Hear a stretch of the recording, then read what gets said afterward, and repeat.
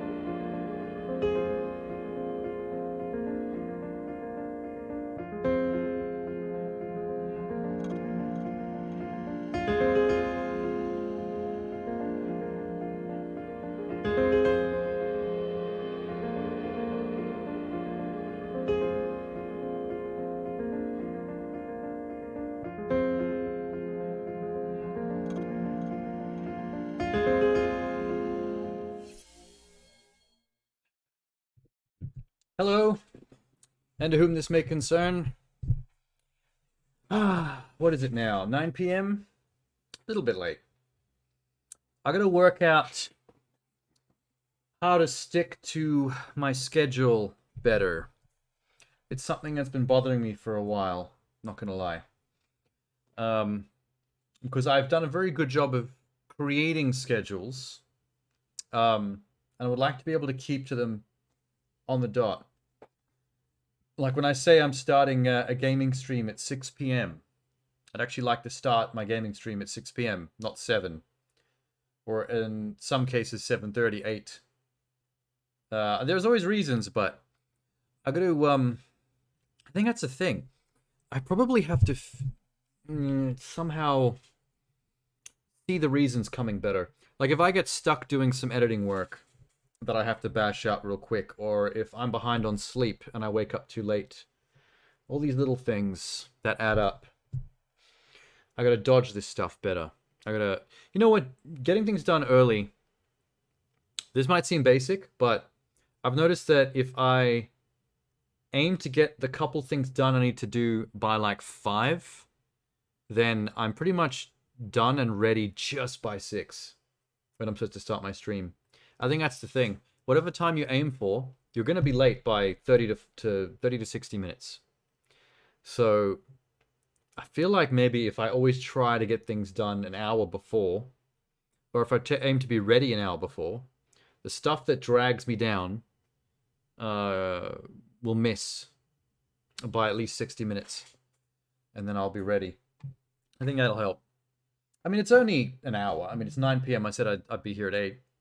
But it's not good enough. It's not good enough if you're someone who keeps a schedule and puts out schedules. What's the point of having that fucking tab on Twitch if you're not there at the time it says? Not very professional, is it? Yeah. Princess Juice is here. That's ready to go. I forgot the water again, but yeah. Get there. God damn it. God damn it. I still like my plan. I don't know when I'm going to get around to it, but I like my plan of creating a special intro just for the Sunday streams. Because I haven't fucked it up in a while, but I do have a habit of going for the intro button for my gaming streams right before I start these. And I always stop myself because I remember this is not a gaming stream, so the intro makes no sense. And it's basically just cut straight to me sitting here. Which always feels weird. I feel like I need an alternate intro. Some more broad, catch-all, basic Seankichu intro that's not gaming themed. So it can be used not just for this. Anything not gaming can maybe come under like one broad umbrella of an intro. That's a good idea. Let me write this down in my notebook. Where should I put this? Blah, blah, blah, blah, blah. Let's go create broad Twitch intro for things other than gaming. go. I have a very long to-do list. I don't like how long this to-do list is. Speaking of my plans, I have an idea for a stream coming up. I just saw the news that, well, I already knew the news that E3 wasn't happening this year, but I saw an update to that news saying that E3 might not ever happen again any year. We might be done with E3 forever. So I was thinking, since I didn't actually partake when it happened, the last real E3 that ever happened was 2019, the year prior to COVID. So as of 2020, the pandemic was in full swing, kicked in at the beginning of 2020. And then we didn't have stuff like that for years. And then when gaming conventions came back, E3 didn't come back as E3. It kind of started happening as these other smaller things like the Summer of Gaming Festival and other stuff that what's his name keeps hosting on a yearly basis, but not the full proper E3. And it looked like it was getting less and less likely to come back in full swing simply because every company was starting to make their own conventions. So why would they all want to come together for E3 when they've got their own shit that they can show their stuff off at? So 2019 was the real last E3. And I never watched it. I saw trailers that came out of it just randomly on YouTube, but I never actually took part in E3 that year. So I was thinking as a farewell to E3 that maybe on an upcoming Sunday, instead of doing a normal just chilling stream, normal hangout stream, I do a E3 farewell stream where we basically watch the 2019 E3 as if it's 2019 and fresh, and just spend a day and a night doing that in a nice long ass stream. I think that'd be kind of fun. It wouldn't be as fun if I had actually watched it prior, because then I'd already had seen it all. But because I haven't, and I have no clue what happened at it, what kind of little shows or guests they had, or I can't even remember what games were premiered there. I think that might be a fun day. Anyway, that's for the future. Why is my hair so jank right now? Whatever. Okay. I got a couple of longer videos as well that people posted to me during the week that I might watch today. Not right now, but they're in the background. They're on the back burner.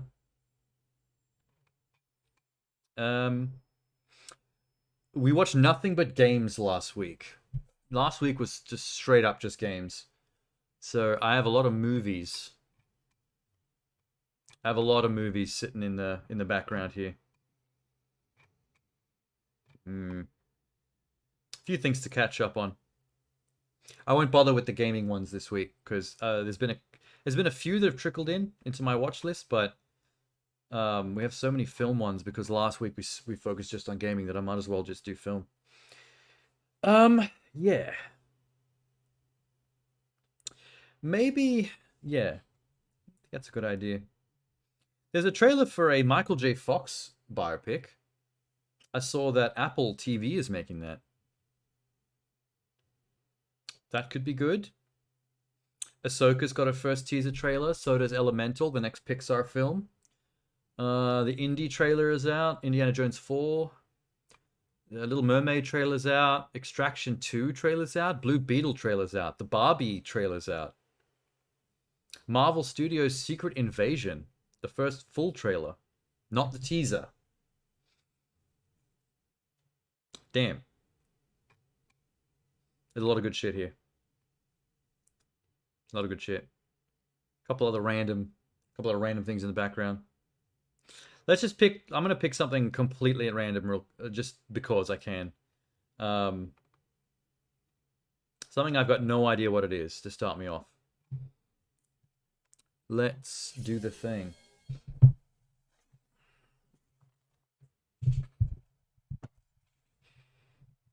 Fixing microphone.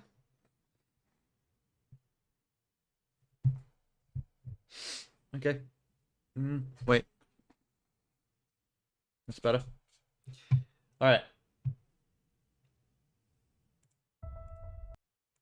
It made a ding noise. Sounds like a trailer. Sounds like a movie. Ready? Ding. Magnolia Pictures. This is called Master Gardener. I have no idea what it is, but it's got Joel Edgerton, so I don't know if it's directed and starring him or just starring. I know he's directing a lot nowadays. The Nandina is a species of flowering plant native to Eastern Asia. Oh, he actually is a gardener. It's not a... The smell at certain times of the year gives you a real buzz. Drugs.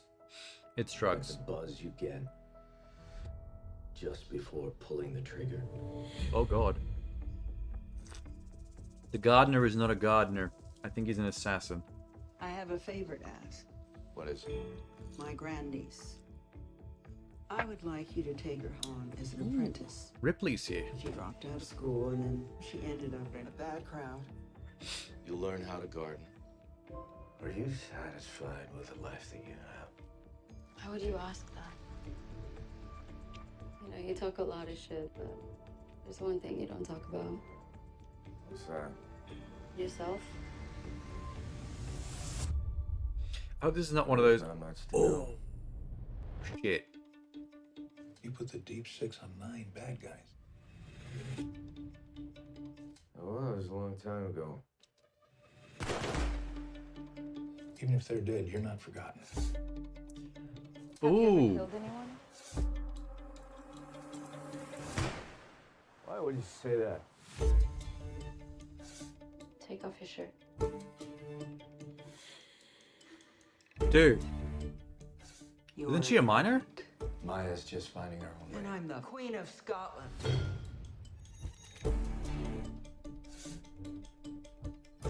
Gardening is a belief in the future. A belief that things will happen according to plan. Who did this to you? What are you gonna do? Time to start a new life. I'm curious. Uh-oh. I have created this. Was he a life. white supremacist or was he undercover as one? I can't quite... Build it with rules. Now seems the time to break one. That was cool. That was cooler than I was expecting. Holy shit. Sigourney as well? Okay. It's either that... I can't remember the name of the actor, but he played the junkie brother, the rich junkie brother in Iron Fist. He played a character on a show called Banshee, who was a former white supremacist. He still had the Nazi regalia, tattoos and everything. And he was a cop, and he was deeply ashamed of his past. And he was trying to find some kind of redemption by being a law-abiding police officer. But he couldn't escape his past because when people look at him, they see the tattoos, and it disgusts him to his core. I'm wondering if Master Gardener is like that, or he's trying to walk away from his murderous Nazi past.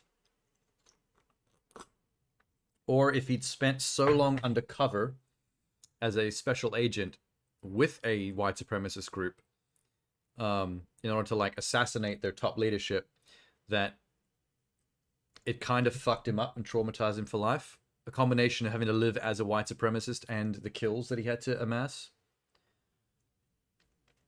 And then he became a gardener, I guess. That's one way to run away from your past. Get a very chill hobby. Like gardening. Or knitting. Go the exact opposite way. Oh my god.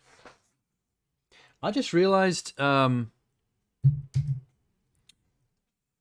just watched and listened to that through the main speakers instead of the headphones, and I apologize. That would have sounded annoying. You would have been getting stereo on your end. My bad. Actually, that is coming through the Elgato, right? Let me just double check. The Nandina is a species of flowering plant native Yep. to Eastern All right. Asia. That's working. Nice. Okay. That looked like, when I first clicked on that thumbnail, I thought it was going to be some kind of like Joel Edgerton romantic drama. That is very interesting. How long ago did this come out? March 29.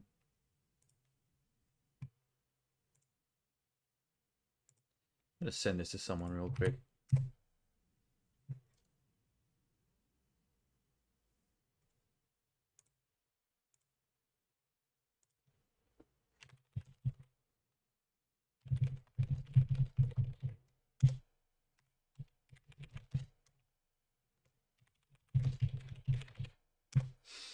Sorry. Just had to send that. I like being surprised by trailers like that. Amazing. Amazing. Alright, what else have I got that I have no idea what it is? Because I want to be surprised some more. More surprises, please, internet. What have we got that I don't recognize? God, there's a lot of big name franchise trailers lately. I want the stuff that I don't know about. How about this? Sakura. No, wait. Morgan Freeman and Florence Pugh. A Good Person. Red Band trailer. Okay. Hey now. Hey now. Hey now. Morgan Freeman in a Red Band trailer. I'm so down for that. Enlarge. Enhance. Sexual references, drug abuse language. Wake up with the sun in the morning, go to sleep with the moon at night. For the model train enthusiast, we lord over a world where the neighbors are always kind. Oh, there's gonna be a twist for sure. Allison, every memory I cherish has you in it. I love you. And the train. Waiting for the shoe to drop. You to the far off places you always. I'm waiting for the thing that makes this a Red Band trailer. In life, of course, nothing is nearly as neat and tidy. Okay, wait, that's not the shoe drop I was expecting. Aren't you engaged to Nathan Adams? I was, yeah. Wait, was that? Oh, it's a Zach Braff Aren't you engaged movie. to Nathan Adams?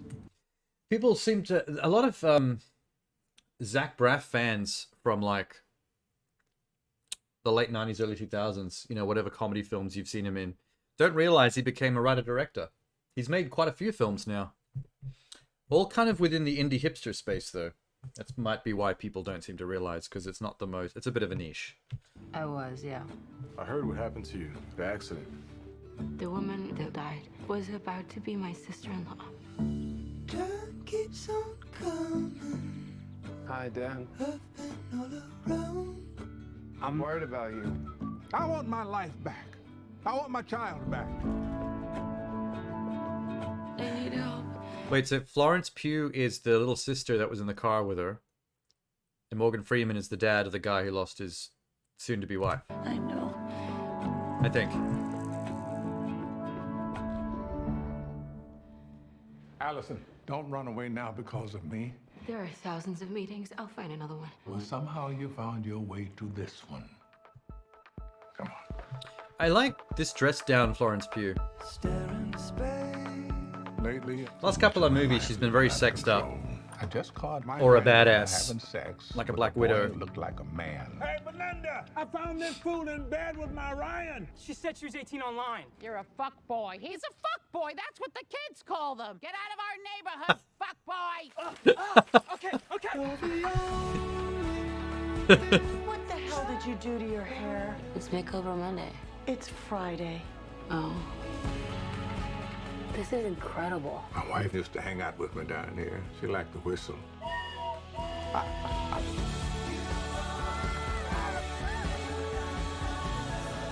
Alright, not a Red Band Don't know how to do this. sex comedy like I thought it was going to be. I got one of those audio books on how to talk to a teen. How's that working out? I am so not going to talk about sex with my grandfather. Really? Because I just love this shit. I'm in way over my head. I was thinking if we found Aw. like a craft that we like, we could be on Shark Tank. We would be like, hey sharks! No. I knew you would like that idea. Oh my god. Actually doesn't look bad. I don't quite understand what makes it R-rated, but I like seeing Morgan Freeman in like heartwarming roles. I don't know why. I don't know what that is. I think it's because like you can't not have respect for an actor like Morgan Freeman, and he gets put in some pretty trashy roles. I'm talking about stuff like, was it him in Wanted? as the bad guy, and there's a one scene where he's like, "Kill this motherfucker," and it's funny, but like, I don't know, seeing him in trashy roles. There's some other actors where like I get giddy at that kind of stuff, but with Morgan Freeman, I'm like, no, I want to see him in the heartwarming stuff or the Oscar level stuff, because I think he deserves that shit. He deserves the real shit. Pass Morgan Freeman on that trashy shit now. Like, there's plenty of people you can give that to. This is the first time I've seen Morgan Freeman where he actually looks like he's aged since 1993. True that. Although, Morgan Freeman has always looked like Morgan Freeman. He's one of those kind of actors where it's like, when I think back to what he looked like when he was young, I realize I don't actually have that memory in my brain. He's always looked like Morgan Freeman. Yeah, that little old lady yelling at the fuckboy definitely sold that movie. You could have made a teaser out of just that scene, and that would have been perfect. A lot of people with love for Florence Pugh in the comments as well. Agreed. I probably should explain the dressing down line. It's like, I've seen so many roles of hers now where she's either a badass or glamorized in some way. It's nice to see her playing a character that looks like a normal human being. Like a down-to-earth, struggling human being. This is where she's going to win her Oscar, in an environment like this. In a role like this. Maybe not this movie, but I feel like she's got one coming down the pike at some point. That's my prediction. Pugh Oscar prediction for the future. Might not be today, might not be tomorrow, might not be 10 years from now, but at some point she's going to get one. Mark my words. Okay. Let's see what... Maybe I'll do one more trailer, and then watch one of the longer videos that people have set aside for me over the week. Here's a Netflix something or other called AKA. Special Ops agent finds himself in a moral crisis when he infiltrates a crime syndicate and unexpectedly bonds with the boss's son. Okay. I'm getting the vibe of maybe a European film here. I'm gonna guess this is gonna have subtitles. Jesus, that opens up with a hell of an instrumental. Okay, stop. America? Hollywood.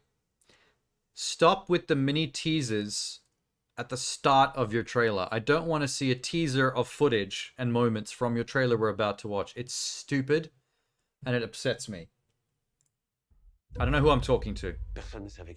I knew it was going to have subtitles somehow. Faut le retrouver. J'ai la personne qu'il faut. Ça fait 20 ans qu'il bosse pour nous. Cool. Tu peux l'activer.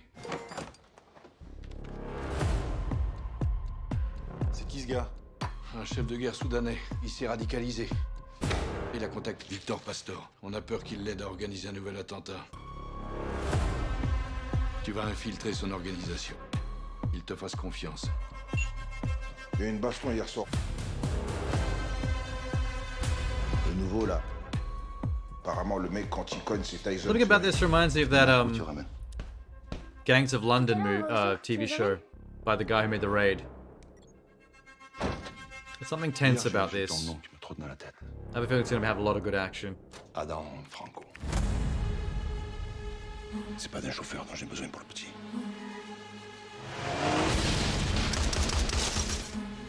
C'est d'un garde du corps. Franco va le trouver. Ils ont enlevé Jonathan. Ils vont le tuer. J'ai cru comprendre que t'étais prêt à mourir. Qu'est-ce que tu dirais de tout effacer? Une nouvelle vie, une nouvelle identité. Wow. Okay, cool. I went very quiet during that. That kind of sucked me in. I'm getting the vibe as well of one of those European action thrillers that gets a Hollywood remake like within a year or two. There was a movie, a European action thriller I saw one night that takes place in one night. Sleepless something Sleepless. It takes place in a nightclub, full of action scenes. Takes place in a nightclub over the course of one night. To do with a duffel bag full of cash or money or drugs, something that gets hidden in a bathroom. That got remade into a Hollywood movie, almost beat for beat. And that's exactly kind of the vibe I just got then. Amazing European action thriller that basically gets copied like beat for beat into a American movie.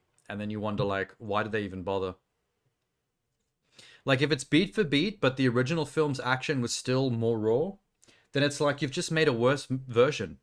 You've made a more expensive looking version, but in terms of the actual ingredients, like the action, being like a bit more plastic and less creative and original, it's like you've made a worse film.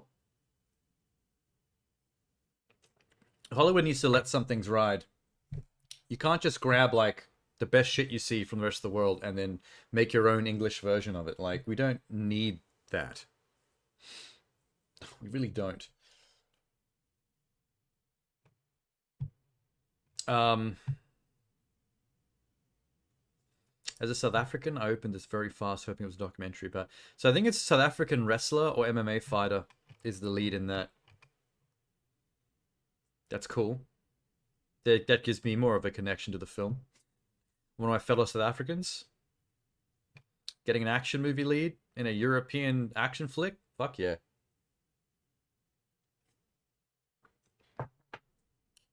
Can Netflix bring dubbed movies and series, please? This kind of reading subs is exhausting.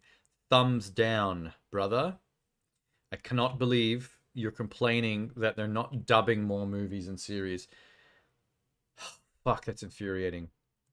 Every time Netflix dubs something in English, it makes it worse. And it makes it harder to take seriously. I can't believe you just said that.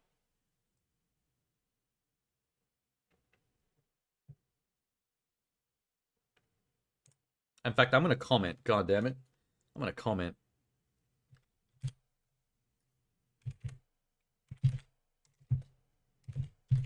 That's a hard pass from me, bro. Everything that Netflix has ever dubbed over in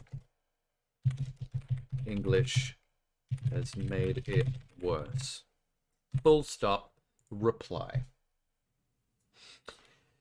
Yep. Sorry, I couldn't let that comment go without... I couldn't let that go without a reply. I can't believe you said that.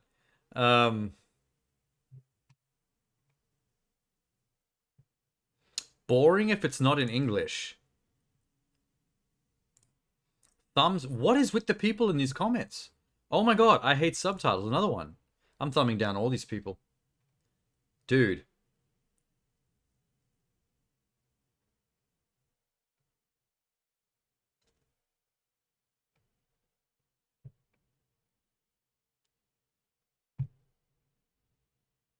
Okay, I'm just skim reading the comments because I want to see how many more people have said this because, Jesus.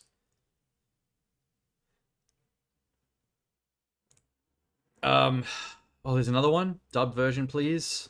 That's 4.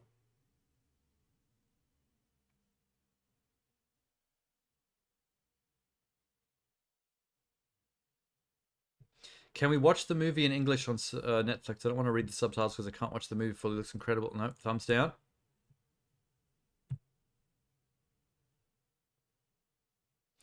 Why have people gotten so stupid that they can't handle reading subtitles? Like, has the education system failed us that hard? I'm a very fast reader. Like, I can skim read subtitles without taking my eyes off the action. I mean, English is not everyone's strong suit, I guess. I mean, they have English class in high school, and I know people that got, like, D's and C's in English. It's like, dude, that's your language. How are you fucking this up? Just write an essay, give your oral presentation. How is it so hard? Sorry, I don't know. I'm being rude now. to the stupids. I'm sorry. All right, let's stop with the trailers for a little bit. That was cool. I'm sure I'll catch that eventually. All right, let's watch one of the longer things I've got on the back burner. How about that?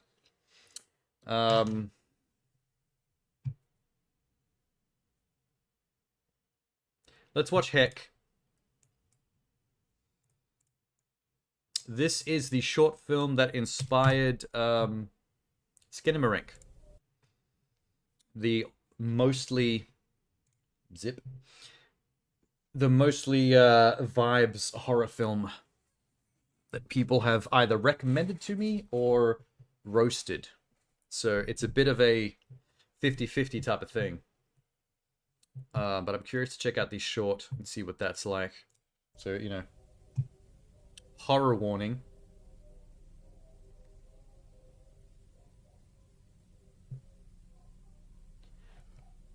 Ooh.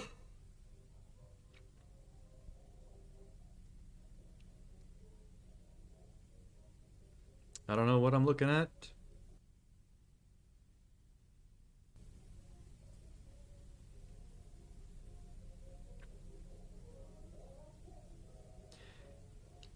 This very much has the vibe of the trailer for Skinamarink. Like very trashy VHS quality. Psychological mood setting.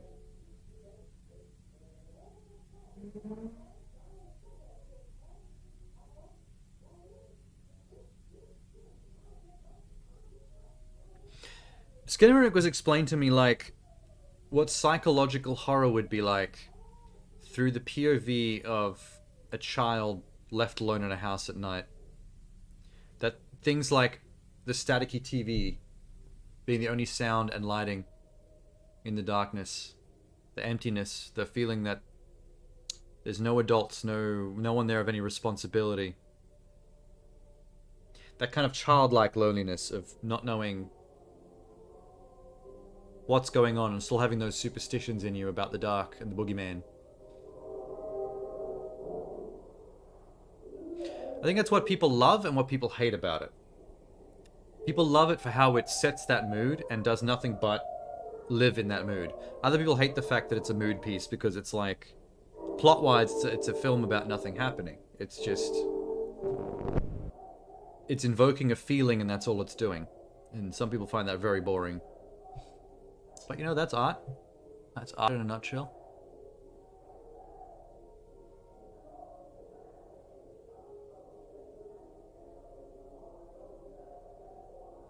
It's interesting how low angle this camera is. I guess it's actually supposed to be the POV of a child. Like, literally.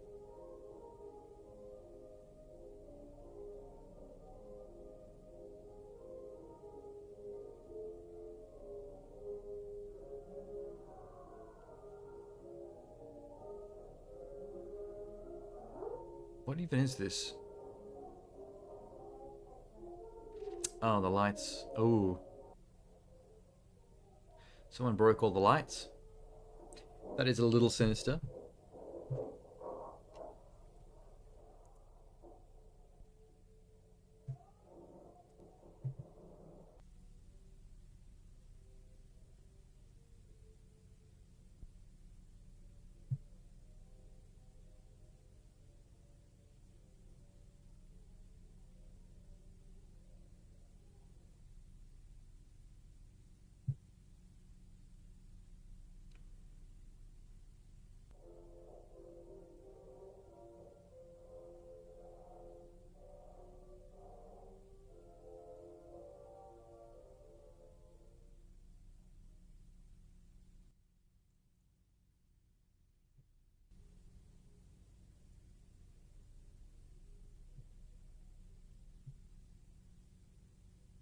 Fuck.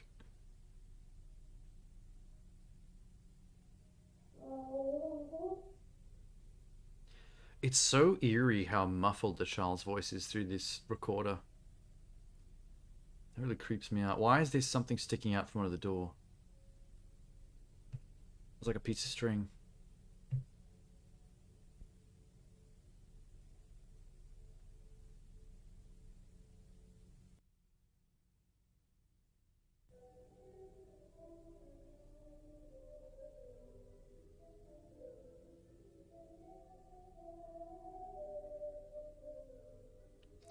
I feel like the concept of this film came about when the filmmaker found a location that just had this lived-in vibe.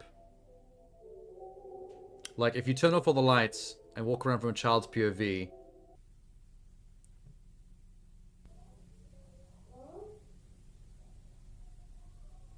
like everything from the tiles to the worn wooden doors, it fits so well.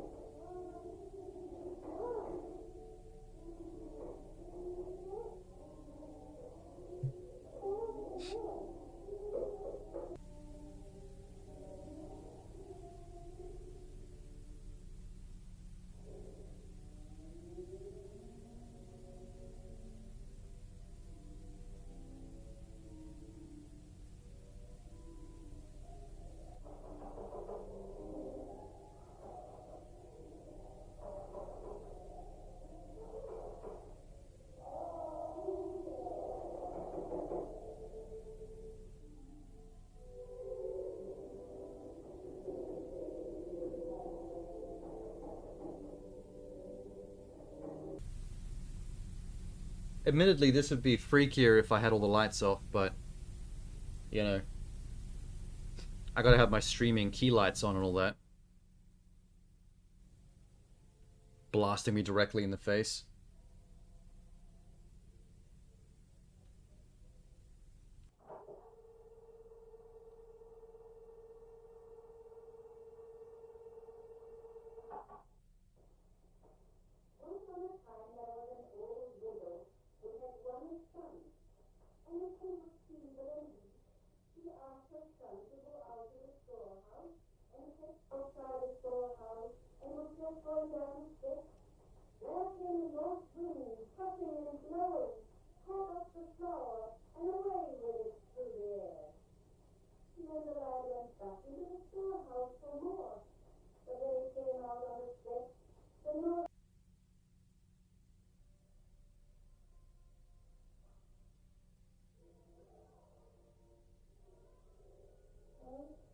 Mom?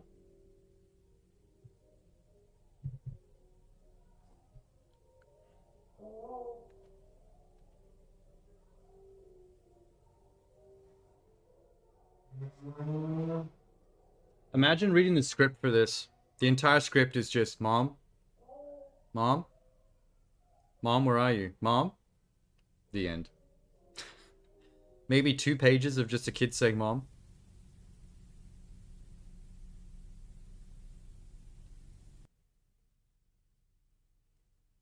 One sleep later.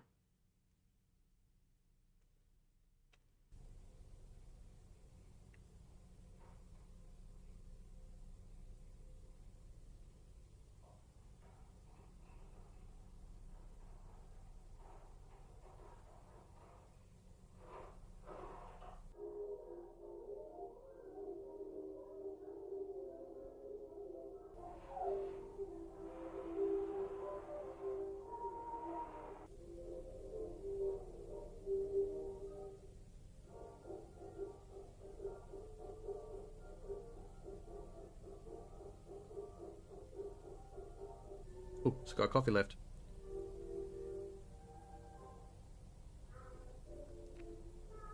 Oh, it's cold. Ooh. Not a fan of iced coffee.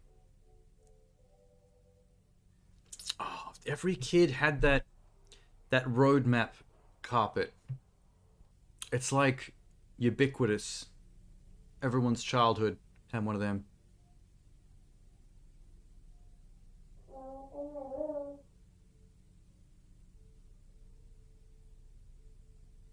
Aw.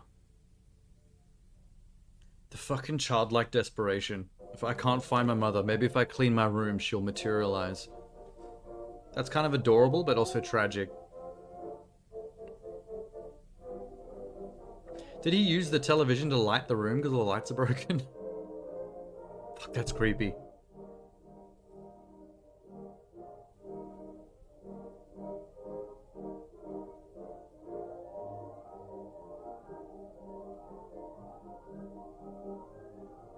Is this going to end with the plot twist of the mother coming home late from a date at a bar or something and there was never anything to be worried about? It's just life is pure horror through the eyes of a child when your parents go missing?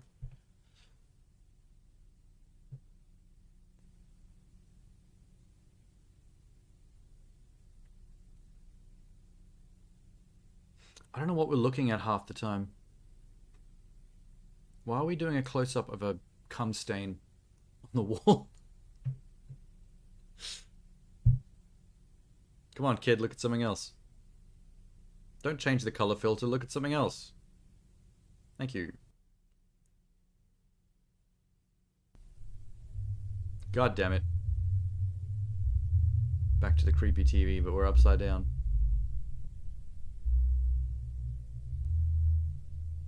This fucking better not end with a jump scare. Imagine if this was like 20 plus minutes of mood and then Boogeyman kills a child in the last like 3 seconds. I'm gonna shit my pants.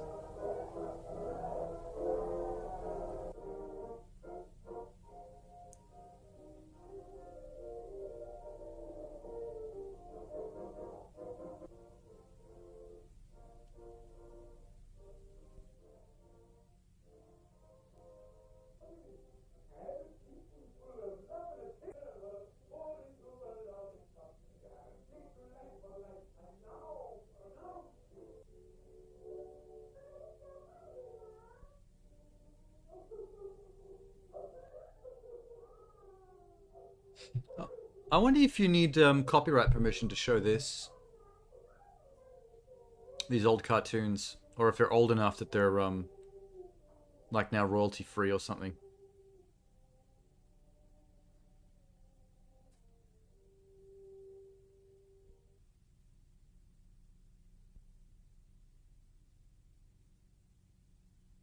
To sleep? How much time is passing here? I still want to know what the string is under the door. It freaks me out. I can't believe this kid hasn't pulled it or opened the door or anything. When they say 1 sleep, 2 sleeps, are they meaning like the next night? Are multiple days passing of this kid's parents being completely missing? Or is he taking little naps in the middle of the night? I think it might just be 1 night. I feel like if it was multiple days, this kid would be starving to death.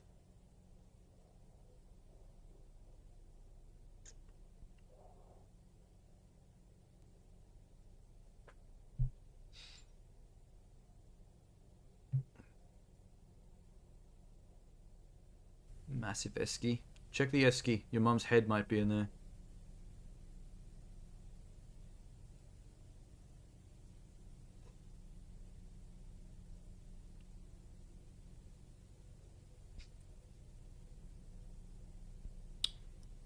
I wonder if the feature film has got more to it, or if it's literally just this for 90 minutes.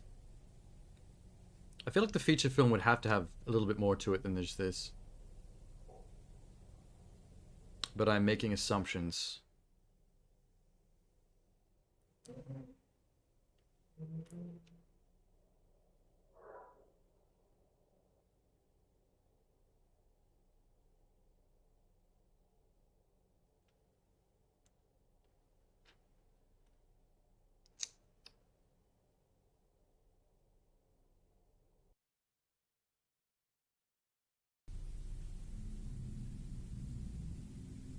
What the hell is this?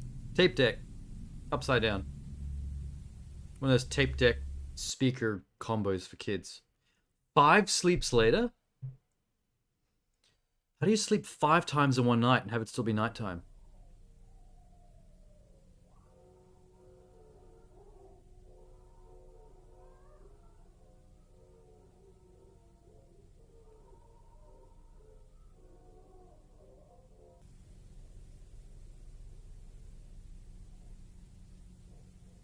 Lion cereal?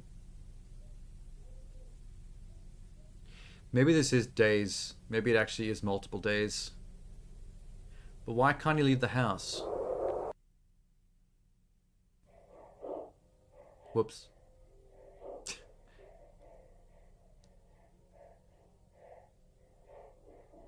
Is he dead? I think the sound effects are him eating cereal in the background. Just sounds weird. I feel like realistically what would be happening here is the mom got into a car accident or something. Something outside the house happened to her. And the kid doesn't know. And no one knows to go check on the kid. They didn't know.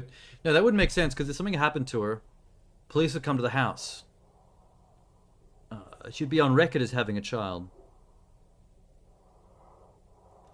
Unless she abandoned him and like ran off and is out of state.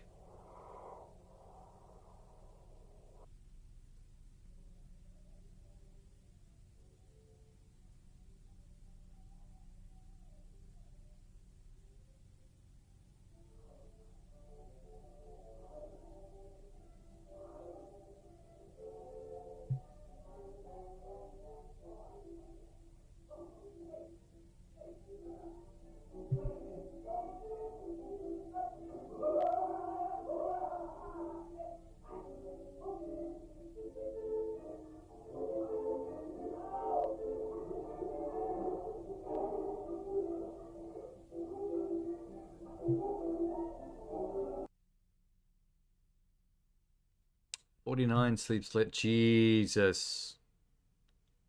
If that's one sleep per night, that's like over a month. This kid's been alone in this house. I can't be. Like,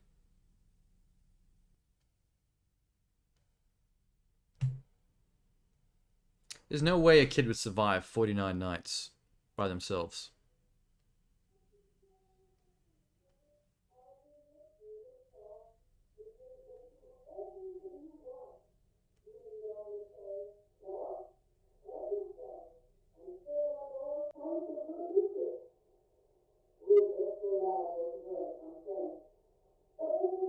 They haven't explained either, like, why he can't leave the house. I mean, they haven't really explained anything, to be honest, but that's kind of the point.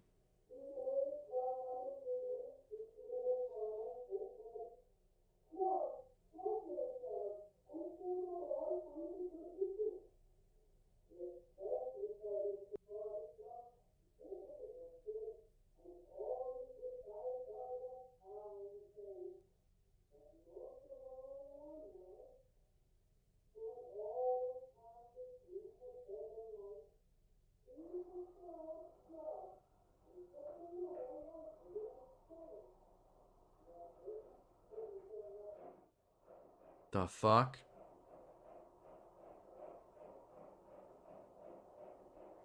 Oh, crayon.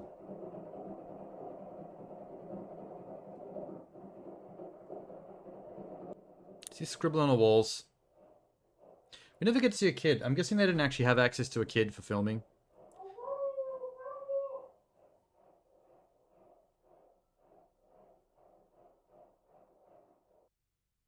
Aw. This is like the clean my room thing again. But it's a positive reinforcement, trying to get the negative reinforcement. Maybe if I act up and draw on the floor, it'll make my mum show up to scold me.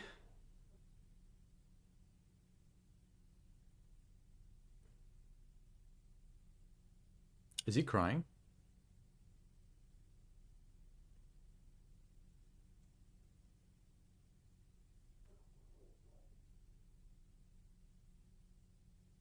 "56 sleeps." What the fuck?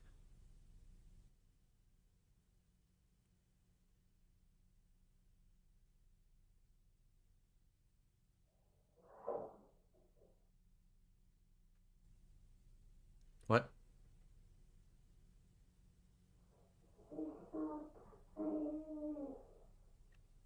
Even the TV stopped working. Power's gone out. No one's paying the power bills.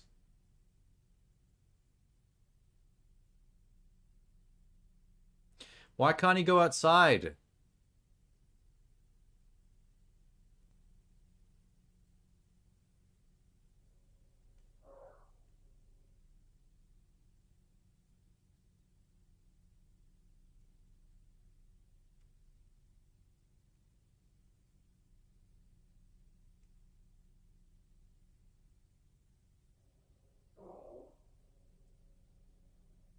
I'm bored.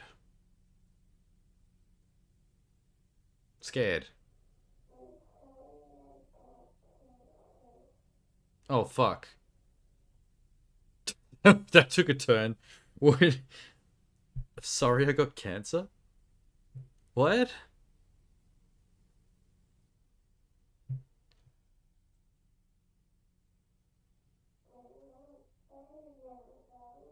I'm better now, though. Did the kid get cancer and the mum abandon them because of how much treatment would cost? Maybe it's a piece of shit mum that didn't want to deal with the cost of the sickness. This went from what, like, psychological horror to tragedy.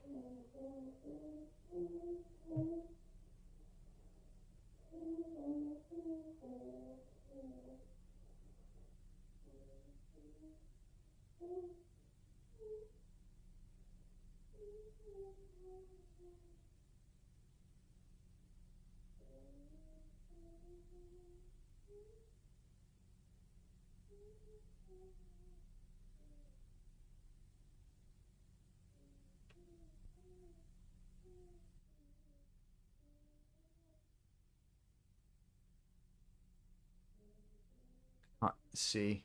Person by swing set, I guess. Kid and mum.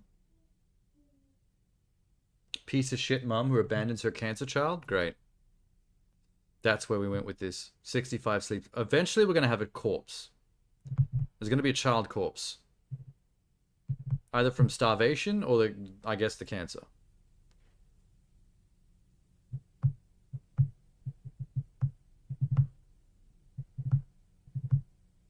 "65 sleeps" doesn't necessarily mean 65 days, because if a kid can't go outside and there's no lights, he can't tell day or night, so he's just sleeping whenever he feels tired. So it could really be half that time. It could only be like 30 or 20 something days.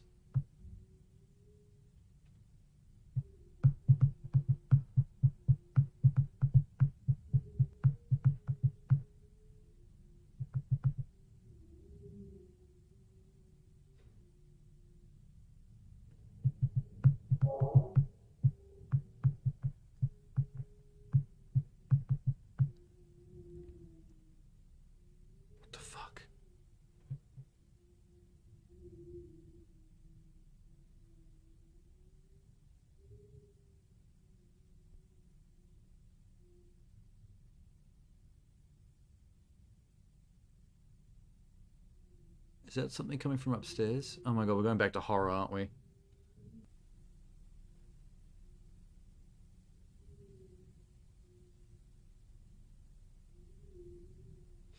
Why hasn't he tried banging on the doors and windows and screaming for help? See if a stranger might show up.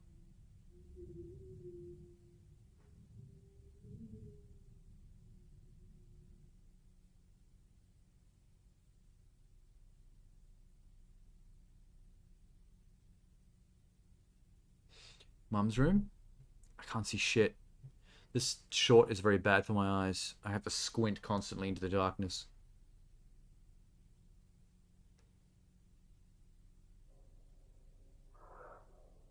Wait. That was Mum. Lying in the bed. Huh? What? Don't jump scare me. Oh, that was... that actually was a bit of a jump scare. Okay, that's your mum, but she has no mouth. I got static jump scared. 314 sleeps. That is a bit of a jump from 60 something. I think this child died. I think this is like child purgatory. I think this kid was dead before the short began.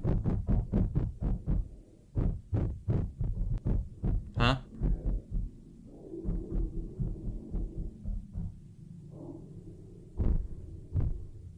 What?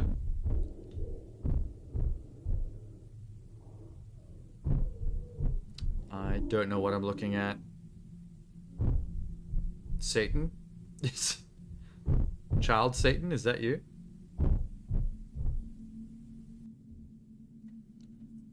$461. No way.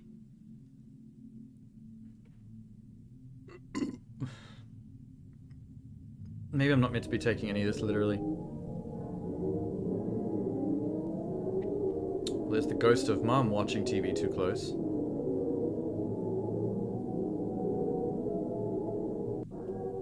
I press my eyeballs against the screen so I can feel something. 872 sleeps. That is potentially more than 2 years.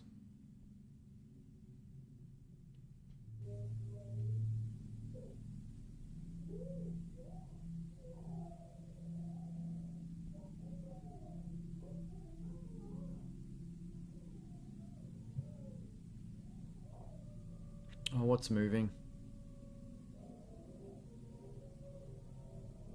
Is that a hand twitching? That's a hand twitching. I can't...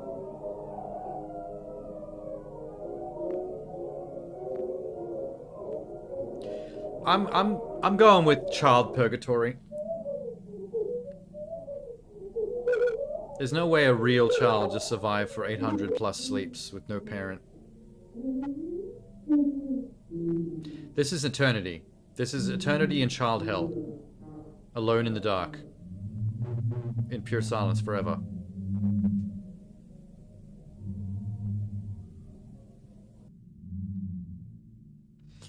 $3,681 sleeps. Okay. We're definitely out of the realm of reality here. Purgatory it is. You would go kind of insane by this point, even if it was possible to survive that long.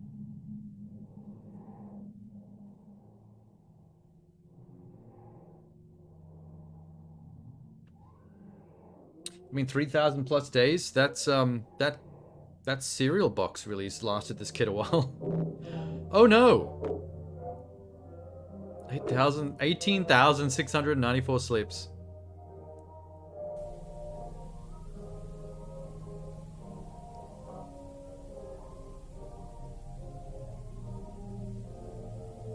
This is definitely some kind of nightmare.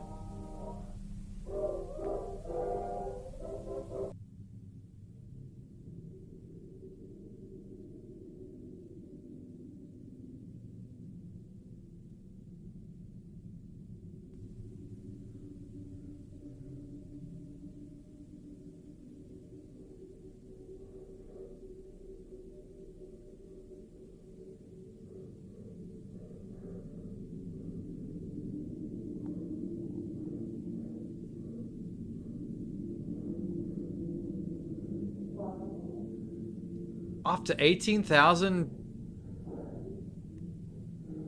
nights, you're still calling for yeah, you're in hell. You've been alive for 18,000 nights. Alone in a dark house. This is definitely child hell. Good call, kid. He's finally wizened up.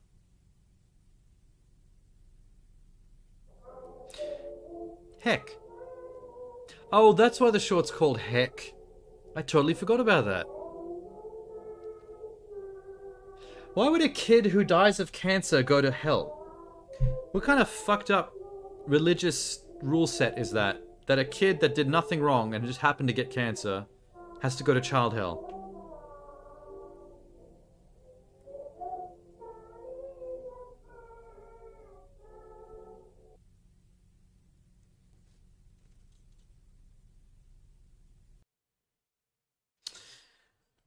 Okay, the mention of cancer could not have been completely meaningless. So I don't think the mum and kid died together, like in a car accident or something. I have a feeling, I think it makes more sense if the, it's just the kid that died. And what he sees of his mum is just his own mindset.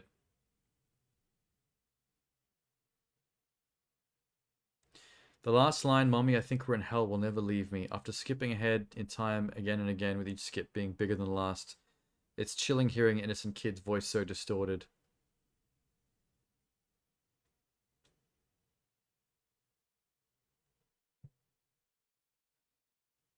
think everyone's pretty much in the same wavelength in the comments.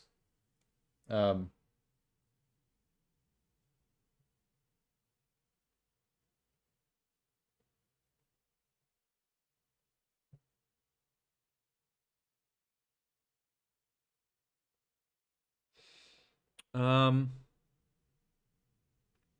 there were no jump scares. That was good. Because I felt like after all that time, it felt like one was coming.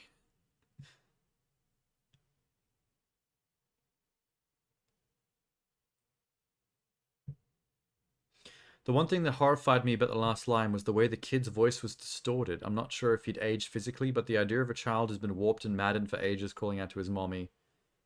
He can't even speak is haunting to say the least. Yeah, it's like mentally you'd be aging.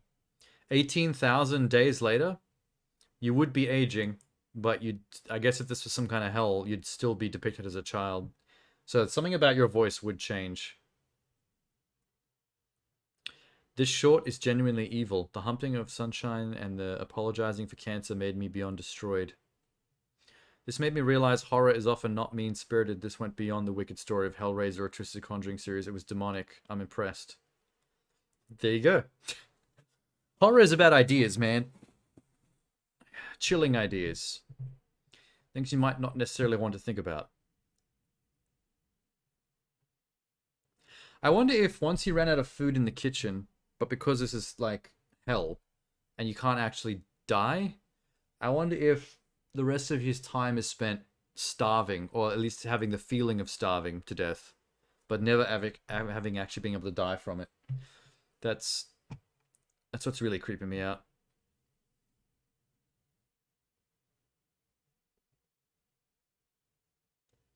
Now I'm very curious to see how Skinamarink turns this vibe into a 90-minute film. There must be more to that story than what this short is about.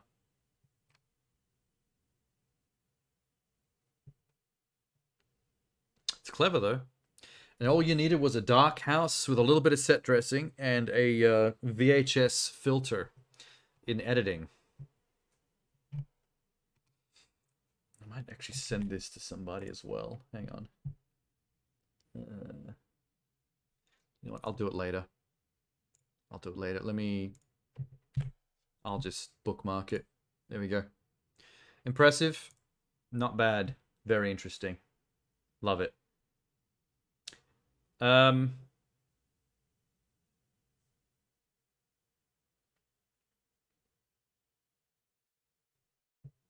What else have I got? I want to watch this little documentary on the X-Men Origins Wolverine game that was sent to me like over a week ago. It's fairly long, but as someone that's always harped on the quality of the game versus the movie, I'm kind of fascinated to see what is said about this. Oh my god, it's so bright.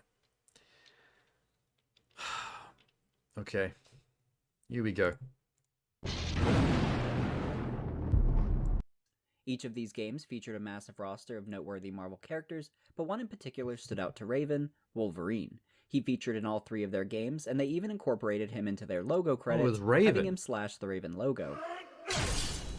Raven also felt that despite Wolverine's many appearances in games throughout the years, none of them had done the character justice. So after 3 years of focusing on team-based, big-roster Marvel games, Raven decided they wanted to tackle a game focused on a single character this time, and their choice was Wolverine. At this point in time, Raven was not aware of a Wolverine movie being made, so they were working toward their own original game based on the comics. In an interview with GameSpot, senior producer Jeff Poffenbarger describes what Raven's early ideas for the game were. Yeah, well, you know, when we started on it, we just we got the Unreal 3 engine and just hit the ground running and just wanted to deliver on a couple of core concepts for us that really mattered, and that was making sure that we're delivering fighting like Wolverine, like authentic Wolverine fighting like Razor Sharp Claws do not. Being able to lunge onto a helicopter. We wanted to deliver on the regeneration of Wolverine. And, you know, when we started on it, was so dope. We hit the ground running. They didn't even show how you can pull them out and shove them into the propellers of the helicopter. There was going to be a movie involved. Raven was later approached to transition their current Wolverine game into a game based on the X-Men Origins Wolverine movie, set to release in summer of 2008. Well, that's a shame. Raven's work on their Wolverine game was still in the early days, and they coincidentally intended for their story to be based on Wolverine's origins anyway, so they ultimately agreed to tie the game in with the movie. Bad idea. However, this wouldn't be a typical movie tie-in game. Raven knew they wanted this game to be the definitive Wolverine game, which meant it would have to be a mature game with the graphic violence of the comics. Fuck yeah. Typically, this is a hard sell because you can't market an M-rated game to as wide of an audience as you can with a game rated T. Now that the game is being tied to the movie, which was being distributed by 20th Century Fox, this also meant that Fox would have a say in aspects of the game and its relation to the movie. Boo. On this topic, I recently had an interview with Chris Baker, who was manager of licensed games for Marvel at the time. Chris's job was to basically make sure that all of the game's assets were on brand for Marvel, and he had a lot of interaction with both Fox and the game's publisher, Activision. Regarding the game's potential M rating and how everyone felt about that, Chris had this to say. You know, very fairly, they had a PG-13 movie, and this was definitely not a PG-13 game. Mm-hmm. So that was a concern of theirs, but, you know, they worked with us to make sure the game still happened. Was there much of a fight to get that going, or was it pretty smooth? Do you recall? Actually, the very first thing I Content ever creator. did at Marvel when I started YouTuber, in 2007 was I put together a PowerPoint deck about M-rated licensed games.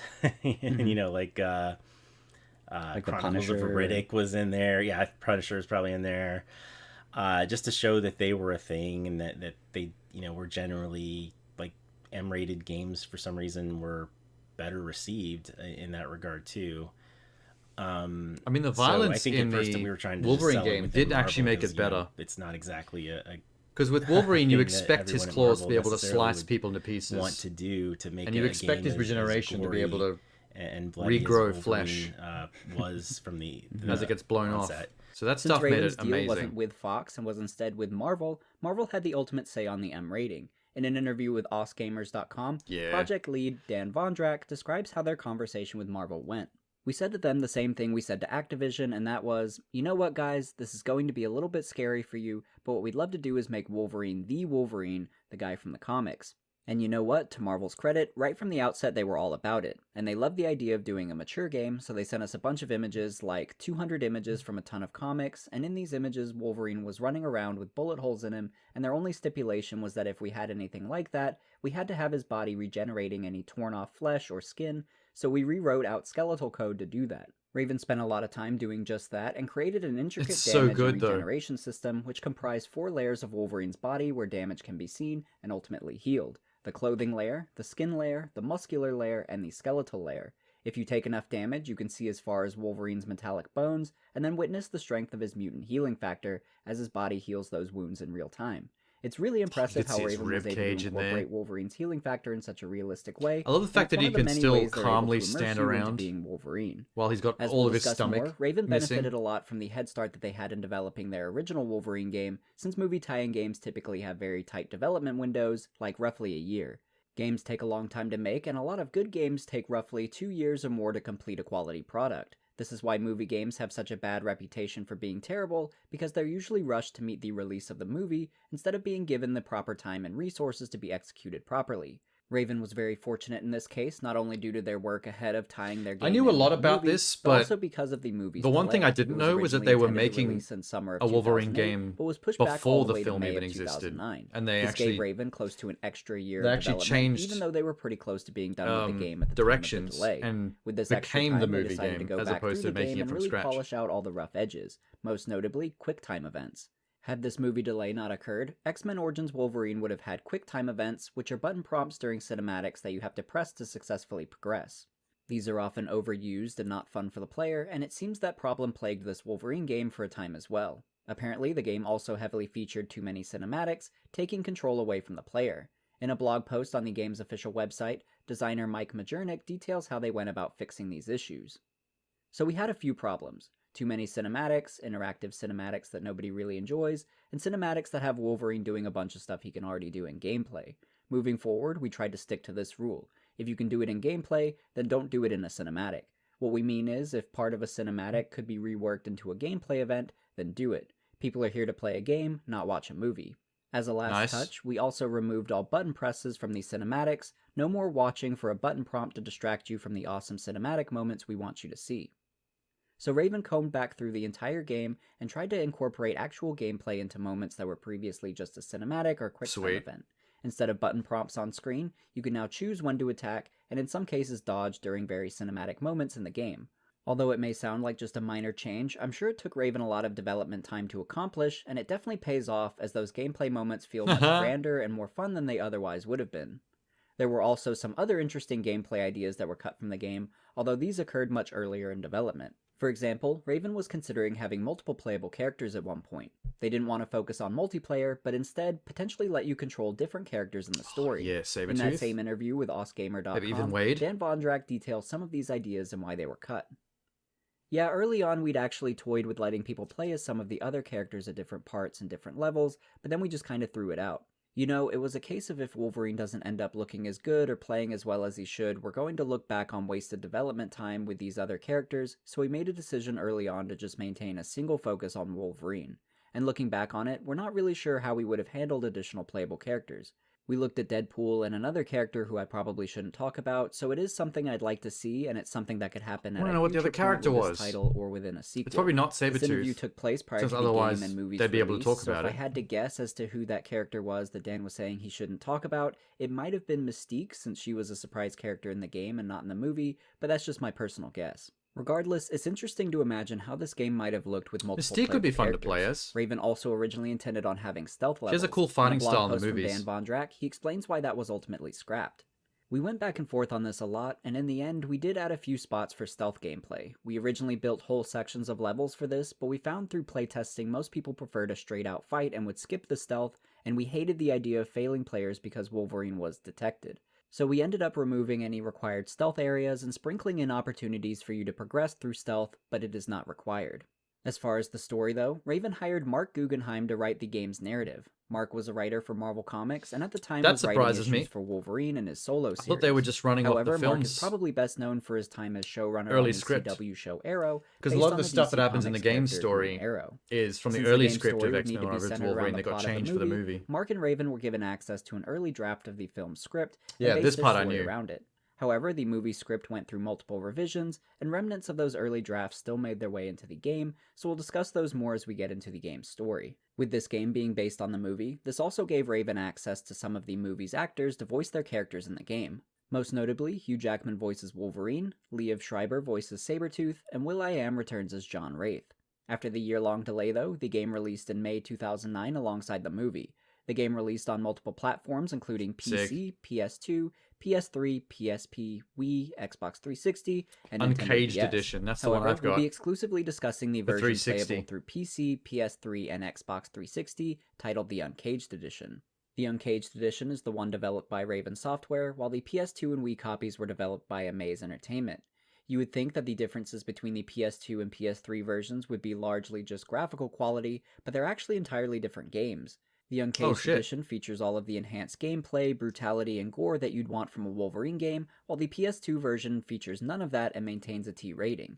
We won't go in depth on the PS2 version, but it is interesting to see just how much the two versions contrast. For example, the PS2 version still uses some of the same cinematics as the Uncaged Edition, but with the gore removed. It's interesting to see them side by side and how neutered the PS2 cutscenes look without the blood. It makes you really appreciate the M rating and just how brutal it allows Wolverine to be. It's not just the gore. I think that removal trailer was either, done by as Blur. the story starts in a totally different the cutscenes were location, done by and the Blur gameplay Studios, feels which is incredibly clunky. The QuickTime events are still present in the PS2 version as well. the visual and they're effects just as studio unfun as you'd behind expect. I run bring by this the up because director in a of lot of Deadpool. ways, I think the PS2 the movie version is Deadpool. a shining example of just how bad Raven's game could have been had it been a standard, rushed movie tie-in game. The PS2 version is the exact opposite of the Uncaged Edition in all of the worst ways, so if you're wanting to play the best version of this game for yourself, make sure you get the Uncaged Edition. I'll make sure to link it in the description as well for those of you wanting to try it. For this video though, I decided to play the PS3 version specifically, but on the PC emulator RPCS3, which allowed me to boost the graphics a bit. So that's where all of the gameplay clips you'll see came from. If you enjoy this video, I'd also appreciate it if you gave it a like, since it helps the video more than to dig deeper into the game by first walking through the story and analyzing the many details and Easter eggs within it. I'll also throw in some additional moments from my interview with Chris Baker, since he had some really interesting behind-the-scenes insights on the game's creation. Later on, we'll also go more in depth on aspects like the combat, overall gameplay, and audio design, amongst other things. So without further ado, let's begin. Yeah, boy! In the not-too-distant future.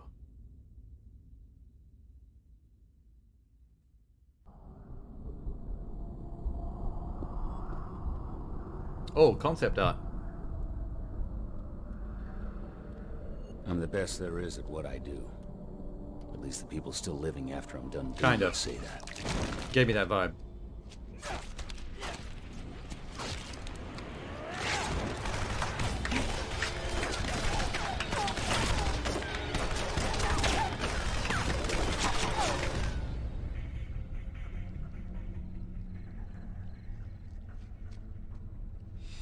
Yeah, I'm pretty sure this entire CGI intro movie is made by Blur.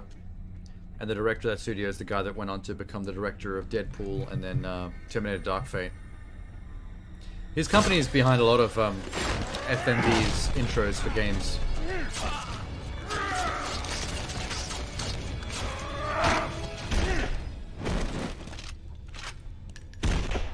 Damn.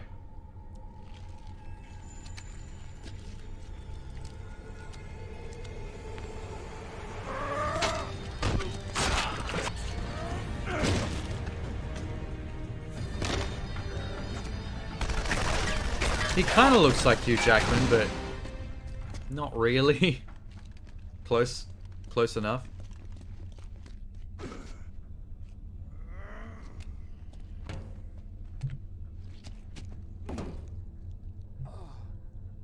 Everyone calls me Wolverine. I don't remember other names.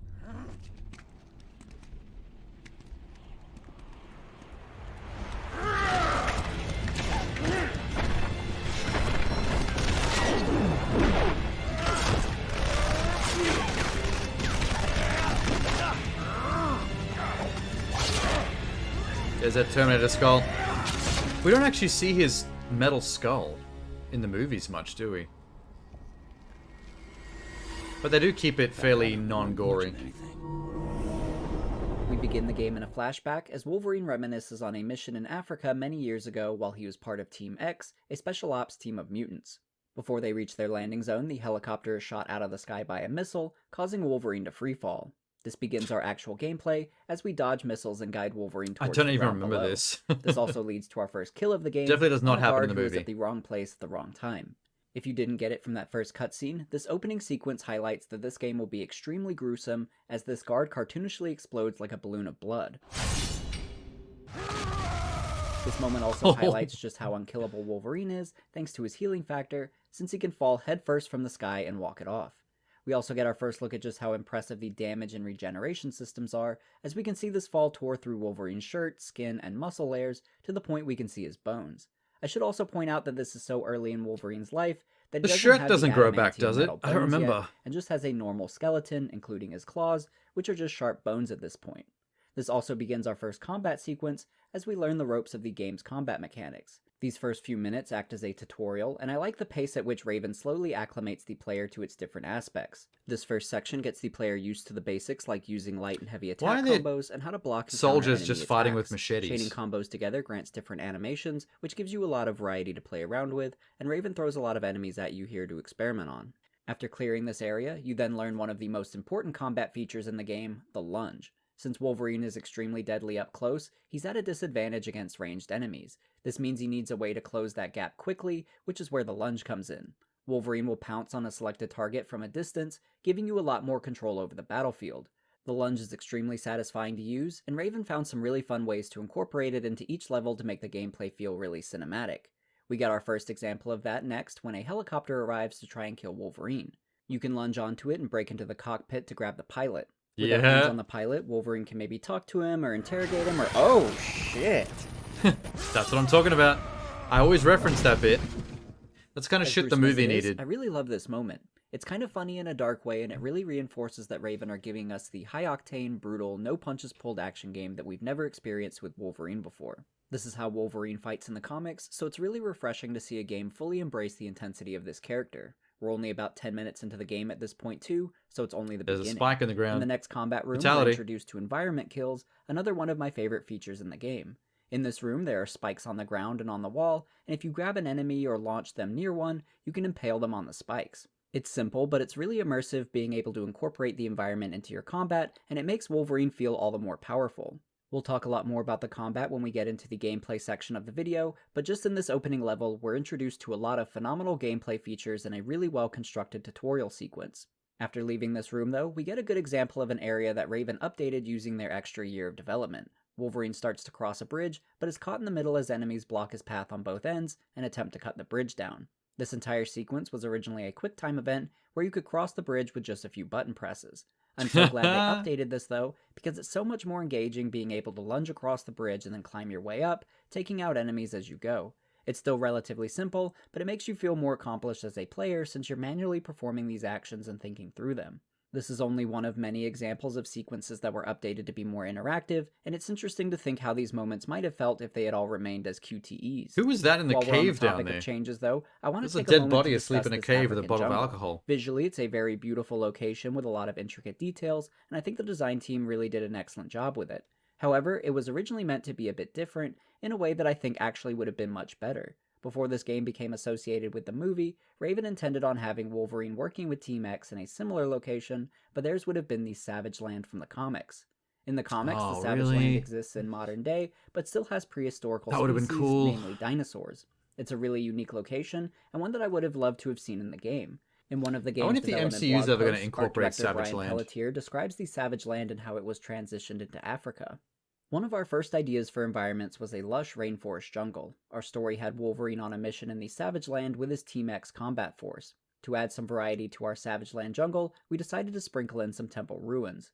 We spent a lot of time researching different styles of temple ruins, jungles, and rainforests. The first jungle we prototyped was a Cambodian-style jungle with temple ruins similar to Angkor Wat and Tapram, the one with the big tree roots growing over the ruined walls. One of our goals when creating environments cool. for the It Wolverine looks like a game Tomb was to Raider game. stylize our world and go beyond a true-to-life realistic representation. We referenced Frank Frazetta and said, what would a Frazetta jungle look like? Let's do something like that. Big, over-the-top, and hyper-real. After all, this is the Savage Land jungle we're creating. We set out to create the Wolverine game prior to knowing the film was in development. However, soon after, we secured a version of the movie script that did not have any jungle or Team X scenes. We expected that this was going to be one of the areas of the game that was different than the movie and had a comic book reference to it. But later, when we got an update to the movie script, we saw that they added scenes in a jungle with Team X. Coincidence? We'll never know. Well, now the movie had a jungle and theirs was in Africa, and since we're making a game based on the movie, we now had to switch our Savage Land jungle with the stylized Buddhist temples to somewhere in Africa, and that meant no dinosaurs either. This sounds really interesting to me, and it's fun to think about how crazy this opening level could have been had there been dinosaurs running around. Who knows, we may have even been able to fight some had the game remained based on the comics. The design team still did an incredible job with this African jungle. Man, and I they don't really wanna take fucked away them from by what they making them have accomplished, to- But I still can't help but feel a bit disappointed knowing that it could have been the By Savage turning their Land. game into But a movie nevertheless, tie-in. Wolverine If they just continues let through them the keep temple working on ruins the to game find as his its own crashed helicopter Wolverine and teammates. title, Along the way, it would we have can been also so much find an better. Easter egg not based on Marvel Comics. It already After is like the breaking best through a movie tie-in barricaded game door, ever made. You can find a mysterious Almost. vault built into the That's ground. up there. While Top 10 standing list. over it, a light will ominously turn on, suggesting that someone's inside. It's really intriguing, but serves no story purpose. Instead, it's an Easter egg to the show Lost, which was really big at the time. In the show, it's called The Hatch, and is just as mysterious for the characters of the show. The number of games Lost I've played that actually have served as minor a Hatch inspiration to the Easter egg story of from this Lost game, is since insane. Raven decided to include a lot of flashbacks. During interviews, project lead Dan Vondrak would even refer to the flashbacks in the game as being an homage to Lost's flashbacks. We'll talk more about the flashbacks and how they're used as we continue through the story, but for now, Wolverine finds the crashed helicopter and takes the earpiece from the dead pilot. He communicates with his team leader, William Stryker, who informs him that the rest of the team parachuted to That safety shirt is before the completely gone at this helicopter point. crashed, and that Never to Wolverine should return. rendezvous with his teammate and brother, Victor Creed, aka Sabretooth. Sabretooth being Wolverine's brother was a choice made by the movie as a way to tie the two characters closer and to give them a sibling rivalry. In the comics, they aren't related at all and just hate each other. So if you're confused kinda or weird that intrigued they by did the that, to be idea of them honest. being It's completely brothers, unnecessary, I that's not think. typically the case, and honestly, not a change that I'm particularly fond of. Yep. Regardless, our Agreed. path to Victor is blocked by our first mini-boss of the game, a lava rock monster named a Leviathan. Why? As mini-bosses go, this fight is actually pretty cool, at least to a point. So far in the game, I felt like a real powerhouse, carving through enemies relentlessly without much thought. The Leviathan made me check myself quickly though, because he provides a significant challenge. He deals out a lot of damage, and isn't a boss you can just button mash against. He also acts as a good tutorial fight, since he really tests your ability to dodge and lunge. This is especially emphasized during his second phase, where he encases himself in more rocks. He's now invulnerable to your normal attacks, and can only be damaged by lunging onto his back and slashing away. It's pretty fun to do this the first couple of times, but it starts to become repetitive after a while. Since this is the only way to damage him, I started to feel really limited in my attack options, and the entire fight became a rinse and repeat style battle. The Leviathan ended up being my least favorite enemy to fight in the entire game for this reason, but he was at least successful in teaching me the importance of dodging and lunging during fights. It's kind of like a brain he's really the only enemy vein. I didn't like in the game, and we'll discuss some of the more engaging enemy types as we continue this video. Awesome. But after taking out the Leviathan, Dope. we continue our path towards Victor when we're ambushed by gunners on speedboats. This is another good The lunge example really of how made Raven this game. The incorporated fact that you lunge just to can create lunge really onto stuff cinematic moments of gameplay, since our is goal so is to leap satisfying. from boat to boat, taking out each of the men. When we get to the final boat, Wolverine decides to take control of the mounted machine gun, which takes us into a shooting sequence as we blow up any boats that approach. Prior to developing Kind of X-Men Legends unnecessary. 1, Raven had worked on a shooter game called Soldier of Fortune, which I'm sure they Really? had drawn That was inspiration them? from for this shooting sequence. Holy shit. Raven would also go on to work I exclusively played on that. Call of Duty It's not games, very good. so I couldn't help but think of those parallels during this section. The console version, at least, After is leaving not the very boat, good. we're surrounded by more enemies when Victor shows up to lend us a hand. Together, Wolverine and Sabretooth fight side by side to viciously eliminate the remaining men in the area. In Dad this jokes. moment, Victor and Wolverine seem pretty cordial, so I think it's cool how this moment contrasts with the upcoming flash forward to 3 years after this mission in Africa. What don't I know? The tale of why the moon is lonely. No. This is definitely lifted right out of the film. The moon had a lover, Kwekuachu, but Trickster wanted the moon for himself. So he suggested Kwekuachu come to our world and pick her some wild roses. Never trust a guy named Trickster. Loki. Kwekuachu found out that once you leave Sounds the like spirit Loki. world, you cannot return. So now he's trapped here, doomed to howl at the moon forever. Seankichu got screwed. Kwekuachu, the Wolverine.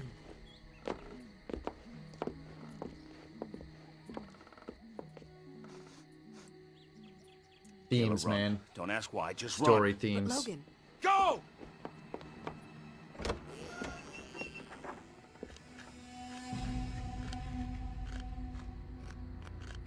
You. Hey, little brother. Long time no see. Hi, Liv Schreiber.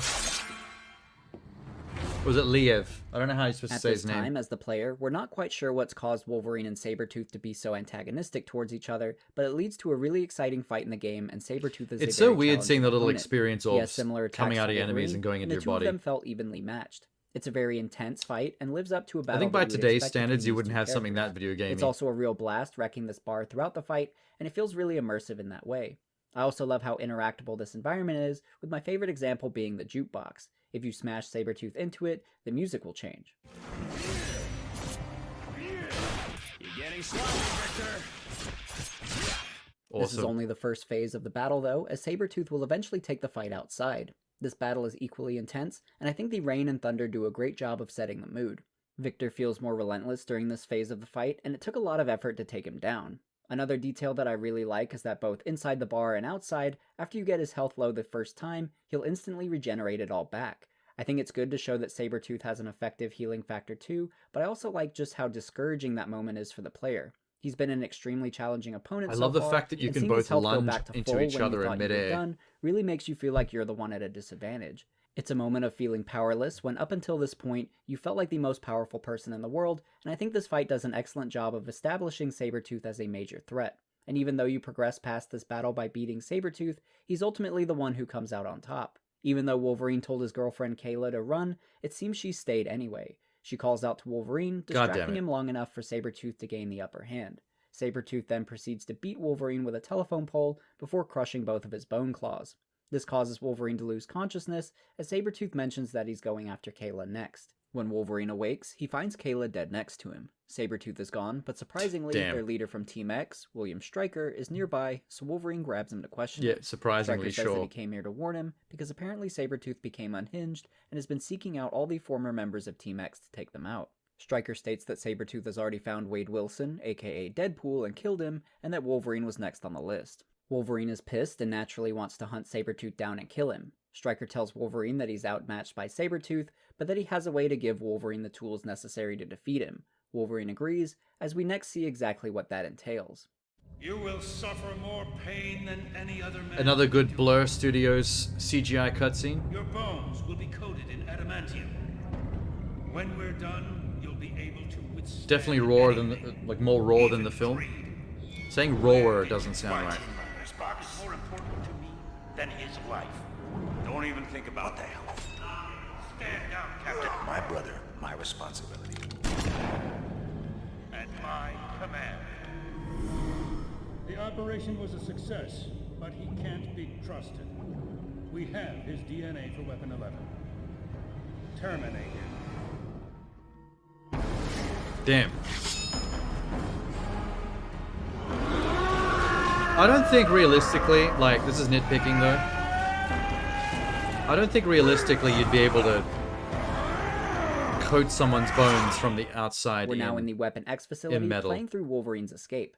This is an iconic I'm pretty moment sure that from would both not the work. comics and to an extent the X2 movie where we learn about his time at Weapon X. I really love the design of the facility here too, and there are a lot of great details, including areas where you get a glimpse at just how horrible and gruesome it was to its test subjects. Jesus Christ. As we make our escape through the facility, one of the doctors contacts us in an effort to help us out. What That if there are character hints is Dr. towards Carol Deadpool? Frost, who also appears in the movie, although she's not very helpful. He's technically delivering Weapon there. 11. Her name is curious to me as well, though. In the comics, there's a Carol Hines that's helping with the Weapon X procedure, like Carol Frost in the movie. I think they're meant to be the same character, although I don't know why they decided to change her name to Frost for the film.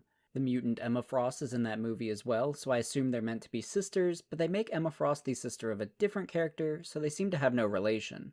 It's one of the many odd choices that the movie makes that seems to have bled into the game. However, Carol truly wants to help Wolverine here, telling him that Yeah, he I was think that was injected one of with the a biggest poison during problems the procedure, with the and that movie he'll in have to come particular. find her so that she can Just cure him. randomly changing On our way, we're stuff in the ambushed by comic for no another reason. experimental weapon, a Wendigo prototype. This is another Wendigo. mini-boss style enemy like the Leviathan, but way more fun. Unlike the Leviathan, we're not limited to just jumping on his back and slashing away, although that's still an option here too. We can also choose to Still the hack best away at option. the rest of his body, so I felt like I had The more lunge is options with OP. how I wanted to combat this enemy. He's challenging too, with a lot of powerful ground slam attacks and punches, and he's a dangerous up-close brawler similar to Wolverine. This enemy type is also loosely based on the Wendigos from the comics, who look much more like a Sasquatch with white fur. In the Wendigos comics, are in, there's an ancient curse where if the you Guardians eat of the human Galaxy flesh game as on well. Canadian soil, you'll become a Wendigo. The game didn't decide to go this route though, since the Wendigos here are created by a serum injection. I think I would have preferred to fight a more legit Wendigo from the comics, especially since Wolverine fought one alongside Hulk in his first appearance, but these Wendigo prototypes are still pretty awesome enemies to battle against. After defeating the Wendigo, we eventually find Carol Frost, who injects us with an enzyme to eliminate the poison. However, the poison has had a couple other side effects, removing Wolverine's regeneration ability and his feral senses. This means we'll have to journey through more of the facility so that Carol can give us our powers back. This feels a bit like a needless fetch quest, but it is kind of cool having to carefully traverse the facility without the safety net of our healing factor.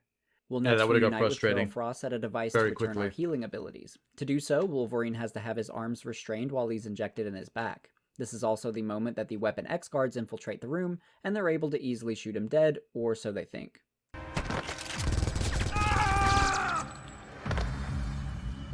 We killed the bastard! You can actually see him healing right now. He's dead! You idiots. We did it! Target is Command! Weapon X is dead! Where'd he get I the repeat, t-shirt from? Weapon He was X naked a is second dead. ago. Hey, somebody take my picture! Sure send me a copy. Shit, he's alive! Let's go! With our healing factor returned, we next meet with Carol Shirt's to gone restore again. our feral senses. To do so, Carol puts this helmet on Wolverine, which is an Easter egg to the iconic helmet he wore in the comics while being experimented on. We get a brief moment of Wolverine slashing an enemy while wearing it, and he ditches it immediately after. With our abilities now fully intact, I it's think it would be almost time cool to to finally escape the facility. play the but rest of the first, level with that Carol helmet asks on. us to rescue a young mutant that's being held prisoner. Her name is Anna, a teleporting mutant that seems to be an original character for the game, not from the comics. After rescuing her, she teleports us towards the exit, but teleporting two people at once leaves her exhausted, so she's not able to get us fully out of the facility. At this moment, more guards open up the spillway tunnel to come get us. With no time to wait, Anna teleports herself to safety, while we make our escape through these guards. Stryker then commands that the spillway be flooded to prevent us from escaping, despite the fact that it would drown his men in the process. This takes us into another awesome cinematic moment where we have to lunge onto the guards' trucks as they attempt to escape as well. It's a really tense moment, and we barely make it out in time as we're launched onto the surface of Alkali Lake. Before we continue our escape though, we flash back 3 years earlier to that same mission in Africa. John Wraith, the teleporting mutant played by Will.i.am in the movie, communicates to the team that there are ion emitters at the top of 3 towers preventing Team X from locating the mineral that they've been sent to acquire. Wolverine's mission is to destroy one of those emitters. For the majority of this level, we'll spend our time fighting through waves of ancient enemies as we make our way towards the tower. There's not much else story-wise, but it's admittedly really fun relentlessly slashing through enemies as we push towards our destination. The tower itself is pretty cool too, since it's surprisingly tall and we're meant to scale the entire thing. This section is a lot more traversal based, as you'll be climbing along the exterior of the tower and jumping to different platforms to reach new heights. To have a lot of Again, traversal puzzles in a Wolverine game, because his claws do make it job at getting me immersed very in this easy to moment. climb. While you're traversing the exterior, the camera will occasionally pan above you to give you a sense of just how high up you are, and it legit started to make my palms sweaty. The higher I climbed, the more tense Knees the weak, traversal felt, arms are heavy. since I knew one false move could send me to the bottom. As anxious as it made me feel, I love that this mission was able to immerse me in that way. Once you reach the top, you're also rewarded with a beautiful view of the African jungle, and it really proves just how talented the design team is. I'm going to ruin the moment a bit though and mention how I still can't help but to imagine how much cooler this view might have been had it still been the Savage Land, and how we could have had giant dinosaurs roaming in the distance, and how these birds might have been flying alongside A vista with pterodactyls. brontosauruses and T-Rexes Regardless, and this stuff. is one of the most beautiful moments in the game, and I really love this view. But now that we've taken in the scenery, no rooftop tower mission is complete without a giant brawl at the top of the world, so as soon as we start tearing apart this ion emitter, we're jumped by more enemies. This was another standout moment for me, because it's so much fun throwing and launching enemies off the top of this massive tower. There's also the fear of being knocked off the tower yourself, which helped to add to the thrill of this fight.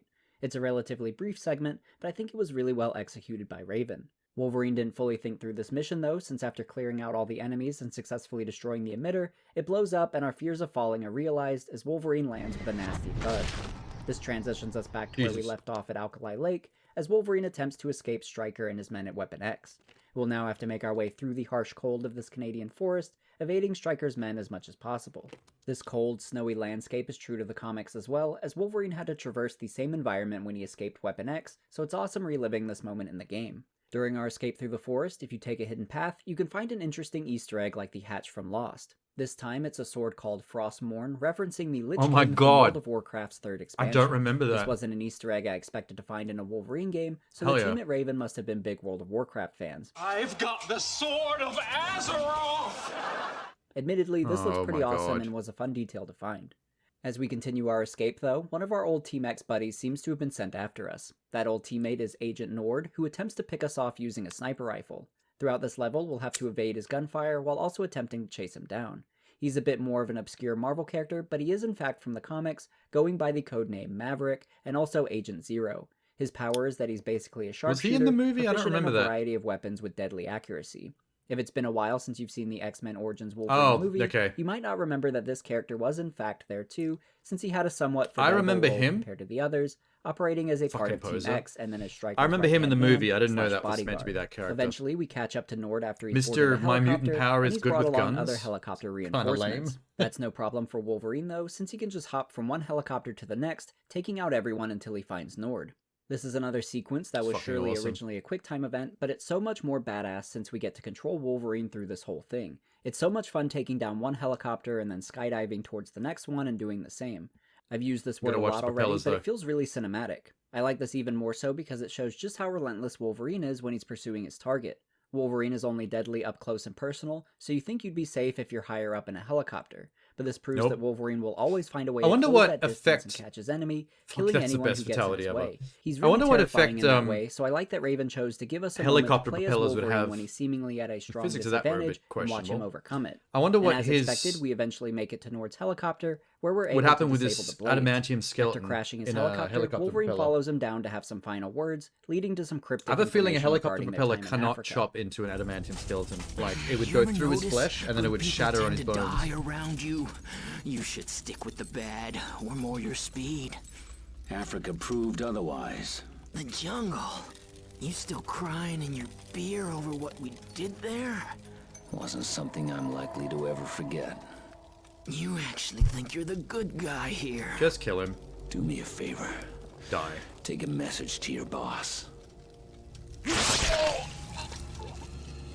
Oh, but I can't. You killed me. Lord, what's your status? I'll mail you back pieces of him. You ran on me. You tried to kill me. Now where's Victor? Look, come back to base and I'll tell you everything. We'll take Victor down together. Wrong answer.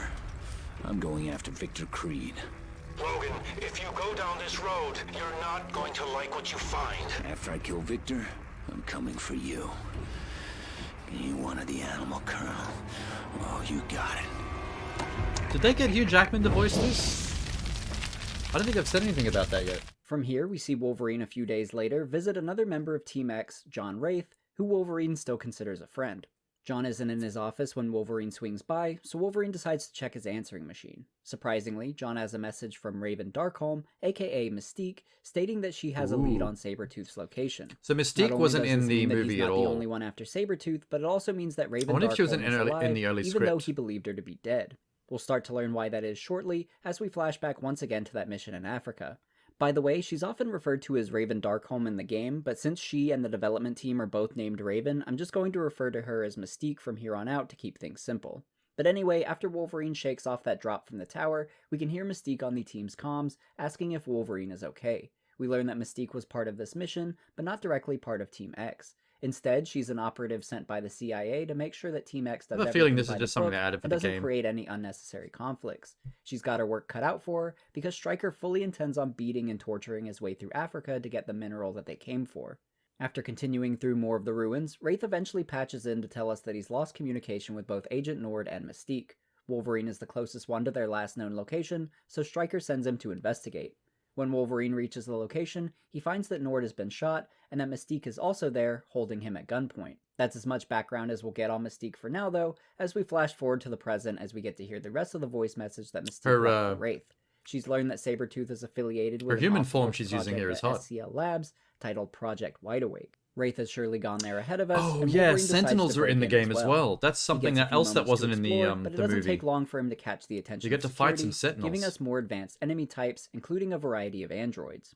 SCL Labs in general is a really unique location in the game. It's much more high-tech and advanced, equipped with things like laser grid security measures and even teleporters, making the exploration of this area more interesting. Things get even better when Wolverine randomly encounters a scientist who has the necessary security clearance that he needs to progress forward. This scientist is more than willing to lend a hand to Wolverine, allowing us to delve deeper into the facility towards Project He Wide was Awake, not, whatever that may but be. good joke. This takes us on a long elevator ride down, and already Shirt's we can gone see again. this underground facility is much more advanced and expansive than what we had previously His witnessed. genes seem to be able Once we to make it avoid the damage, bottom, though. We just so happen to run into Mystique. Unbeknownst to Wolverine at this time, Mystique He's is got also a them mutant but with shapeshifting bulletproof denim. abilities. This allows her to identically disguise herself as anyone she wants, which she demonstrates here before turning to her default blue-skinned form. It seems that Mystique is also here to find John Wraith, who she learned was captured after sneaking into this facility. Her and Wolverine decide to team up and search for him, but also decide that the best way to do so is by splitting up. So we'll catch back up with Mystique a bit later on, but it's a pretty cool surprise to see her here in the game, considering that she wasn't in the Wolverine Origins movie.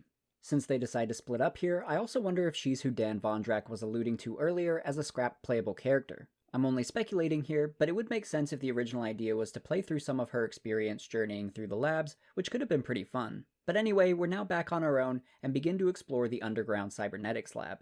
This is another one of my favorite levels in the game because the environments are so uniquely detailed and the traversal matches its high-tech atmosphere. We'll do some platforming on various moving machinery, and there are some puzzle sequences Another use of the involving lunge. placing teleporters in areas Take that we boring couldn't access platforming by out of the foot. equation. It's a really Just lunge at your intricately enemies. designed area, unique from the rest of the game, and I thought it was a lot of fun to explore. One of the standout puzzles in this area, though, is the cryo freeze room. To start, there are a few I don't different really remember inaccessible much of this. rooms, a couple of which can be accessed via a teleporter in the room. You're meant to teleport into one of them and grab a battery to power up a device, but if you choose to teleport into the opposite room, we get our final non-Marvel Easter egg, which is this cake from Portal 2. I thought this was another fun inclusion, and it's pretty Adorable. cool Why that is the Raven cake decided to floating? incorporate Easter eggs from There's other no games and table below media that they were cake. fond Oh, there of, is. It's like just Portal, tiny. World of Warcraft, and Lost.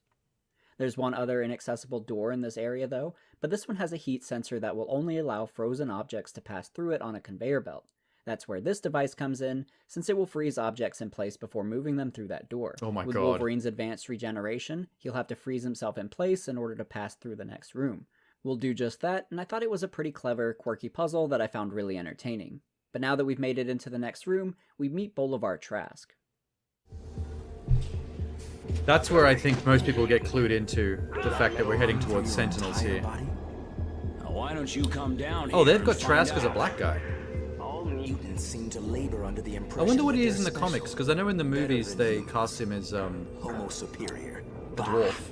I know the truth. You're freaks of nature. What's his name from Game of Thrones? Aberrations. You're a cancer that must be eradicated before you Peter kill off Dinklage, that's the humanity. one. Bub, you picked a real bad day to give me this speech. His shirt's back. Threatening me, mutant? That shirt is fucking regenerating, I Security will be swear. here soon enough. But in the meantime, let me show you how I intend on ridding the earth of your kind.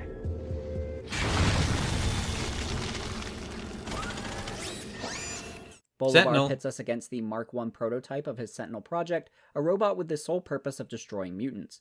If you're familiar with the Nice. X-Men movies and What a or counter. comics, you'll know that Sentinels are a major threat to mutants, and even this Mark I prototype gives us a pretty challenging Yeah, fight. Sentinels have the Like ability other to mini learn bosses, this Sentinel has a few different damaging punches by and ground slams, but he's mutants' also equipped powers, with a cryoblast that so they can freeze us counter in most place. mutants. I like the difficulty of this battle, and I think each new mini-boss so far has slightly upped the challenge in a way that feels well-paced. I especially love the thematics of fighting a Sentinel in an X-Men game, especially since they're nowhere to be found in the Wolverine Origins movie.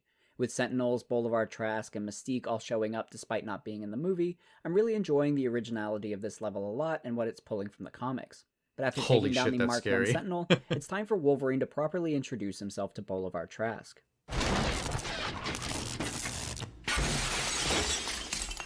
Kill him. Get back, freak! Trask is a problem. You're nothing more than an animal that should be terminated. Then Go what for are it. you waiting for? Shoot me! Yeah, boy! Why don't we get that shit in the movies more? Give him a hand. Ah. In my conversation with Chris Baker, I asked him about ideas that never made it into the game, and he told me about one that he had for this section of gameplay after stealing Bolivar's hand. And, you know, I thought it would have been cool if you just had the hand in your back pocket that whole time, right? That actually would have been pretty cool. But, you know, that involves creating a hand model. Yeah. You know, it's work that you don't really need to do. It's just a, you know, I would have done it. A cool little thing. I can totally see why that idea wasn't included in the game. Where does but he I put really the like hand, the though? idea. It would have been darkly humorous shoves to it see up a his ass. dismembered hand in Wolverine's back pocket for vanishes. the rest of this level, kind of like Mimir's head attached to the waist of Kratos in God of War 4. Before we continue on, though, let's talk a bit about Bolivar Trask, He calls it since God he's of an War intriguing 4. character See, in this this is game. why As we've seen in these the naming cutscenes, convention of the God Bolivar of War seems to games have is an extreme confusing. hatred towards mutants, which is pretty shocking if you had been listening to this level's audio logs before meeting him. In those audio logs, we learn that Bolivar was hired because he was the first one to accurately determine if someone was a mutant or human based on a blood sample. This caught the attention of Representative Kelly, not quite Senator Kelly as we know him from the comics and movies. Kelly wanted to use Trask's research to help the government detect mutants. Kelly is also an extreme and vocal hater of mutants, so you'd think that Bolivar would be the same way if he agreed to join Kelly's research. Quite the opposite, actually. In the audio logs, he mentions being fascinated by mutants, and that he believes that mutants and humans should be able to live together peacefully. Personal log, Bolivar Trask. Kelly stopped by the lab today to regale me with another of his many speeches about the mutant menace.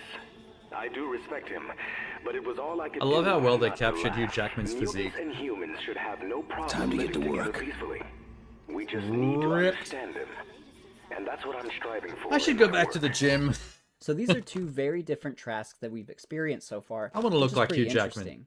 If you continue listening to Look at that Trask's back. audio logs throughout the rest of the level, you can slowly start to hear his descent into hating mutants after test subjects How the fuck do continually tried to adamantium escape claws the deflect facility, missiles back at causing the harm to the attacker? doctors and I've never even understood killing that some one. of them. The test subjects were likely being held against their will, so who could blame them, but Trask began to only see them as killers, unable to control themselves and their powers. The final straw was during an experiment on an Omega-level mutant who woke up, panicked, and released a radiation blast that killed 23 doctors and scientists in the facility. Trask states that he personally eliminated the mutant after this incident. In Trask's final audio log, we can hear that he's fully embraced the dark side. Personal log, Bolivar Trask. After some very deep soul searching, I find I must agree with Kelly. Mutants will never be able to coexist with humans. They're prideful and violent. Whatever, man. They see themselves as the next step in evolution. It's only logical that once their numbers are large enough, they'll exterminate us. Hey, Sham. Therefore, I say we strike first and make sure not New one game. of them is left alive. You mean this old game looks cool? Out of all of the audio logs in the game, I ended Very up old loving the game. one centered around Trask the most. It's so interesting to progressively journey through Trask's feelings towards mutants, from seeing them as equals to later hating them, and then to also experience that hatred. I wonder why firsthand they in our decided to introduction turn him to into a I thought this was really captivating Peter character Dinklage development for midget Trask, in the a character movies. that on the surface could have just been another mutant From an hater angry like black Kelly. guy. Instead, we get to see him first as an ally, and then hear him spiral into essentially becoming a villain, one that could potentially lead to the extinction of mutants via his Sentinel program. We'll talk about more of the audio logs in the game a bit later on in the video, but I wanted to also call this wonder one out if- in particular because I found his turn to be so interesting, and I also it has wonder a if deeper the, ramification on the story that we'll see later on. For now, though, after If using the film Trask's hand, originally we're able had to progress Sentinel further stuff in into it the and Trask facility. stuff, What or we if find this in the is just next add to room, the though, game is to give you extremely more haunting. If we thought that the Mark I missions to go prototype on. Sentinel was bad, it gets much worse, as they've already fully developed the legit 'Cause obviously Mark I none of this Sentinel. is in the This film. thing is massive and much more capable of exterminating There's a mutants. real Sentinel. Luckily, it's Fuck not yeah. active, so we're free to explore the facility some more. Eventually, we find That's the going to be a area boss where Wraith battle is at the being end. held. I remember that This fight. sparks a You end up, conversation between Wolverine you and end up Mystique, stuck on the which Sentinel's transitions body us as back it's to flying through the Africa, air, where we learn what happened like to chopping Mystique it to that bits. day. Basically, Mystique holds Wolverine at gunpoint And then I think you finish it suggests off that in he a doesn't desert. understand what his actual mission is here in Africa. Meanwhile, Stryker is also in his ear telling him to kill Mystique on the spot. Wolverine is conflicted, unsure of what to do. While both Wolverine and Mystique are distracted though, Wraith pops in and knocks Mystique unconscious. Wraith is now tasked with killing Mystique, while Wolverine is sent to handle the next ion emitter, leaving Mystique and John alone. This still leaves questions unanswered, and back in the present day, Mystique promises to tell Wolverine how she's still alive after they rescue Wraith, so he attempts to force his way into that room. He's quickly interrupted though, after realizing that the Sentinel head has been activated Hello. and is now targeting him. Boss time. The Sentinel head has deadly laser eyes, so we have to find a way to take it down before saving Wraith. Wolverine finds a solution in the next room, which contains a controllable Sentinel hand. After powering it up, Wolverine is able to fire blasts from it, and it is so satisfying being able to shoot enemies with a Sentinel hand. After wiping them out though, Wolverine turns his attention Basically back at to the turret Sentinel level. head and blows it up using its hand. With the Sentinel head no longer an issue, Wolverine heads back to the room housing Well, Wraith, that's not the one this that's the time boss battle accompanied then. by Mystique. Because I know that They there's find one Wraith that trapped flies in a through cell, the and air after with freeing you him, we finally learn how Mystique stuck on survived the that side day, of it with if you claws. hadn't guessed already. Basically, after Wraith knocked out Mystique, Stryker ordered him to kill her. Wraith realized that this was wrong, so he fired 2 rounds away from Mystique and told Stryker that he shot her twice and that she was dead. From here, Mystique was able to safely escape, and her and Wraith eventually became a couple. Wraith didn't stay Really? with Team X long after Wolverine quit, stating that after Oh my Africa, God, Wraith. Stryker's next mission was for them to capture He various sped her. mutants so that they could He be sped her to get experimented the on in pussy. different locations. One of the locations these mutants were Man, sent she to was hot. a place I ain't called the assassinating Island, this. which is Wolverine's next lead. That's my ass However, now. Wraith doesn't know much about it, but does suggest that their old teammate Fred Dukes might have some answers. This Oh, the means we'll blob. next have to track down Fred Dukes. This is a while part I Wraith and also knew Mystique about go from the their own movie way, that they changed but not heaps. before dropping a very interesting Easter egg. You be careful, Miss Darkholme. That's my son you're carrying in there. Ew. See you up top. Is that Nightcrawler? What you think of the name Kurt? Wraith wanting to name the baby Kurt Oh, is that's an why Easter egg suggesting Nightcrawler that is they a are giving birth teleporter. to Kurt Wagner, aka Nightcrawler. During my interview with Chris Baker, he Is told me that this from was the actually comics? his I idea, was not aware of and that. people seem to love it or hate it. I thought it was a pretty fun and clever Easter egg personally, but I think it's unpopular amongst some fans because it's not exactly true to the comics. Mystique is That does legitimately piss off nerds, Nightcrawler's though, when mother, you which don't explains why follow the Nightcrawler comics is blue, storyline. but despite his ability to teleport, Wraith doesn't actually play a role in his parentage. In the comics, Wraith and Mystique aren't in a relationship, and Wraith isn't Nightcrawler's father. Instead, his father is a demonic-looking teleporter from the Brimstone dimension named Azazel. In fact, and when he's in Nightcrawler first teleports, class, for a so he split does second, end up he being in the actually movies. travels through the Brimstone dimension as a gateway to reach wherever he's trying to teleport to. This is why his teleportation is always accompanied by a cloud of smoke, because the smoke is a remnant from the Brimstone dimension. Prior to that did reveal by not know writer that. Chuck Austin in 2003, Nightcrawler's parentage was quite the ongoing mystery, and longtime X-Men writer Chris Claremont reportedly had a few other ideas in mind originally. At one point, it was stated that Chris wanted the villain Nightmare to be Nightcrawler's father. However, Nightmare is known as a Doctor Strange villain, and Doctor Strange writer Roger Stern wouldn't let Chris do it because he didn't want Chris I wonder to if we're going to get appropriate one of Nightmare his in the major MCU villains. at some point. Then Chris reportedly came In a upon an Doctor even Strange wilder movie. idea. For some context first, in some of these earlier comics, it was suggested that Mystique and Destiny were in a relationship, despite gay relationships not being fully accepted back then. That relationship has continued on into comics today, with it being much more transparent to readers now. However, Claremont wanted to take things a step further, using Mystique's shape-shifting abilities. In a quote from fellow X-Men writer Scott Lobdell, he details Chris's idea and why it never panned out. It was always Chris's plan that Mystique and Irene Adler, Destiny, were lovers, and that Mystique at one point had transformed into a man and impregnated Destiny, and she gave birth to Nightcrawler. Wait, what? So Mystique and Destiny were actually Nightcrawler's father and mother. The likelihood of either A, Mystique growing genitals with sperm if that she had a DNA code, copies or a B, male Mystique being a guy body who was type, she perpetually can in the use body her of a dick woman, I thought was pretty and slim. produces semen? It's a pretty inventive idea, but I'm honestly not sure how it would have been received by know fans, if that makes especially sense. at the time. But yeah, Like the topic her of Nightcrawler's parentage mutant is an cloning is like an interesting one. illusion. It seems It's that like the agreed upon canon you just for the look most like a part is thing. that You're not Azazel actually the is his thing. father. So even though this Like, if Easter egg you- in the game isn't exactly comic accurate, it is Like, a if really she fun looks way to like tie other Wolverine, she members doesn't of get the X-Men Wolverine's into the powers. She doesn't universe get using the movie's existing healer. characters. If she looks like Continuing on, though, Cyclops, she after can't Raven use the and Mystique laser eyes. teleport out of the facility, Wolverine So is if you left look to like his own any man, devices you to wouldn't be escape. able to This seems simple enough do cum until the shots, Mark I'm 1 pretty Sentinel is sure. activated and detects Wolverine's presence. Wolverine manages to make it back Yeah, to the I don't know surface if that of the would've worked. facility, but the Sentinel is hot on his trail. Here we This go. leads to an insane boss fight where Raven legitimately pit you against a 300-foot tall Sentinel. This thing Nice. is massive, I and you remember this especially fight. feel the scale of this battle when the Sentinel occasionally remember this picks you fight up. clearly. You seem like such a tiny, minuscule ant in comparison to it, to the point that you start to wonder just how exactly Wolverine can overcome such an intimidating opponent. It's not easy either, as the Mark I Sentinel has a variety of damaging attacks, like the hand lasers Jesus. we enjoyed controlling earlier, and massive area of effect strikes to the ground. Wolverine's small stature does have some benefits though, allowing him to severely damage these vents on the Sentinel's feet, which are essentially its weak points. You can eventually destroy its hands too if you claw away at them when you get grabbed.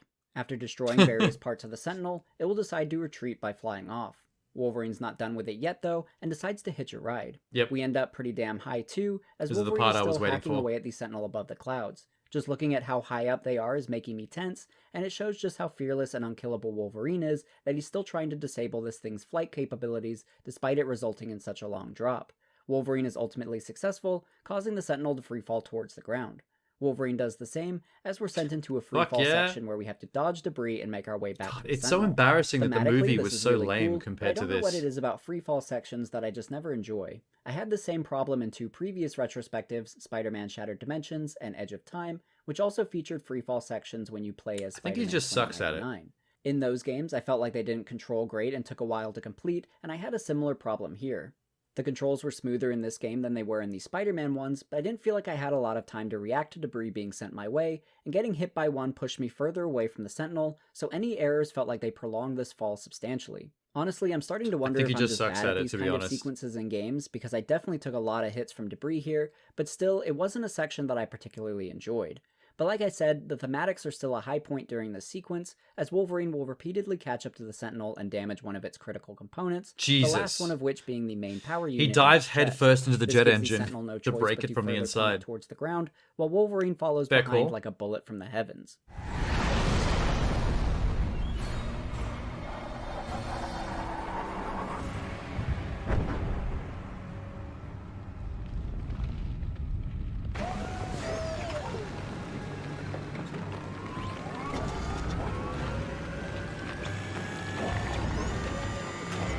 Still alive. For now. Wolverine Comet. Haha.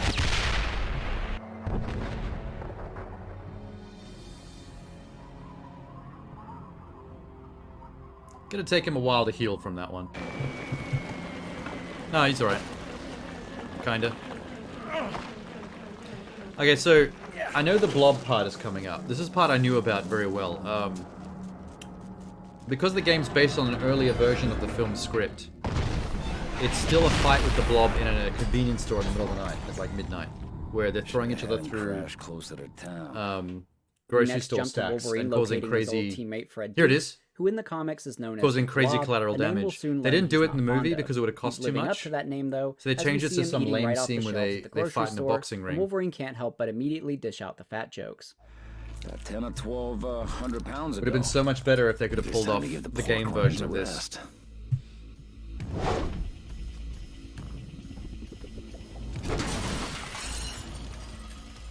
So you've upgraded since Africa. Big deal.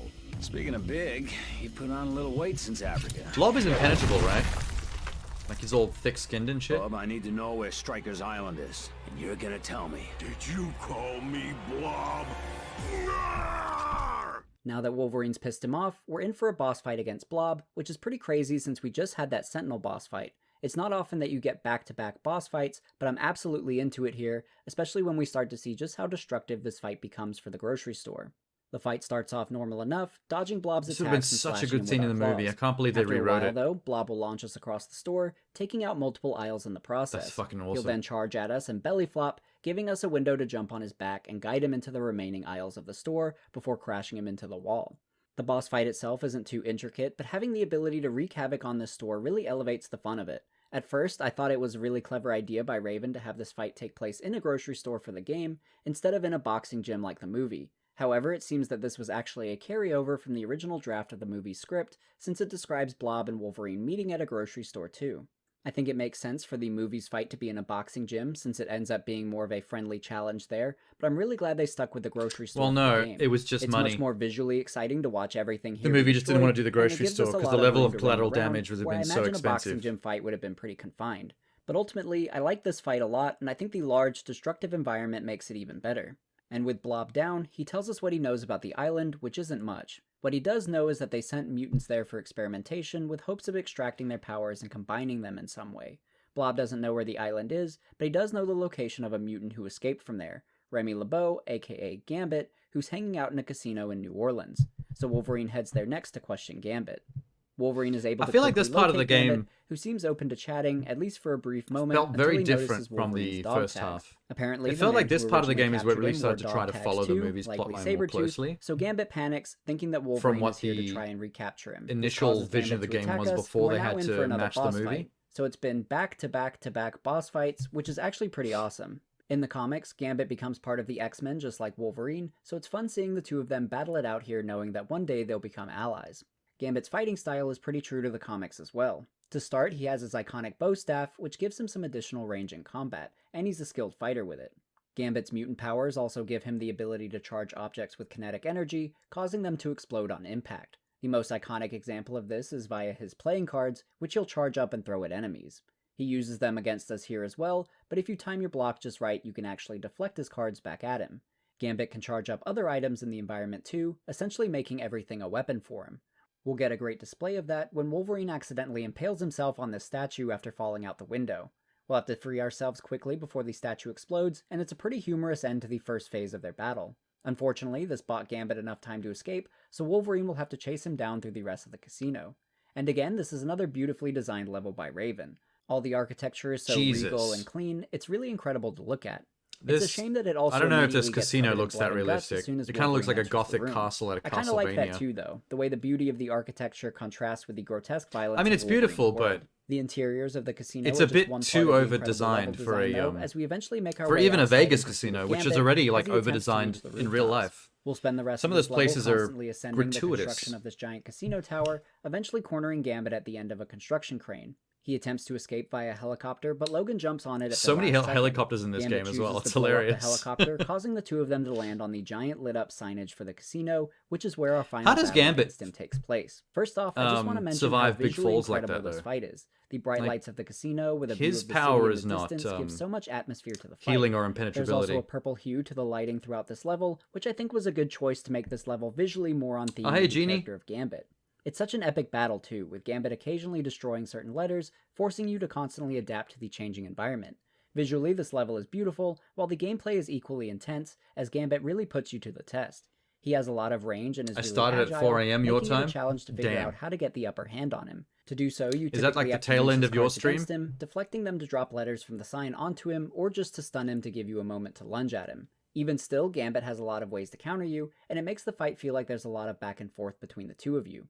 This is a really well-constructed Holy one-on-one shit. fight between two opponents who feel equally matched. I felt a similar way in They the bar did fight have to against make that Sabretooth, fight but in that fight, fairly you felt elaborate equally and matched work because really you well essentially had because the it's same pretty much abilities. the whole level. But here, Like you're fighting it's against just someone one who has the big boss complete fight, opposite so power set it of can't be yours, lame. which I think gives the fight more depth. They kind of had You to never nail know it. exactly what Gambit is going to throw at you next, and I was constantly engaged with this boss You battle. were up all night? I know a lot Were of you people playing, cite this as their favorite boss fight in the game, and I can totally Wild- see why. Based on its impressive visual atmosphere, the way the fight evolves, What's and it the called? environment shifts, Wild and the Hearts? challenging combat of Gambit, this is probably the best boss fight in the game.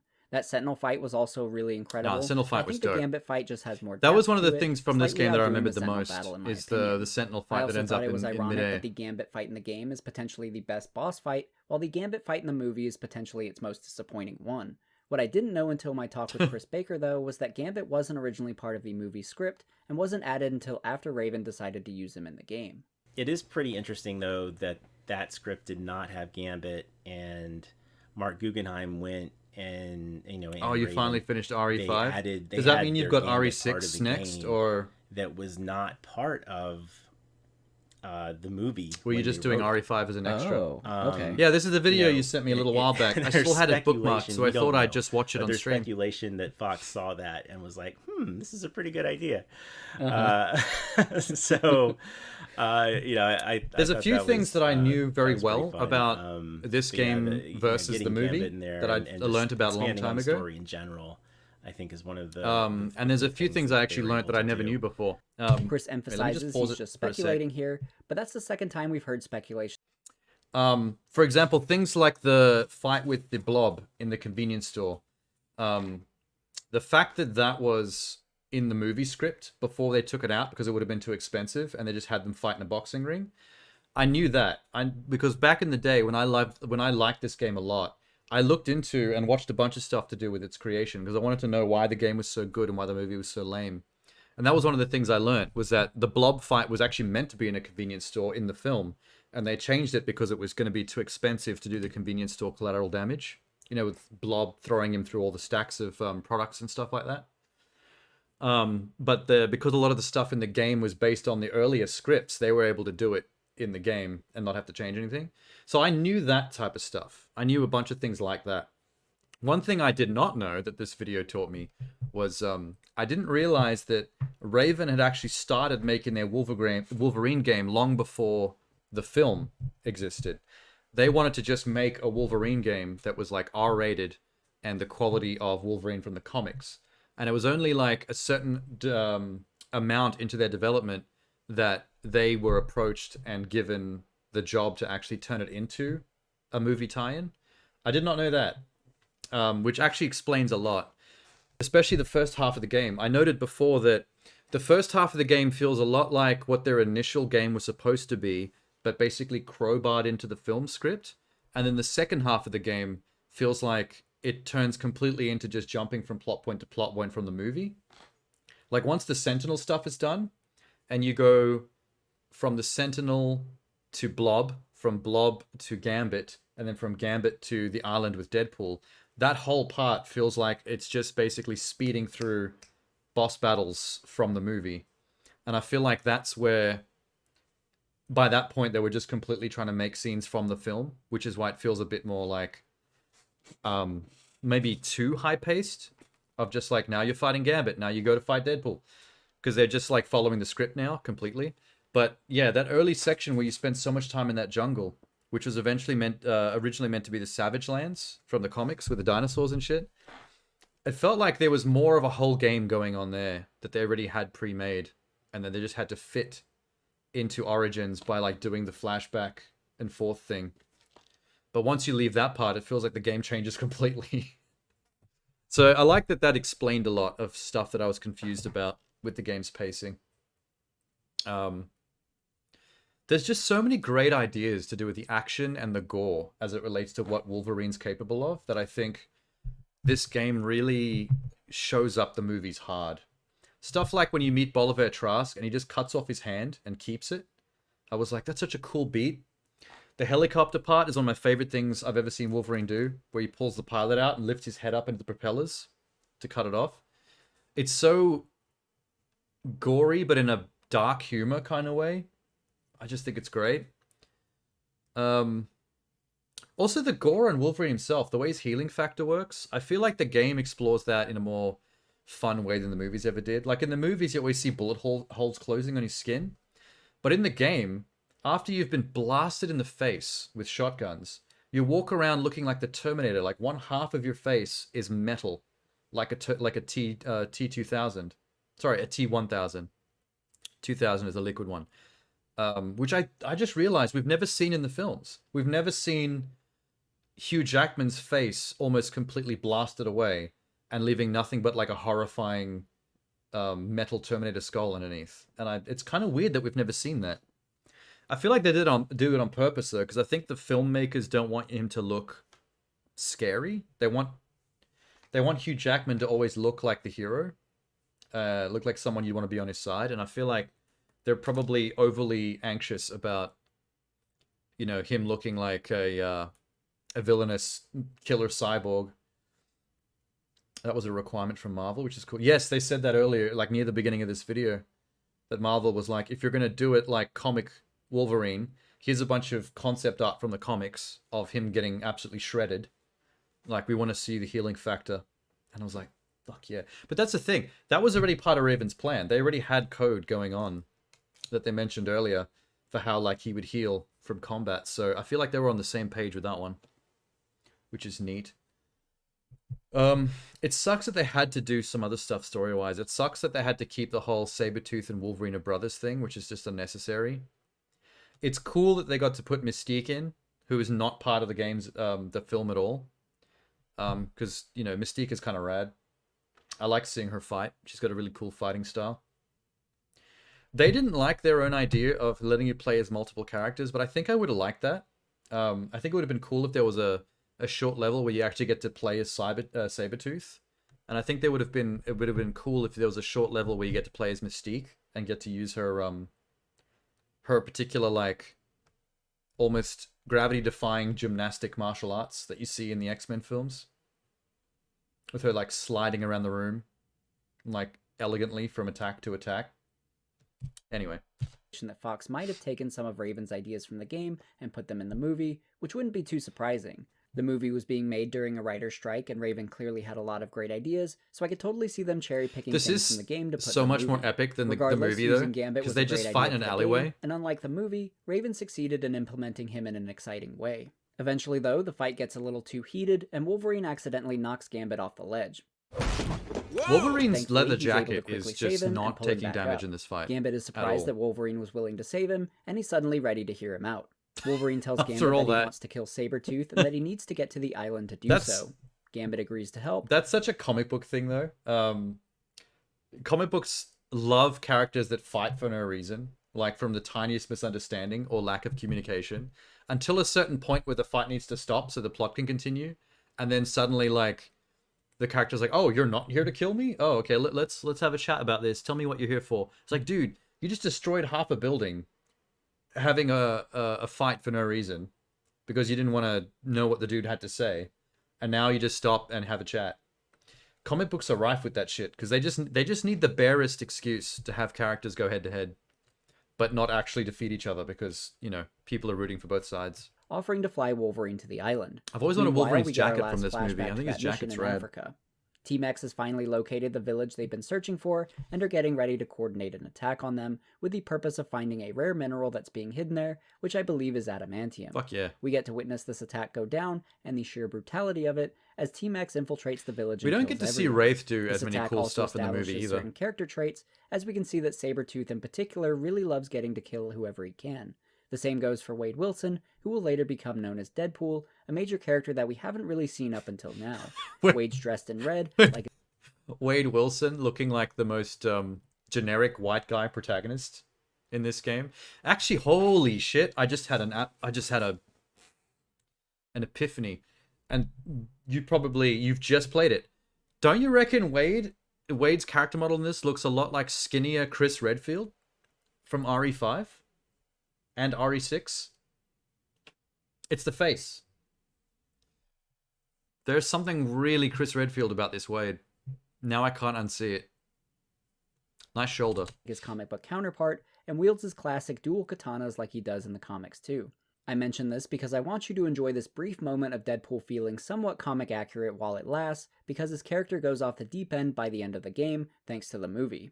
Wolverine also gets in on the fight, carving through soldiers until the moment he encounters a child soldier. He lets the child go, and all that's left of the village now are some innocent civilians.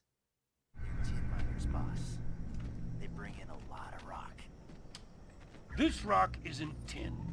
Ask him where this rock came from. He says that rock is special. He says it came from the sky. He's telling the truth. That's Wade Wilson's voice acting in this? I don't remember that, but that kind of sucks, man. It's the most generic, tough white guy voice they could have possibly given him. I mean, it's a Wolverine game. They don't really give a shit about how they're portraying certain other characters as much. That's fair. And there was no cinematic model for him at that point either, because, you know, they would have started this before Ryan Reynolds was probably even cast in the movie, because they started making this from the original script. Steve Blum, is that the voice actor from Wade in this? I don't think Steve was directed very well on this one. He's probably a good voice actor, but whoever was directing the voice acting in this game did not really think about what Wade's personality should be. Shut it, Logan. You don't speak the language. No, but I can smell a lie. Like, Wade sounds like Stryker in this scene. Like, Stryker and Wade's voices sound like the same archetype of tough white guy. It's a meteor fragment. Tell him that rock is more important to me than his life. He's a dead man. Can't say I didn't try to be nice. Don't even think about it. What the hell are you doing? Not be a part of this. I didn't sign up for this. Yes, you did. Oh, he's actually survived. Oh, no, never mind.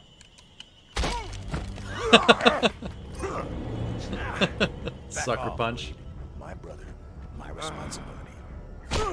And my command. So that was the big reveal that we've been building up to in these flashbacks regarding Stryker and why Wolverine left Team X. Honestly, I don't feel like I got a lot of payoff from this. I kind of assumed the rest of Team X was doing shady things, and Wolverine left since he's the only one with the morals to know where to draw the line. As intense as the scene was, none of it was particularly shocking or surprising, and doesn't carry the weight that I think was intended. I think the fault of this still lies heavily on the shoulders of the movie, but it felt underwhelming nonetheless. Most I think things the in only this thing it really helps are the with fault is of the the movie. introduction of Wade I don't Wilson, blame nothing who on will the be game. important as we return back to the present, Maybe the voice where acting of Wolverine is Wade, but finally that's about it. located the island. Wolverine immediately bursts into the island facility and starts to annihilate anyone that gets in his way. Eventually, he finds a room where William Stryker is waiting for him, along with a surprise twist. Remember her? Probably not if you've only played the game and not seen the movie. This was Wolverine's girlfriend in Canada, Kayla Silverfox, who we got one minor scene with before our first fight with Sabretooth, who killed her afterwards. It turns out she's not dead, and that she's been working with Stryker the whole time. She's only helping Stryker because he's holding her sister, Emma Frost, captive here. You know what's not explained right here, and it might be explained in the game and the video just doesn't talk about it? Like, how is she still alive? Because if he was holding her corpse, there's no way you can play dead to Wolverine. Like, he would smell that you're still alive, he would feel your heart beating, the warmth of your body. Like, his animal instincts would make it very difficult for you to pretend to be dead. A regular human being could just feel your pulse and could tell that you're not dead. So, like, how did she play dead and still be alive now? That's what I'm curious with the promise about. of releasing her if Silver Fox did as he asked. Wolverine doesn't know this yet, and sees her actions purely as a betrayal.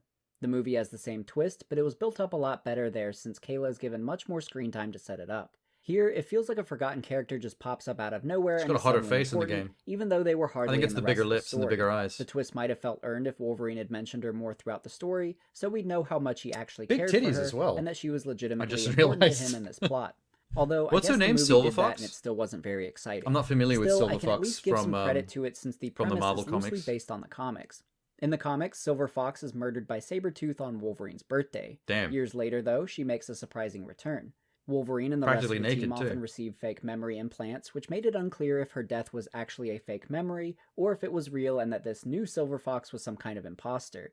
It doesn't seem like that was ever really cleared up in the comics, at least to my understanding, but nevertheless, the movie and game's Silver Fox twist does have a basis from the comics. Continuing on though, things start to move really fast here, as Stryker suggests that there's no way that Wolverine could live knowing that the woman he loved never truly loved him back, and that he should just wipe his memory right now and forget it all. Shockingly, Wolverine just agrees to this on the spot and hops into the memory wipe machine wearing that classic Weapon X Jesus helmet Christ. again. That is a bit This never strange that he happens just in the movie, but it is another carryover automatically from that agrees to original that so draft Raven quickly. was given Wait, out. so in the movie, he lost his memory because he got shot in the head with an adamantium bullet, right? I kind of remember that. Stryker blasts him with that adamantium bullet. It's like a magnum with a single adamantium bullet in it. Which is a... You know what, this... this probably makes more sense what's happening here, except for the fact that Wolverine just agrees to it, like, instantly. Except for that part, I think this maybe makes a little more sense, because a bullet deleting your memory is kind of the most random, just Deus Ex Machina plot point. That's the screenwriter just writing that down because that's what they want to happen. Access to. In that draft, Wolverine also decides to have his memory erased, although the decision isn't those as arms, abrupt man. as it is in the game. Stryker also mentions that if the device doesn't successfully wipe Wolverine's memories, then he has a backup plan, which is shooting him in the head with an adamantium bullet, which can also somehow wipe memories too. But during the memory wiping process, Sabretooth suddenly appears, attempting to drag Silver Fox out of the room. Meanwhile, the memory wiping device doesn't work on Wolverine, and he gets a sudden change of heart as he hears Sabretooth taking Silver Fox away. Wolverine is ready to fight Sabretooth once again, and also mentions that he plans to cut Sabretooth's head off this time to see if that kills him, which is what he legitimately did in the movie's initial draft. This takes us into our final boss fight. Wait, so why didn't they do that? Which plays out a lot like the bar fight, but this time, we're the ones with the advantage. Since our last confrontation with him, we've unlocked a lot of new abilities and upgrades, so we're much more equipped to put the hurt on Sabretooth, and although he still puts up a good challenge, that would have I been felt such like a I was able cool to handle him a lot more ending to swiftly this Sabretooth time. in the game. This fight is pretty decent, in the movies, but it also isn't nearly as engaging as the one at the bar. Decapitation. The environment is a lot less detailed, with few interactable objects, and the fight itself is a lot quicker. But still, it's satisfying to return stronger and really pummel Victor this time. This fight ultimately ends with Wolverine crashing him through a window, but right before he can strike the killing blow, Kayla returns and begs Wolverine not to kill him. She also convinces Wolverine that she does love him and that it wasn't all a trick, so Wolverine does as she requests and leaves Victor alive. Cut his head off. This happy moment is short-lived though, since there's a bigger threat that reveals itself. Why does she not want him to kill Sabretooth? Oh, hi, fake Deadpool. Yep, it's Weapon 11, Fox's original take on Deadpool for the movie. This is the most notorious decision that was made in the movie because it's so wildly out of character for Deadpool and such a destruction of everything Deadpool is. For starters, in the comics, he's known as the Merc with a You mouth. can lose your due to his memory if you get constant shot in a whips, specific part of the brain. joke-telling, and fourth wall breaking Yeah, but it is a bit of a personality. Deus Ex Here, Machina, they've though. decided to stitch his mouth shut, Because, like, taking away a bullet only happening to just damage the part of the brain linked to memories is a very coincidental and, you know, unlikely thing to just happen. It's really just a scriptwriter going, how do we get rid of his memories? Okay, he gets shot in the brain and the bullet happens to just destroy the part linked to memories. Done. It just feels lazy to me. I like the idea of it having to do somewhat with him making a decision to remove his memory. Like they could have done it better in the game's script with why he does it, because it goes too quick in that cutscene. It's like, whoa, he just jumped right into that chair. But if you attach it more to Logan's decision, like he tries to make the right decision, which is somehow detrimental to him, that's a nice, like, anti-hero sacrificial play, choosing to lose something for a greater good, which I think holds more weight in terms of storytelling as opposed to random act of violence just happens to do this thing. And, you know, especially since, like, a lot of Wolverine's origin is meant to be, like, a mystery, especially for the longest time in the comic books. So for you to finally find out something so intrinsic to his character and then to find out it was just something random like that, I don't think is terribly satisfying. That entire aspect of his personality. Those dual katanas we saw him wielding earlier have also been placed in his arms, similar to how Wolverine can retract his claws. Lame. We don't see it occur in the game, but in the movie, Weapon 11 is also given the abilities of other captured mutants on the island, most notably the teleporting ability they copied from Wraith, Lame. and the optic blast from a young Cyclops. Lame. So Weapon 11 is a mishmash of the abilities of multiple other Get outta characters here. and is only Deadpool in name. He was even nicknamed by fans Barakapool, based on his similarities to the Mortal Kombat character Baraka. He sure was. So yeah, quite an awful development for the character. The only saving grace was that Ryan Reynolds was Hey, still Astro. attached to the character and was later able to redeem Deadpool in his solo movie. Dross? In Yes, fact, the Ryan film Reynolds was was originally Dross. cast as Deadpool for a solo The movie game was before good. X-Men Origins Wolverine The was film ever was a thing, dumpster but fire. was later strong-armed by Fox executives into joining their Wolverine movie. They basically told him that if he didn't join the Wolverine movie, then they would just recast him with a different actor and give that actor the solo movie. The original draft also didn't include this botched job of Weapon 11, and instead featured a different final enemy, although I'm hesitant to say that it would have been better. Originally, instead of Deadpool, the idea was to have a clone army of Sabretooths that Wolverine would have to fight after killing the real one. The way Wolverine defeats them is by collapsing Okay, the building that on was all of actually them also before they can equally escape. lame. So I don't know if there was ever a good ending for this movie. Fucking hell, Another Hugh cool Jackman's detail body, though. regarding this game and the Deadpool movie, though, is via the cutscenes. Like, it would have been cooler simply because, A, we wouldn't have to deal with the shitty Deadpool, which is a way worse transgression, and B, more Liv Schreiber is always a good thing, because he's a dope actor. But aside from that, they still could have done way better. I mean, it still seems like a lazy... Oh, here's a bunch of cloned Sabretooths for you to fight. I feel like that's even that is still not good enough, I don't think. They really... man. Have I seen the show he was in? Oh, I've seen lots of clips from it. I know what you're talking about. Something Donovan? The show's named after his character, right? Tip of my tongue. I know the name. Tate Donovan? Ew, the word Tate has really been thanks, you forgot completely. I remember the last name, that was about it. The first name is unfortunate though. That's been tainted the last couple of years by you know who shall remain nameless for the time being. Fuck that guy. Really impressive CG cutscenes, like the one where Team X infiltrates the village, were created by Blur Studios. Yeah, this is what I was saying at the start of the video. This is the first time he's actually brought this up. Blur is the CGI studio run by the guy who eventually directed Deadpool and Terminator Dark Fate. Blur was found. Oh, that's an actor? Okay, yeah, it's something Donovan though, for sure. Hang on. Lee Schreiber Donovan. Ray Donovan. You were close. It was a 3-letter name, not a 4-letter name. Ray. Founded by Tim Miller, who also directed the game's cutscenes and would later get... Do you ever notice how much Tim Miller looks like a happier version of Uwe Boll? Hopefully you know who Uwe Boll is. It's hard not to if you're in gaming culture. Kind of a jackass. But yeah, something very similar about the two of them. Very different personalities though. Debut with Deadpool. So it's pretty cool to see both him and Ryan Reynolds come out of X-Men good. Origins You do know who Wolverine he in is. some way and finally do the character justice. But anyway, there was someone who didn't not long ago, a couple of streams ago, Uwe Boll was brought up and someone in the chat didn't know who he was and it surprised me. So it definitely wasn't you then. Takes us into our boss fight against Weapon 11. For now, he's just using his martial arts and forearm blades to fight us, so this is a pretty straightforward battle against him, similar to the Sabretooth fight. That all changes when he decides to teleport us up to the island's nuclear reactor for our final I think at this showdown. point in the game, Setting aside all my as good as the game is, at this point I kind of wanted the game to just end because now we were so deep into the worst parts of the movie, I was like, all right, let's wrap it up. With all of his abilities, it's tough to get good damage on him since his teleportation makes him very zippy. He'll teleport all around you to attack you and also teleport far away to hit you with an optic blast.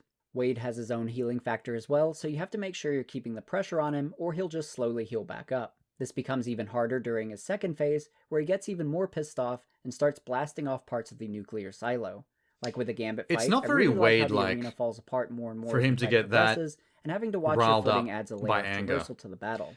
It's another really Like, cinematic fight, and I ended up enjoying One it. of the traits of Wade Wilson is very similar to Spider-Man in that he's the one that's always causing everyone else to get pissed off and angry in a fight from his antics. It doesn't make any sense for Wade to be the kind of person that would let himself get riled up by somebody else. It a lot more than I expected. I also really appreciate that Raven decided to just keep the fight between Wolverine and Weapon 11 instead of trying to shoehorn in Sabretooth the way the movie did. It was so cheesy and weird that they were suddenly pals in the movie, so I'm glad the focus remained on Wolverine here. But after dealing enough damage to Weapon 11, Wolverine decapitates him and Spartan kicks him into the nuclear reactor. Yeah, he was going to Wolverine decapitate descends back down to the island, where he Sabretooth in the runs into original Victor script, and again. they had to change They that don't too. fight, but instead essentially come to the compromise that Lame. they're both brothers, so they'll be in each other's lives forever, whether they like it or not. Sabretooth then walks off, as Wolverine tries to find Kayla, taking us into the game's final cutscene. Bro, just kill him. They really drag out any excuse to not have Sabretooth die. Where it would have made much more sense, like 2 or 3 times already in the story, for him to just finish him off. I can't believe he let Silver Fox talk him into not finishing off Sabretooth. Like, why? I don't even understand why she didn't want him to.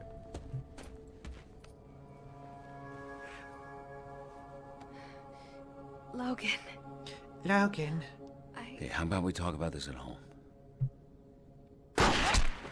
Deal! Men like us don't get to go home. There's the adamantium bullet bullshit. Maybe you should turn that gun on yourself.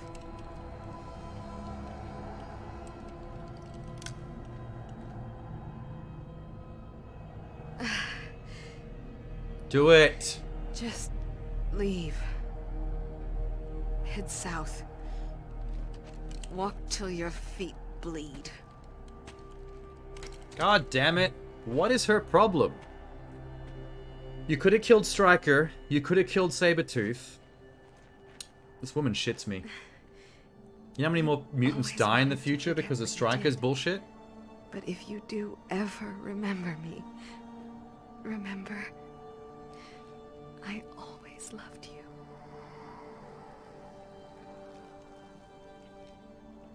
What is she doing? What the fuck is happening? I don't remember this at all. What the fuck is going on? She's going back to Atlantis. She's gonna go see Namor. She doesn't just drown herself there, right? Because that is so random.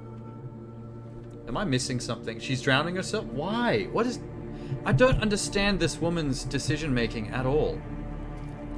She stops him from killing Sabretooth. She has a chance to kill Stryker and chooses not to do it. And then she drowns herself for no reason. I've always been Wolverine. Maybe it's better that she's dead. And I've always been alone. She's a problem. I'll probably be alone till the day I die. Didn't I have a girlfriend like 5 minutes ago? But that day ain't here yet. Where the fuck am I?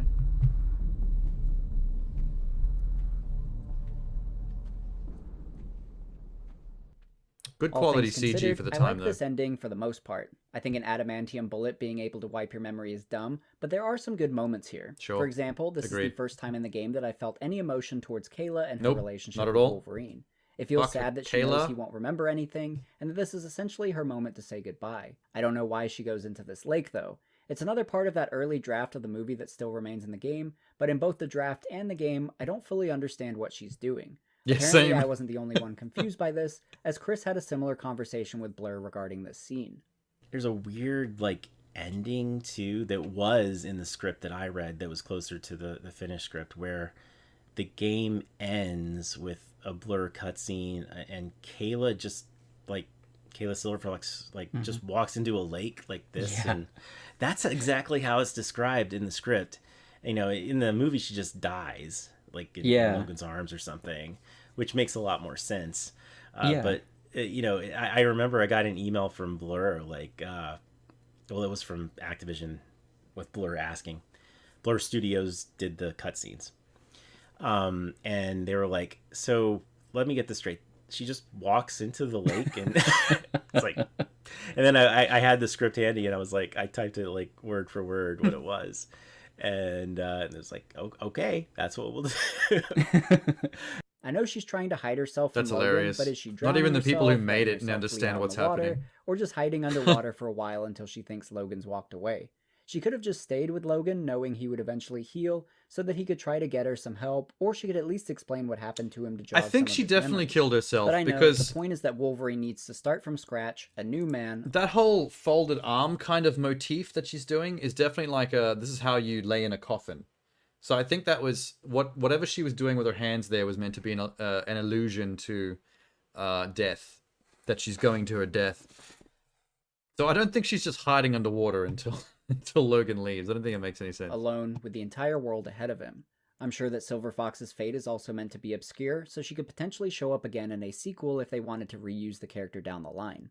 Ultimately, I don't know how plausible I find the ending, but it definitely is dramatic and it feels very tragic, which I think is a good way to end the story here. Although, Raven isn't quite done yet though, since there's still a bit more story to be told before they wrap it up for good. After we There's that spend so original much time Wolverine learning about unlockable Wolverine's skin. past by flashing back to his Sick. time in Team X and then flashing forward to the present to follow his pursuit of Sabretooth, You've by now likely forgotten that the game's first cutscene actually took place in the future. So our final cutscene jumps years later as we catch up with Wolverine in the not-too-distant future. Somehow he's been captured and chained to a pillar. It turns out his captor is Bolivar Trask, who we last saw getting his arm cut off in the SCL Labs facility. Hell yeah. He tells us that he's learned a lot from his last experience with us, and that the way we destroyed his Sentinel forced him to step up his game, as well as create a new prosthetic arm for himself. He still holds a grudge and intends to experiment on Wolverine and torture him.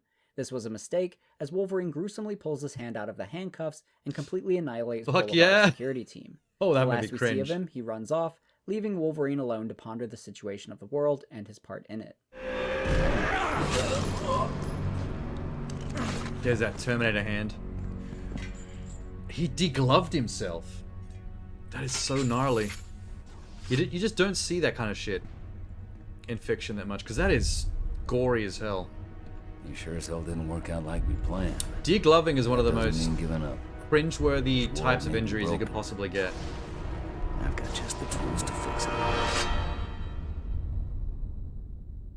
So let's talk about this final cutscene for a moment, because there's a lot going on. First off, we can see that Sentinels have started rampaging around the city, causing a ton of mayhem in their pursuit of mutants. Probably involving Stryker, thanks Silver Fox, story you Days idiot. of Future Past, where this exact thing happens. Sentinels have advanced so much to the point mutants are struggling to compete against them. Day by day, more and more mutants are killed to the point that extinction seems inevitable. I won't get too deep into that story, but it's essentially mutants coming together to try and prevent their extinction, and there are some time travel elements as well. Regardless, it definitely feels like Raven are hinting at wanting to do a sequel and basing it on Days of Future Past. And man, I really wish we got that sequel because I am loving everything about this. The atmosphere is so perfect in these cutscenes, and you really get a sense of the grim, bleak future that Wolverine is living in. We've seen that Raven's design team is extremely talented, especially when they're given the freedom to work on their own original environments, so I can only imagine what they could do with a dystopian future in this setting. The shot of the Sentinels destroying the city is so captivating by itself, leaving a lot of mystery as to what's happened and what can be done about it, that I'm dying to see this story play out. This must also take place after Wolverine has joined the X-Men, so you can only imagine what characters Wolverine might come in contact with during that story, and really, the sky's the limit. Raven really could do so many things with this story and take it wherever they want, and a just from these sequel two to the cutscenes, game. I get the feeling of, this is the Wolverine game that I've been wanting. I didn't get to talk with Chris a whole lot about potential plans regarding a sequel, but he did provide some speculation. Because the game was hamstrung by being tied to the movie, I feel like a sequel to this game that leaves the movie far behind and just goes with this stuff would have been incredible. But I think because of its attachment to the game, it got pulled down, and it didn't get the clout it needed to get a sequel. If only they didn't say yes to being pulled in to turning their game into an Origins film tie-in. If they had just been left alone to make their own Wolverine game that does its own thing based on the comics, I feel like it would have been better received, and it would have probably even got 2 or 3 sequels by now. We're in the dark timeline as far as this is concerned. Yeah, I do think that was the idea, was like, you know, we might just do our own, like, set in the movie universe kind of thing, sequel, like a pseudo-sequel kind of thing. You know, like, the Amazing Spider-Man game is kind of that, right? It takes place after the events of the Amazing Spider-Man. Raven were even suggesting that they were looking into multiple playable characters for future games, which is mentioned in this quote from senior producer Jeff Poffenbarger when he's asked by Videogamer.com about whether X-Men Origins Wolverine will have multiplayer in it. For us, it was concentrating on the single-player experience. Once you start adding things into multiplayer and you're on a 2 years, 4 month schedule, that's not enough time to get both right. That's the way we felt about it. Now we feel like we have the single-player experience right. If we were privileged enough to work on a sequel for this, that would be on the top of our list of other things playable that we need to add characters. to the Let us game. play as like Nightcrawler or something. Videogamer.com then went on to suggest that it wouldn't be as fun Teleport to have combat multiple is hella Wolverines fun. running around, to which Jeff replied, "Totally. Well, you wouldn't be 2 Wolverines. It would be you and Deadpool or something like that. I'm not giving away any features, this is not happening right now, but it would be Sabretooth or Deadpool or something." So it's interesting to think that we might have been able to play as multiple characters in this potential sequel, and who those characters might have been. As exciting as it is Deadpool to and think Wolverine about, is an interesting it becomes idea. immediately depressing when you realize that this never happened, and likely never will. It's frustrating because Raven is extremely talented and are so passionate about Marvel and the X-Men that I desperately want to see them take a crack at a Wolverine game, but with its own original story, the way they envisioned to do for this game before it got tied to the movie. I think Raven still did the best they could to elevate the plot of the movie for the game, though. Like, for example, I admire their attempt to make the fact that Wolverine and Team X more Deadpool are engaging such through the use of flashbacks. big villains to each Typically, other, linear they're origin stories can quite feel kind antagonistic slow of and each boring other. for the I first think half a of the buddy, movie as you watch a character slowly become the hero you like came a to road see. trip buddy kind of Flashbacks are a great way to storyline get of around this problem Deadpool since and they allow you Wolverine, to start the story already as the hero and get the where viewer you're into the action teamed fast up before and you slowing fight things together down in like and co-op, injecting the actual origin into the story. The but they're first just Deadpool really movie shitty is at a each really other good the entire example of time. this. So I think Raven were on the right track with incorporating flashbacks into That the would be a game great as a way idea. to spice up the story. Surprisingly though, I think I actually would have preferred they just stuck with a linear approach. Maybe it's just that the flashbacks work better in movies, or maybe it's just that we flashback too much in this game, but I think it ended up hurting my experience a bit. To start, I think the mystery of what happened in Africa just isn't that engaging to begin with. From the start, we kind of get the idea that Team X is up to no good, and if you've already seen the movie, which you likely have prior to playing this game, the reveal that Stryker is bad is even less shocking. Or at least I think that's meant to be the twist. More than the mystery itself, I think the flashbacks hurt the pacing of the game. They occurred pretty frequently, and often just as I was getting into a level, it would be halted to take me back to Africa. The Africa levels aren't bad and include some really great combat missions, but revisiting that same location so often started to feel redundant. To the I'm point pretty that sure I that's a often wanted to holdover push through them from their quickly to original get back to game the being present turned day and into an continue Origins progressing the game. story. So as much as I admire the idea to use flashbacks throughout the They story, kinda had no choice. they ultimately didn't stick for me, and I think going through this story in a linear fashion might have been better. We would have just had the one level in Africa with Team X, and it would have been a shock to see Mystique potentially killed early on. After Wolverine leaves Team X, we could have seen more of his time with Kayla to build that up a bit before Victor kills her. Then we could follow Wolverine's revenge journey, where Mystique's reemergence would be much more surprising. It's not perfect since it's still following the story of the movie, but I think some aspects might have connected better this way. I also think that Raven could have done a better job at setting up certain story moments. For example, there are a couple key characters that are important to the last level of the game who are really glossed over. Kayla Silverfox is a big one, since we only get a quick glimpse at her character early on in the game, and then she's pretty much forgotten before being a big reveal. Dead. The same goes for Wade Wilson, Insta-death. who can be seen on the helicopter in the beginning cutscene, but he's rarely mentioned and not seen at all really until that final cutscene with Team X, just before his reveal as Weapon 11. Neither of them needs a lot of screen time, but I think they could have been acknowledged more to build them up prior to their big reveal. Yeah, it's kind of shocking There are how other little story Wade there beats in is, the game considering that he's seem the rushed final boss through of the as well, game. especially towards the end of the game, to the point it feels like cliff notes of the movie. If I were to guess, I'd assume it's because this isn't the story that Raven wanted to tell in their Wolverine game, and they're trying to get through some of these movie moments to get us back into the combat, and also spend more time in their more original levels. If that's the case, then I totally understand. This isn't the Wolverine story that I wanted either, and I'm gravitating much more to their original ideas. So even though I'm voicing a lot of criticism on the story, it's not really aimed at Raven, and more that we're having to go through this story at all. If Raven had made the Wolverine game that they had set out to make originally, I have no doubts it would be a totally different X-Force game. outfit, And the in that grey alternate outfit, universe where we sick. got that game, I'm sure I'd be praising its story here instead of hating I don't on remember it. the skins. Just a few minor glimpses I might have we've just had finished make the me game certain and then of never that. come back The to fight it, so against I never the got to giant try the sentinel skins. was a really memorable moment, and I'm still really intrigued regarding what's going on in the future. The Africa mission still stands out to me because I know it was originally planned to be the Savage Land, which would have been 100 times more awesome to explore. There's so many cool places the original I can't wait to story see could how have gone to as MCU well, integrates even if it was Savage still Land focused on into the Wolverine's universe. origins. It's For shocking it example, hasn't his time happened fighting yet. alongside Captain America and Bucky Barnes during World War II, or recreating his first appearance in the Oh. comics where he's sent to fight the Hulk and Wendigo at the same time. That's happening though. Earlier in the year, not this year, last year, they introduced the fact that they were making a Black Panther and Captain America game that was set in like World War II, I think, which is not Wolverine, but essentially the idea that he just said minus Wolverine is actually happening. It'd be great if they actually ran into Wolverine during the story, actually, because he would be around at that time. Or his time in Japan. The story really could have explored some exciting moments in Wolverine's The Japan life. stuff would be So great. overall, I'm frustrated that Raven's game was shanghaied and turned into a movie game for a quick cash grab, and we probably lost out on one of the best Marvel games ever because of it. I think Raven clearly shows a lot of passion It still for the is, character though. and the Marvel It universe. would have been way so to better, see them stuck even, with this story is but really disappointing, and I they can't help but to somehow imagine still made what one of the game we best would have Marvel received games ever made. otherwise. That being said, I want to next discuss the area that I think is the strongest in the game. So let's dissect and celebrate the best aspect of X-Men Origins Wolverine, the gameplay.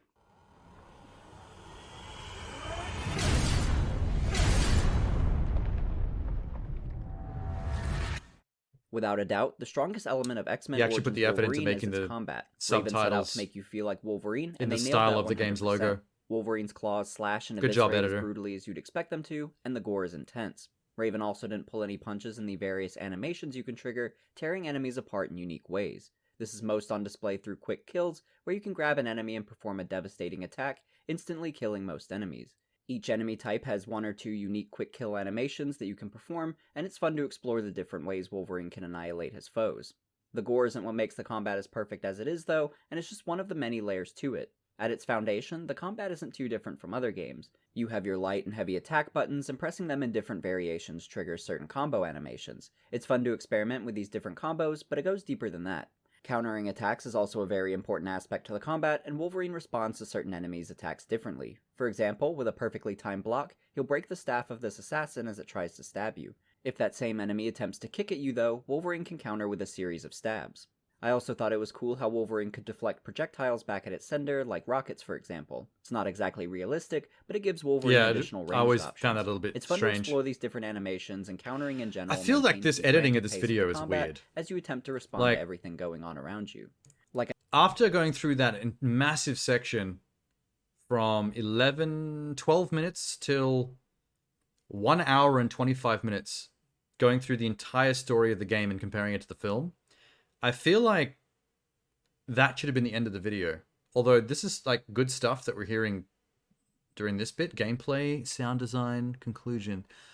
I feel like the gameplay and sound design we're going through now should have been done earlier, before he went through the entire storyline of the game and film like he just did for like an hour.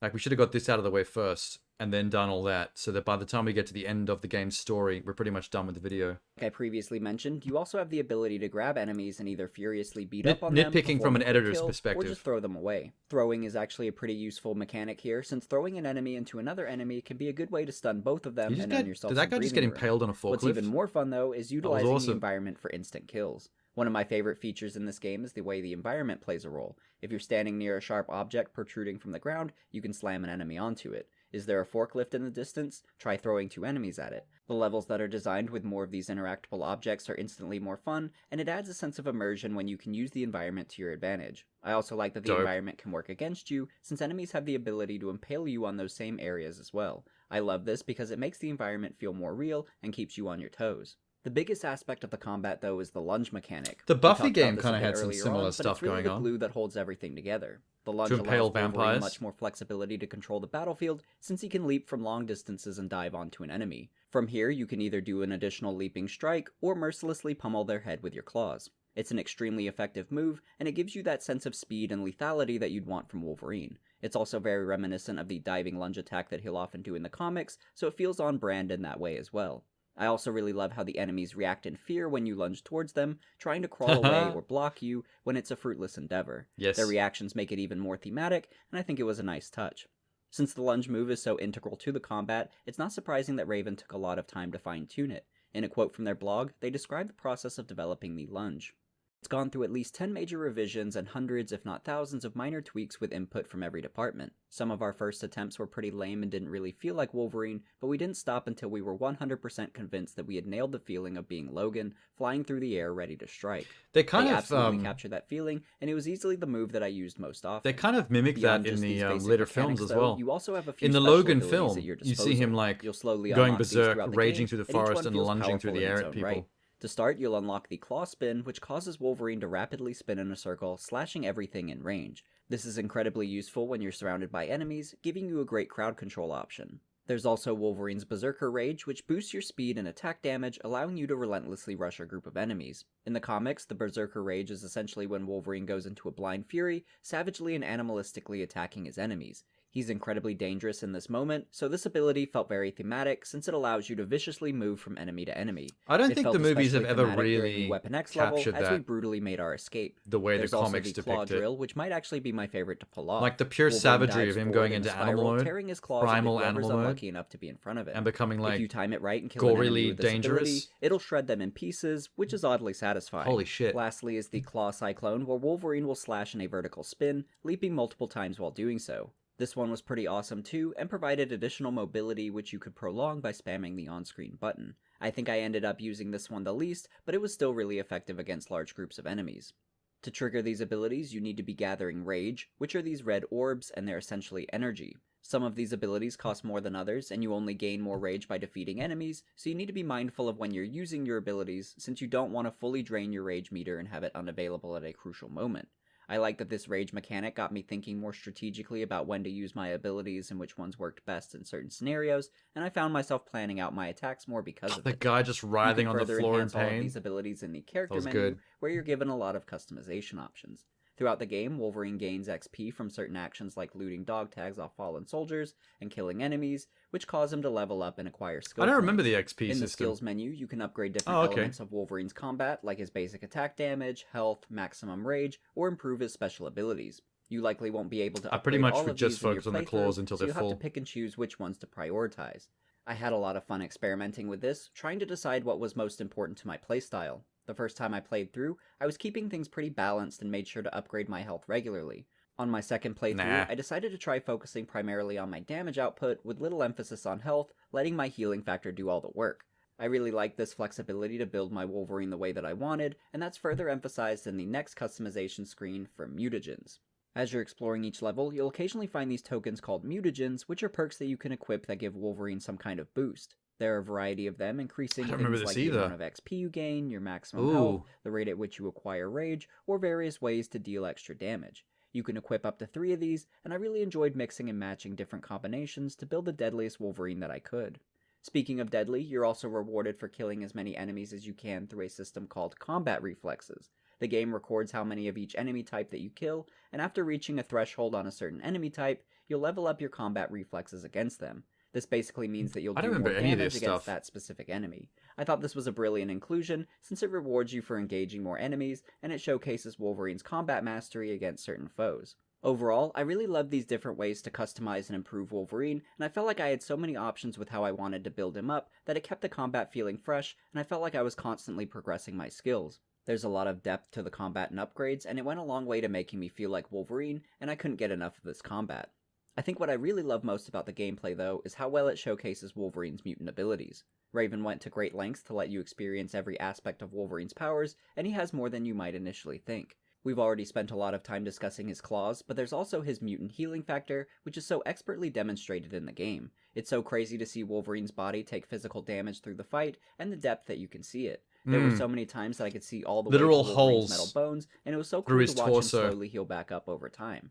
The damage is so detailed that you almost don't even need to look at your health bar, since you can physically see the extent of the damage he's taken. I know this took Raven a lot of time to develop, but I think it was worth it because it's so innovative, and it really demonstrates just how indestructible Wolverine is. Believe it or not, his unkillable nature actually served a problem for Raven because it raised the question, how can the player fail if their character can't die? In an interview with senior producer Brian Pass by WorthPlaying.com, Brian details some of the ideas they had for Wolverine being defeated. The way that we play it in the game, we actually went through a number of iterations in the design. He gets incapacitated and then he gets captured, maybe do a mini game where he's got to escape. He would appear to be dead and all the soldiers would go away, and he would heal and then he'd be able to stand back up again and fight and restart again. None of the options we explored really fit into the game design really well, so we just made the conceit that he can take enough damage to where he becomes incapacitated and thus fails his objectives. Although some of those ideas It's the same do sound problem they pretty have with cool, the Superman especially the games escape that they try to minigame, make. I think they were right to just If go Superman with is the, "You failed the indestructible, mission" kind of how do you penalty. make a game? It's quick and to Because the point, nobody can and I just never had a pummel him into problem with it. submission. Still, it's interesting to hear how the developers attempted to address the problem. Superman of an unkillable Returns on the character in a Xbox 360 game. was the only game Going I've ever back to how played some that of had a Wolverine's good, other abilities were a demonstrated, good idea I want to of point how to out get how around Raven that. showcased his enhanced senses. Wolverine actually has really sharp senses, almost on the Like level having of Metropolis Daredevil. have a health Most bar, but notably, not he has Superman enhanced himself sight was and very hearing, clever. as well as an excellent sense of smell. In the Infinity War comic, Daredevil even theorizes that Wolverine's sense of smell might be better than his, which is pretty impressive. There's also a great line during that final Team X cutscene where Wolverine mentions being able to smell a lie, which is something he can do, and I think that was a great detail. He says it came from the sky. He's telling the truth. Shut it, Logan. You don't speak the language. No, but I can smell a lie.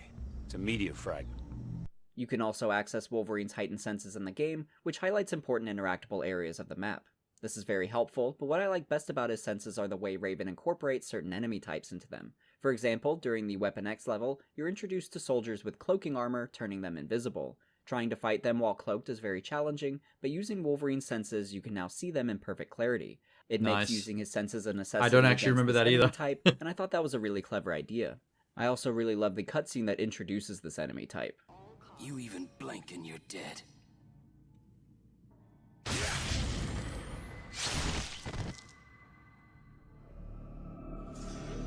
Your friends use too much cologne. The enemy types in general are another area that I think Raven excels at. New Banter. enemies are constantly being injected as you progress the story, and they all play differently from each other. Machete This Master. keeps the It seems a combat little fresh weirdly and ensures that the racist, player is actually. being challenged in new ways. Machete For wielding example, tribals. these guys with a cybernetic arm and shield who you have to stun before being able to damage them. Or these evasive assassins with the bladed staff who can counter your lunge attacks. In some of the later Africa flashbacks, you'll also encounter other mutants, one of which can That looks trap like you a in a laser teleporting field, Black limiting your Panther. movements. The list goes much further Oh my than god, that, they but I look like just wanna female call Black out Panthers. How excellent I think the enemy variety and combat progression is in the game. I never Oh, felt like man. I was getting too comfortable with one particular enemy, and I think that the pace at which new enemies were It's like if integrated was Silver expertly Surfer was done. combined with Along the same female line, Black Panther. I think Raven really succeeded with their boss fights. We just recently discussed Batman Arkham Asylum. They're in the my jungle, last you use machetes to retrospective, clear and the as perfect brush. as that game No, is, it's not the I mentioned fact- how the boss fights were a weak point for me. It's not the fact that they're just carrying machetes. It's the fact that they're literal tribals. They're they're like brown-skinned dudes with like tribal war paint and like bone piercings and all kinds of stuff running around with machetes. It's like, oh, okay. I thought we were just fighting mercenaries and stuff, but I guess we're clearing out the locals as well. I feel the exact opposite here in Wolverine Origins, though, because the boss fights were always a highlight. Each one felt unique in its own right, and they were all extremely memorable. I don't think I ever a big questioned reason like for this what was how each of them enemies used the were environment in what and exciting why. ways. It's just in the Blob fight, it's a for game. example, If it's someone so comes at entertaining you, to you watch chop the them up. grocery store aisles get demolished as your battle spreads further. This is such a throughout good it. boss fight. The Gambit fight featured similar environmental progression, as the letters of the signage would be destroyed and removed, causing your interaction with that environment to change. The transformations of the arena made it feel like your battle was having an impact on the world around you, and that things were only getting more and more chaotic as the battle progressed. I think the challenge of these boss superheroes fights and collateral felt properly damage go tuned as together. well, since these enemies all felt difficult but not overwhelming. I felt evenly matched, but at just enough of a slight disadvantage that I had to focus and put in legitimate Very effort well. to defeat them. Sabretooth is a great example of that, peanut since butter you and essentially have celery. the same abilities, but he's so aggressive that he won't let up on you. You have to match that aggression and think through how best to counter him, and I thought that was a lot of fun. There's still one other really challenging opponent in the game that we haven't discussed yet, though, and it's yourself. While playing through the story, you're incentivized to explore off the beaten path for collectibles. We mentioned mutagens and dog tags, but there are also action figures. These action figures correspond with unlockable costumes, and if you collect 2 of the same action figure, you now have the opportunity to earn that costume. That's right, you don't I get don't the remember outfit this right at off all. the bat, you now need to fight yourself really to don't earn the remember right this. to wear the suit. I thought this was such a cool idea, but I definitely underestimated its difficulty. Walking into this first fight, I thought I was the best there is at what I do, but pretty quickly I was humbled to learn that I wasn't as good as I thought, as the other Wolverine was whooping my ass with abilities that I didn't even know were in the game. This was still a lot of fun though, and the extra challenge made overcoming the fight all the more rewarding. These suits are really Nice. badass and nicely detailed too. There are only 3 in the game, but each Oh, one they looks phenomenal. they showed that the first earlier. one is his brown and yellow. They showed the hatch from Lost Easter egg. They showed the Frostborn sword from World of Warcraft with the dead guy lying next to it with the little exclamation mark above his head, the gold quest marker exclamation mark. And they showed the portal reference. There's an Easter egg of the cake is a lie in a hidden room in the science lab. They only showed those 3 Easter eggs though. I'm not sure if there's any more. Yellow suit that he started wearing in Uncanny X-Men number 139. We also get his iconic classic blue and yellow suit from his early days in comics, Nice. starting in giant-sized X-Men issue number 1. Lastly, we get his X-Force suit, a relatively new suit at the Nice. time, only premiering about a year before the game's release. That I've comic got was the, X-Force Volume 3 number 1, X-Force where comics. Cyclops I've got assembled those a team on of my the shelf. X-Men's best trackers and killers who could cross the lines that the X-Men couldn't, and Wolverine was their leader. This might be my favorite suit in the game, especially due to the glowing red eyeliner. I got the X-Force series after that as well. That's got Deadpool in the So team. even though the quantity of outfits is low, the quality of them is very high, and getting to play through the game again with them equipped definitely added to the replay value for me. Speaking of replay value, there was also an arena mode for the game, but disappointingly, it was inaccessible for Unfortunately me. for me, In the unlockable costume skins challenge is not screen, enough There's another option that just to says make me want to lock, play a whole which game is supposed again. to be for that arena mode. But, you know, Annoyingly whatever. though, it was only obtainable as a pre-order bonus from GameStop back before release. Later Lame. on, the arena mode was eventually added as a purchasable Gross. DLC through PlayStation and Xbox marketplaces, but I believe the game and its DLC has since been delisted due to licensing, so you just can't get it. I'm not aiming this complaint against Raven, just more so at the industry for making parts of a game pre-order exclusive when you know they would have just been a normal part of the game otherwise. Gross, so I was really bummed out that I couldn't try the arena mode for this video, and I imagine that mode if it of the was still game is accessible, now that lost it would forever. provide a lot of extra replay value and would be with a great way just to a engage big further locked with this game's symbol superb on the level combat. select. But overall, the combat and That's gameplay was the disgusting. biggest highlight for me. Raven expertly nailed what it is to be Wolverine, and they gave you a variety of ways to embrace those abilities. When everything comes together and you get the speed and viciousness of Wolverine, you really start to feel the adrenaline and excitement of the combat. You really feel like the unstoppable, animalistic force that Wolverine is, and I couldn't get enough of his gameplay.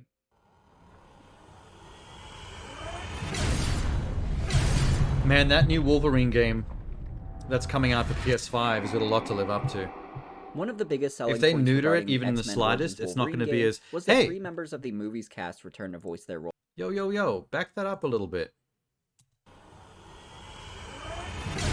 Yeah. Just go.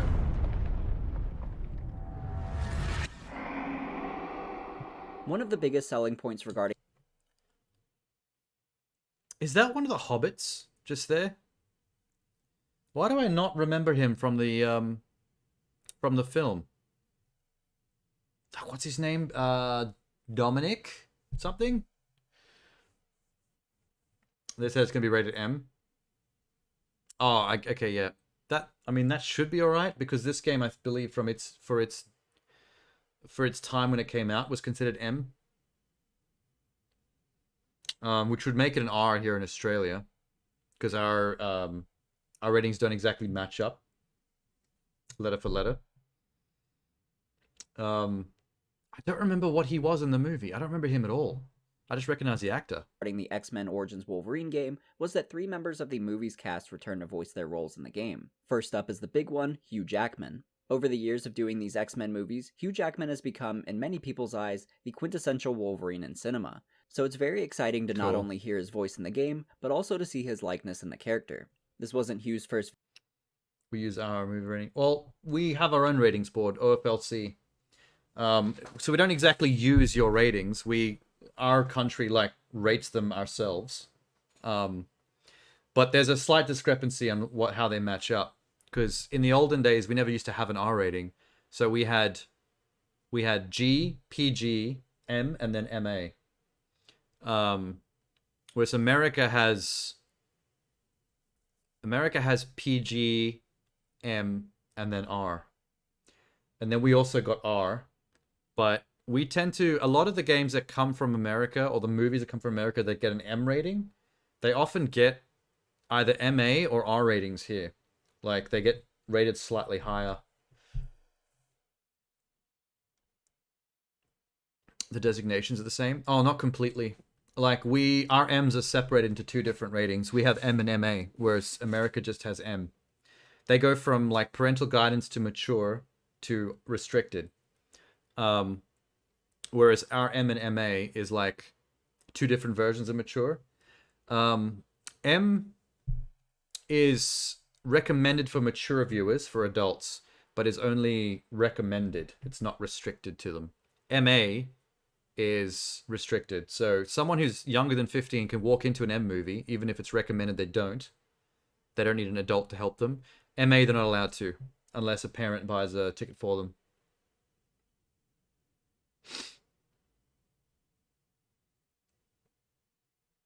You're not understanding? Well, what are you trying to say then?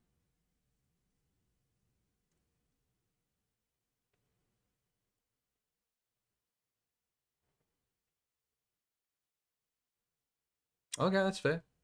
Yeah, that used to cause us problems in the before R days for games, though. We'd get games that would just straight up be banned, and I'd have to import them from Europe or New Zealand. Or occasionally we just wouldn't get a game because they wouldn't want a certain drug reference in it. Because even with an R rating, they're like, we don't want this game to allow you to use a real world drug, like morphine or crack or something. Which I believe has caused some games that, like Fallout 3, I think, they changed the name of one of their drugs to something that was a made-up name, whereas before it was like a real-world drug name. And that change was done worldwide. Like every version of the game was changed because of Australia. But no content was removed. They just changed the name of the drug and that was it. But it was still scary that one country like Australia could make a developer change something for everybody. Video game voice acting role, though, as he'd previously voiced his characters in other movie tie-in games, Oh such my as God, X-Men: really? The Official Game. Man, Hugh and Jackman's Van really Helsing. down. We also have Liev Schreiber. It also reprising shocks me his that role that as Van Victor Helsing Creed game was made by Sabretooth, Sierra. And will.i.am as John Wraith. Seeing these recognizable faces and hearing their voices is always cool at first, and certainly helps with marketing the game, but I can't say it actually elevates the quality. As we've been covering more of these movie tie-in games on the channel, it often feels like the they movie do actors long give videos on this performances channel. that feel somewhat lackluster compared to the Like, rest every of the video cast. is an hour and a I don't half. know if it's because some of Minimum. the actors feel like voicing the game is just an obligation that they need to get out of their way so they can go back to focusing on the movie, or if voice acting is just a different skill set.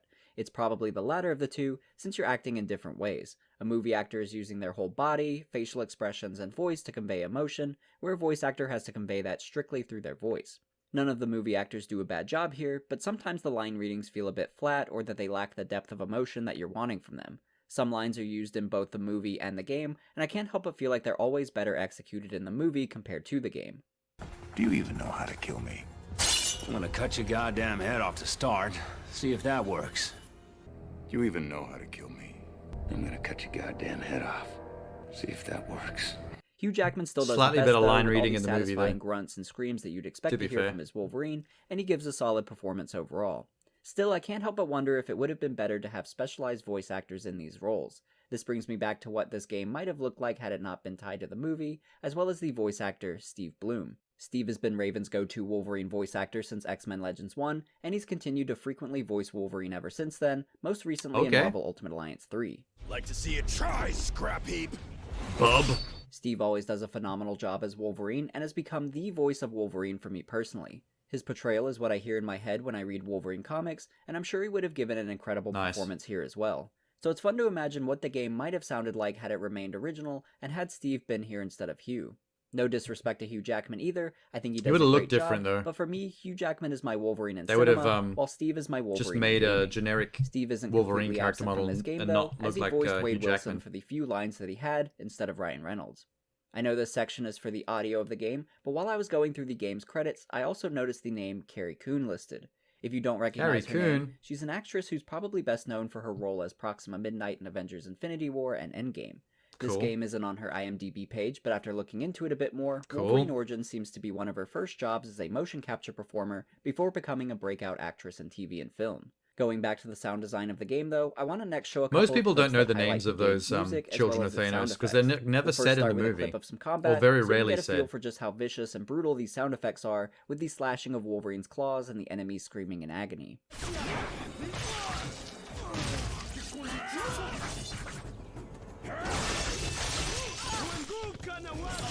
The gore sound effects are so good. The slicing and the juicy meat blood noises are satisfying.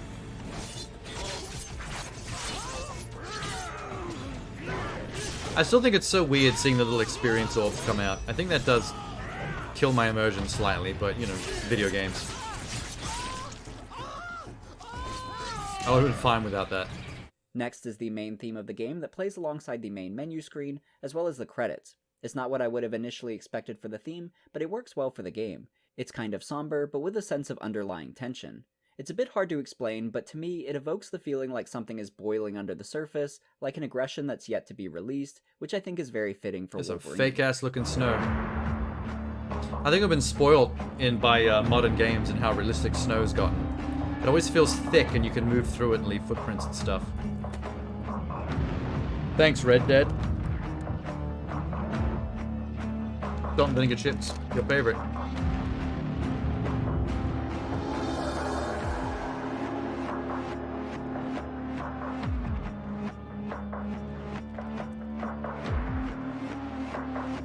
Oh, good idea. Right as I started Lastly, eating salt I and want to play vinegar. a clip from one of the boss fights in the game, in this case, the final Weapon 11 battle. I like this theme a lot because it feels very tense and epic with the choir, and the tempo feels more upbeat, which adds to the momentum.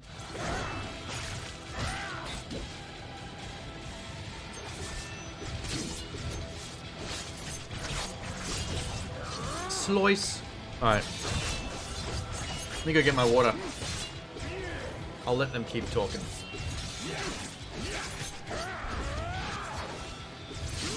Any other surprises up your sleeve?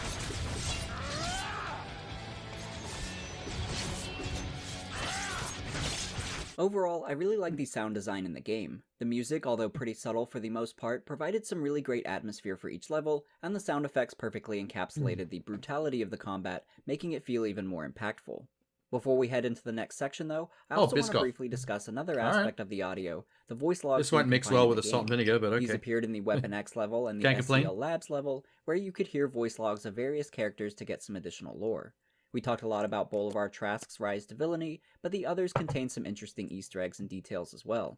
For example, in one of the logs, we learn that Representative Kelly needs more mutant test subjects from Stryker, but he's unsure if Stryker will provide them. As compensation, Kelly offers Stryker the location of a school that he's learned about, doubling as a testing ground for mutants. This school is a reference to the X-Mansion, home to the X-Men. Professor Charles Xavier runs the school as a way to educate mutants not only about science, math, and history, but also how to control their powers. BDSM Charles Xavier? In another audio file, Carol Frost mentions how she's been looking into Dr. Cornelius, the scientist tasked with putting the adamantium on Wolverine's That's why I did it. She found out that Dr. Cornelius's scientific theories about mutants aren't his own ideas, and are instead based on the works of Nathaniel Essex. Nathaniel Essex is a mutant geneticist who would later become the villain Mr. Sinister. Yeah. There's also this audio file, which includes references to 3 popular X-Men characters. All I have to do is look in the newspaper to verify that mutants are a very real and present danger. There's a It kind of nullified this salt and vinegar. I can't taste the salt and vinegar anymore. Cookie batter is a There's even a young woman good in nullifier. Africa who can control the weather. Potential threat indeed. These audio logs were I guess it's anything I thought buttery. they were pretty cool to discover. Not only did I Overtakes enjoy the the taste Easter eggs buds. they contained, but also the overall lore, which helped to fill in some story details and provide further character development.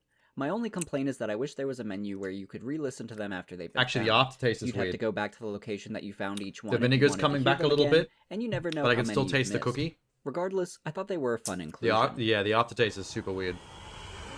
I don't know how I feel about that. Oh my god, it's almost done. It's been a while. X-Men Origins Wolverine is without a doubt the best Wolverine game currently in existence. I think that's undisputed, at least until Insomniac releases their take on the character. Regardless, I really want to They celebrate have what Raven such was a able job to ahead of accomplish them. with this game, I don't- and how they managed to make I'm Wolverine not- come to life. They really nailed the feeling of being Wolverine, including how gruesome a I'm fight not with him would truly jealous be. of Insomniac's Selling job the right idea of now. an M-rated superhero game was likely not easy. The and bar I really is respect high. that everyone involved agreed to roll the dice and create a game that's true to the character. And I think But then the game again, is when all they the made better their own for it. Spider-Man game, You the also bar get a for great that was sense of also just how high because passionate the Spider-Man team at 2 Raven on the were for this PS2 character and their goal was to the do best injustice. Spider-Man game ever made The fact that for they a were long able to do time. so also speaks to how talented of a team and And they studio nailed they it. were.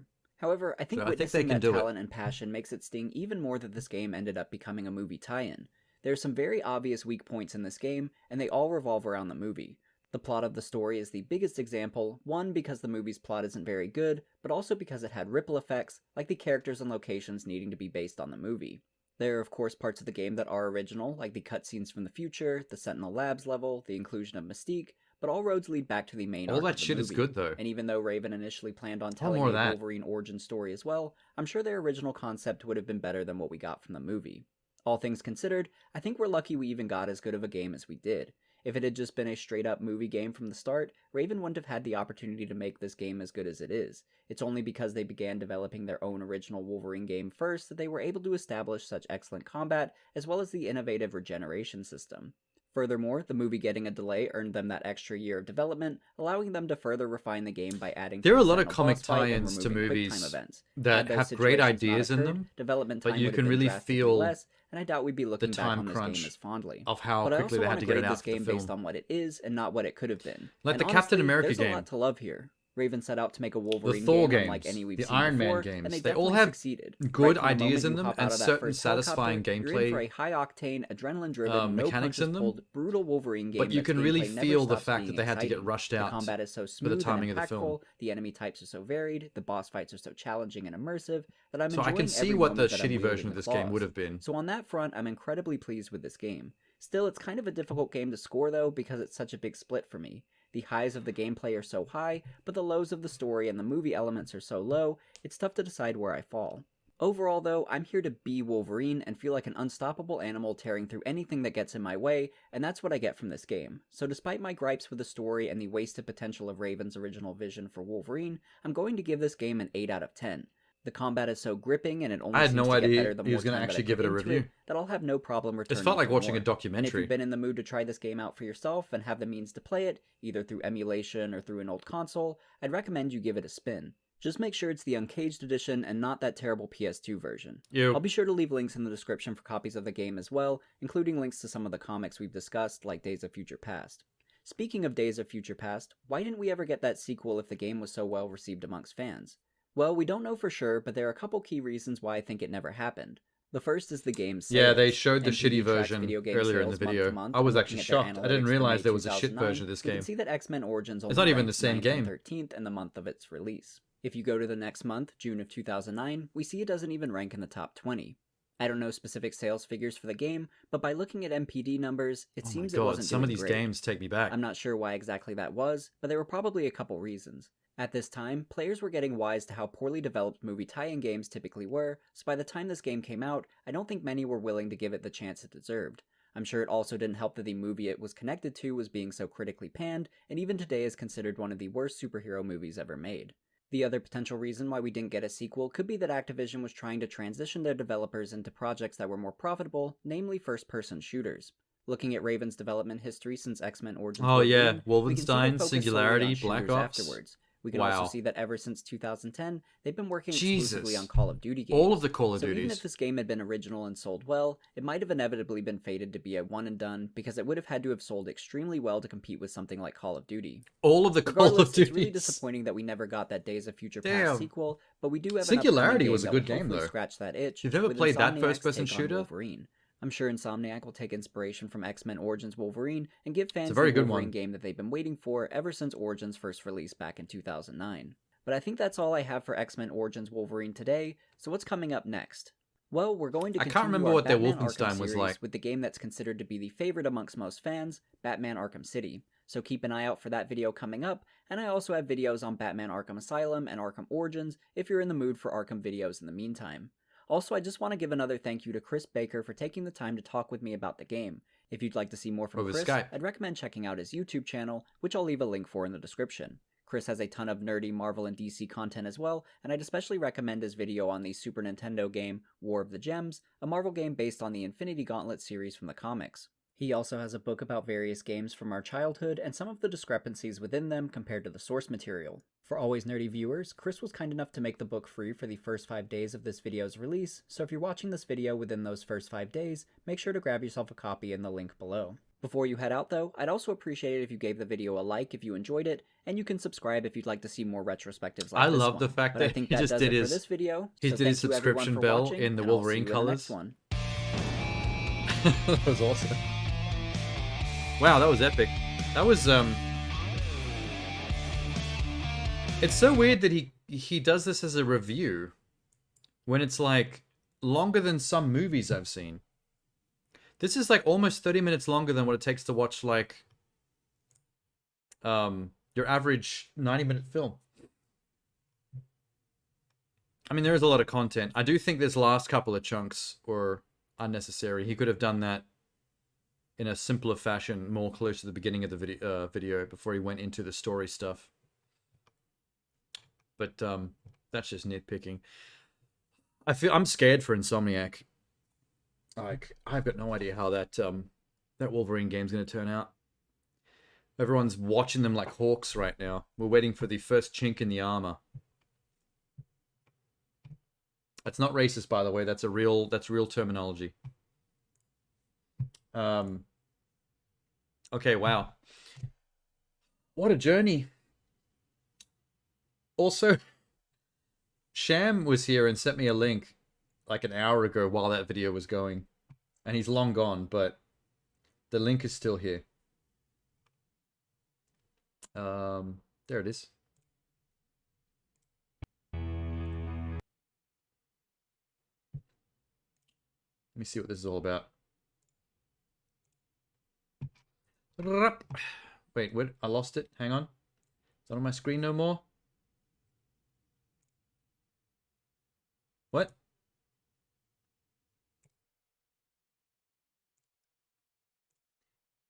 Okay, I might have accidentally closed it. Let me try that again. There we go. Fixed. Dead Space 2 feels like a new game. Oh, for a second I thought they were going to talk about their remake, but they actually mean Dead Space 2. Was it really that good? I wasn't as impressed by 2. I think because I liked number 1 so much that I don't feel like 2 did enough different, but it was still good. So I'm curious what this is about. Did you know there are almost no cuts, like camera cuts, over the entire length of Dead Space 2? I did not know that. That's actually not quite true. There are a couple times Isaac gets knocked out in the game's many hours, and once he's thrown through a wall. But other than those diegetic breaks in the action, the whole dang thing is one continuous shot, in dark station hallways and hallucinations and the vacuum of space. There are, in fact, sequences in which you're pulled through all of these environments in the span of minutes or even seconds, scrambling through a mix of rubble and zero-G and nightmarish creatures. It is wildly impressive.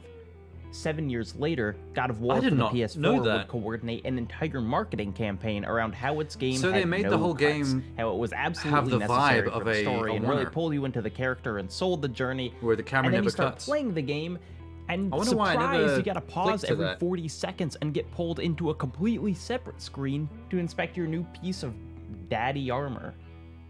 Dead Space 2 completely works around this issue. Everything, your HUD, your inventory, your map, is in-universe and contained within one continuous camera shot. Characters video call you on a little pop-up that very projects cool. out of your suit. Even the storefront I actually is a feel bad that I holographic never display actually noticed that unfolds before. in front of you. I think about Dead Space Gotta give 2's Dead Space camera 2. a lot, because it serves as a neat little microcosm for how the game lives in my mind, even a full decade after its release. Seamlessly, and without a big fuss, it pulls off a magic trick that I just haven't seen matched since.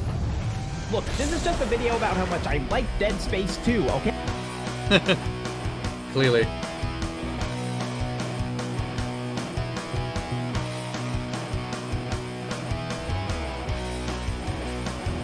I still feel like as a contained experience, though. Can we be done with the music? Thank you. I still feel like as a contained experience, I It'd like be an Dead uphill Space battle 1 to better, claim that but Dead Space 2 is a better pure horror game than its predecessor. Yeah. And I'm not even going to try. Dead Space 1 is a masterpiece of genre game making. For instance, the locale of the first title is the USG Ishimura, a planet-cracking spaceship that protagonist that Isaac Clarke explores every inch CG of. model The engine has rooms, a terrible the hair texture. asteroid-blasted hull, the bathrooms. I remember reading the Game Informer review of it where Andrew Reiner wrote that he, quote, wouldn't be surprised if the ship was modeled to be fully functional. I love that line. You do get to that an even vibe, higher though. degree than I the agree. blue-collar space world of Alien, everything in Dead Space feels functional. The suit that you wear is clunky and slow and looks like it weighs hundreds of pounds. You punch and stomp with the desperation of a guy out of his depth, not a trained killer. Dead Space also unfurls its horror slowly. Although you'll be running from monsters in the first couple minutes, the psychological transgressions that make up its most memorable plot points only seep in many hours later. It feels a little silly to say this about a game in which you blast off limbs with a modified mining tool, but Dead Space is classy. It's refined. It's like the Classy chef's is a choice at weird word to restaurant. describe it. Each ingredient chosen I would never have chosen to use the word deliberately and classy. rationed appropriately. Dead Space 2 is the whole fucking menu. Now, the comparison that's so obvious I'm loath to even make it is the classic Alien movie progression. Ridley Scott's Alien is slow and often understated, and the whole thing is about like one alien. And then James Cameron's sequel is... And this is often how Sure horror is. sequels go, given bigger budgets and reaching for broader audiences. And yet Dead somehow Space they were 2 both good. Is definitely that. But as much Alien-style bombast as it has, there's also the spooky catwalks and creeping dread of Alien. And hell, it even has the equivalent of the cesarean scene from Prometheus. I told you, it's a whole fucking menu. Let's start with the don't remember environment. what As he's I talking said, about Dead there. Space 1 is confined to a single ship. A very big ship. I think I've forgotten granted, a lot of but the plot just to Dead one. Space 2. Like Reiner said in that review, the ship is immaculately constructed, with all the giant machinery and little corridors that you'd expect from a glorified mining rig. However, maybe the gamiest part of Dead Space 1 was how segmented everything was. You get on a little tram car, ride to a level, do everything in that level, and then leave on another little tram car. I heard that the new Dead Space Perfectly remake fine actually for a game fixes divided that. into chapters, it And gives makes it it a more fairly predictable cohesive pace. and open world feeling. But Dead Space 2 takes place all over this residential colony called the Sprawl, a place way bigger and way more varied than the ship of the first game, and partially due to its commitment to keeping everything in one continuous shot, travel between each location becomes just as important as the location itself. In fact, it becomes my favorite part of the game. For instance, early on, you're on your way somewhere, and so, just like Dead Space 1, you step on a train. But this time, clearly in response to our expectations, the train starts moving, and there's no fade to black. We stay on it. Predictably, and then all aliens sorts come. of monsters start crashing through the train windows almost immediately. It's kind of like taking the safe room in the save room in Resident Evil, and then turning it into a place where zombies can actually get you. And so our significantly more agile than in the previous game protagonist jumps into the air and rockets towards the front of the train, a seconds-long sequence that still includes dodging flying debris and a seriously compelling depiction of speed, and then, just when you think you're back on stable train, the whole thing goes off the rails, ending with you hanging upside down, disorientedly shooting at dudes, and then having the whole damn car go smashing down behind you. Action-packed, man. Really isn't that different from an Uncharted sequence or something. Look, yeah, for real. Everyone loves trains. If I put a different musical track under this, I could fool you into thinking it's a completely different genre. But the fine line that Dead Space 2 walks, the reason I think sequences That's the one like thing this that work Uncharted so well does probably better than is any that it other holds on to the franchise tension, is the those vulnerability cinematic of a set horror pieces game. that feel like you're in There's the middle no of music like a in this sequence, by the way. big It is budget solely action movie. Screeching metal and heavy breathing, Like and no one does thrums it of better. an enormous station. You don't get to jump on a turret and shoot down a helicopter as the finale. You're hung from your foot while monsters breathe down your neck. And I point this out just to be cheeky, you did this 2 years before The Last of Us did the same thing. This isn't my favorite set piece of the game. It's not even in the top 3. More on that later. But then the it's train been is, even longer I since I think, played Last of a Us. very good example of what Dead Space 2 is and isn't doing within its genre. The focus of the horror here isn't scares, per se. I would not say I was frightened while doing any of this. But even within these bombastic segments, what it preserves is the survival part of survival horror. Getting swiped by the flailing arm of a necromorph means using a health pack, and you might only have 2 of those, and who the hell knows what's going to be through the next door. Even with the heightened action of Dead Space 2, resource Oh, those little scarcity is babies! a I remember those constant. things. And this Those are brings fucked us up. to the core gameplay. Also, these raptors that hide behind which is corners also and the peer at reason you. I can't stay away from this thing. That was okay. Dead Space 2 understands the. That was a clever addition to Dead Space 2. Because it isn't as scary on a moment-to-moment basis as number 1. It's more action-packed, but those raptor-like creatures that you can hear chittering, that actually hide around the room, and you can catch them peering around things at you, and will get you like in the back when you least expect it. Mint game design. I don't know how they designed the AI for those things, but they're freaky as to fight. The babies are not that interesting to fight. They're just freaky looking. But you can like punt them around the room. Also, the thing he was saying about the action scenes, the set pieces, like that hurtling to the training and ending up hanging upside down in like one continuous take. There's a moment in the Buzz Lightyear movie that gave me that vibe. And it was probably the coolest moment of the movie, but it's such a brief snippet. It's a section where he's trying to escape the station to get away from... What's that guy's name? Zurg? Forget the name of the villain.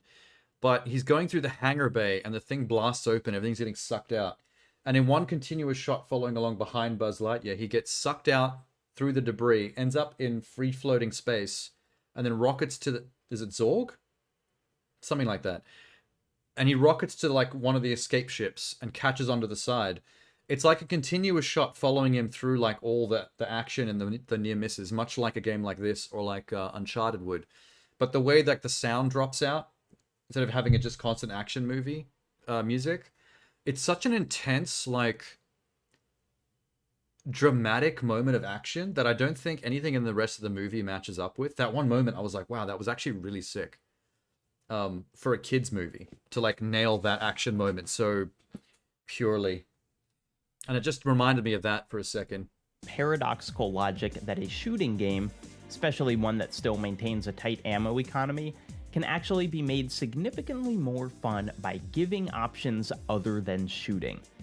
A huge part of why Resident Evil 4 is so fun to play Oh shit, here we go again. is that you can dispatch a guy by shooting him 6 times, or you can take out the same guy by shooting him once, running up, kicking him over, and then smacking him while he's on the ground.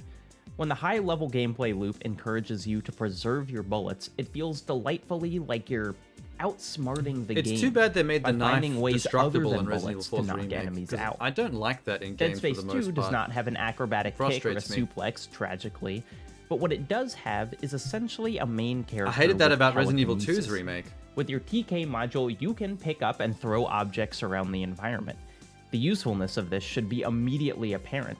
Instead of using one of your 12 plasma cutter rounds, you can instead pick up a gas canister and hurl it at a dude. This gets even better, though, That was a when you time realize that every vortex enemy canister? in the game is essentially made of Not a gas spiky canister? bits.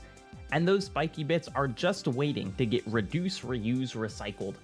So when you see a necromorph with razor-sharp arms charging at you, you can shoot off one of those arms, pick it up with telekinesis, and throw it back at him, impaling him to a wall.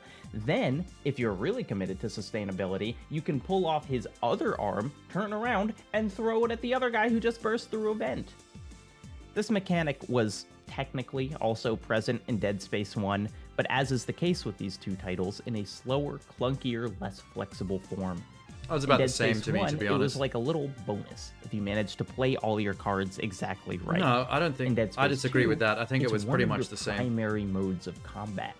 If you want to make it through, you need to forcefully return I mean, I limbs pretty to their much did this original throughout the owners. entirety of Dead Space The difference 1. between the two games highlighted again. Does being empowered make the game scarier? No, it does not. Does it make it more fun? Oh, buddy. Yes, it does. And, as evidenced by how deranged I probably sounded describing ripping the limbs off one monster to impale another with, I think this gameplay still works for the particular tone of horror that Dead Space 2 is going for. We're watching the hero prevail in a truly grotesque way, make horrifying decisions that are necessitated by the situation Which he I finds guess is himself what- in. Oh, Dead that's Space those 2 babies, isn't man. quite full Evil I Dead, guess that's what but there Callisto is a bizarre Protocol was mix going of for as glee well, and but disgust that for comes whatever from reason, slowing people down a weren't feeling it. necromorph, planting a mine under their feet, I can't and tell you watching why, 'cause all I of their never limbs played it. fly off in different I directions. will someday. The particular brand of violence that makes this game so viscerally satisfying to play would feel disproportionately gross in a non-horror environment. Another symptom of not quite scary, but definitely still horror that runs through the combat is just a general air of desperation. One of the cooler moves you can pull off is shooting out a window in the space station, instantly depressurizing the room and sucking everything out into space, Sick. including you, unless you're quick enough to hit the button to seal off the room again. This is similar to the old dismemberment telekinesis trick in that it's a clever way to save ammunition, and it's also similar in that it's conceptually terrifying. Shooting out the window is a ludicrous move, made only reasonable by just how hopeless your situation is. I think that's why I got confused, because when I said Zerg, in my head I was thinking of the spelling of Z-E-R-G, which is actually the alien species in StarCraft, so I thought I was getting it wrong, but technically I was saying the right word, it's just got different spelling. That desperation extends further than the minute-to-minute combat, too. As I hinted at before, all the excitement of the train sequence doesn't hold a candle to my Although favorite technically set it's piece of just the Buzz game, Lightyear again. the Halo jump. If you've seen that movie, To you'll give you the briefest you'll possible know the plot story twist. setup here, Our main character, Isaac Clarke, is trying to survive very with 2 attractive. other people he met on the station. I think Isaac, she dies. the ever-eager engineer, went to fix some in the next solar game. panel array on the other side of the station, but while you're there, you get a terrified call from one of the other survivors. Those things are still heading towards the transport hub. They're wrecking everything in their path. Also, she's Australian. Get to the hub. I'll meet you as soon as I can. They're all I Australian. really like this beat. Fixing a solar array isn't particularly stressful on its own, but that call adds a whole new layer of anxiety. Even if you're fine, you have to go as fast as you can. it's a bit because loud. Other Hang on. people might not be. There we go. But it's It's what probably better. happens next. A ludicrous move in a hopeless situation that I've been thinking about for years. You charge back through the airlock, get one more despairing call, You'll never make it down here in time. I'll be there. and then throw yourself into an ejector seat, which Oh, in I remember one this. continuous shot This is a good one. That was fastens a really you good in, bit. rotates, and catapults you into the vacuum. Why does this device even exist? Fuck yeah. Once again, just like Every Buzz time I Lightyear, the return way to the Dead sound Space drops out. 2, I worry that this scene won't hold up to the absolute pinnacle I've placed it on, and every time it still outdoes my expectations. Where do we even start? Okay, so as I mentioned before, this game takes place almost entirely on a colony called the Sprawl.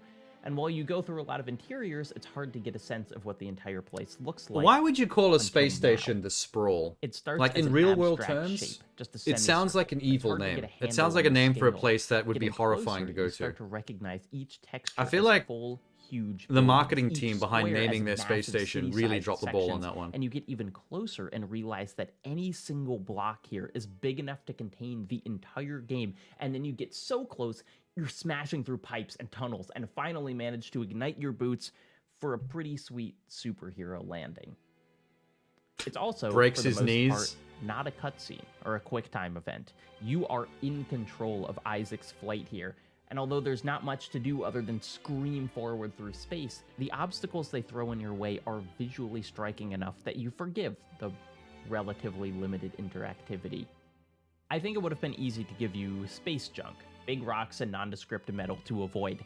That is not what Dead Space 2 does. Instead, each thing that you dodge past feels impossibly detailed.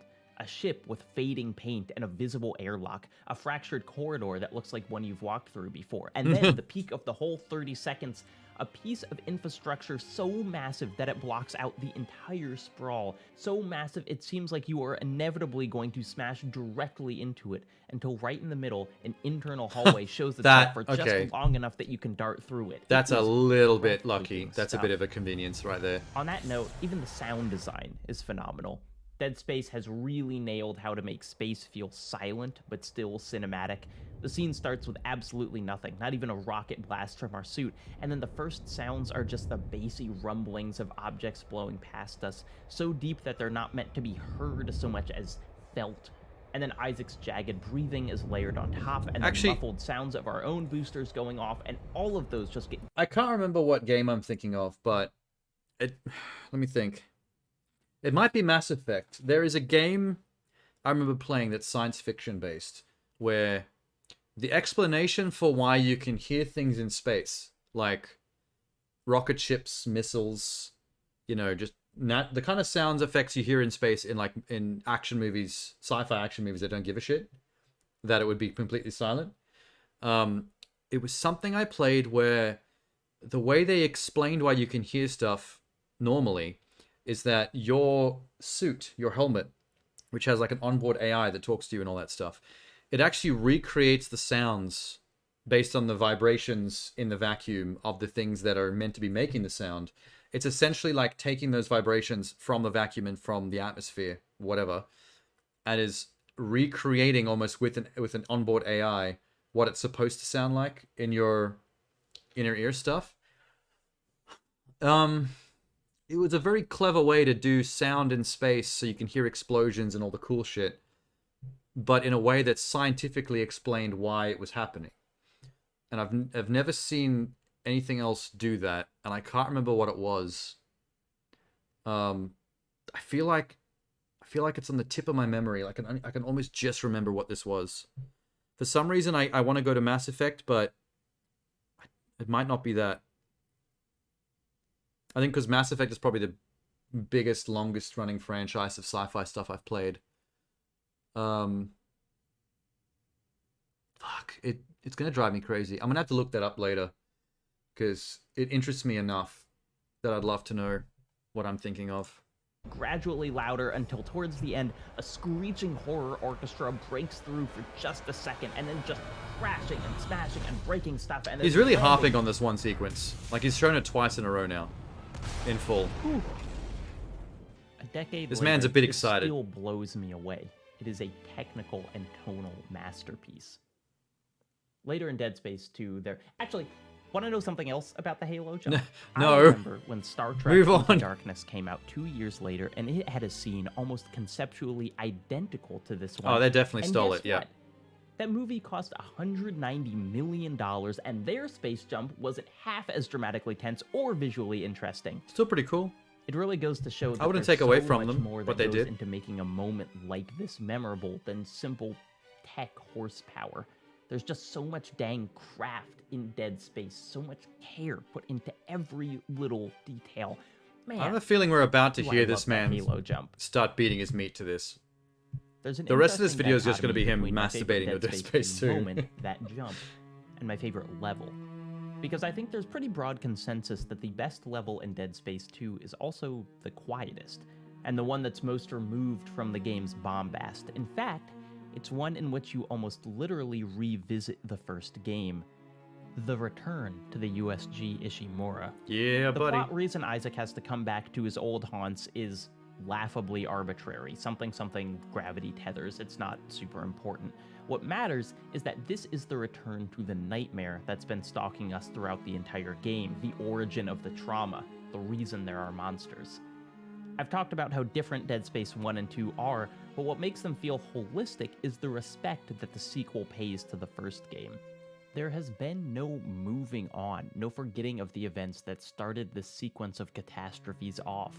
To have the Ishimura docked here, to have to walk its halls once again, is a manifestation of what's never been in question. Isaac can't shake himself of this place. And for the first achingly long minutes, there's nothing.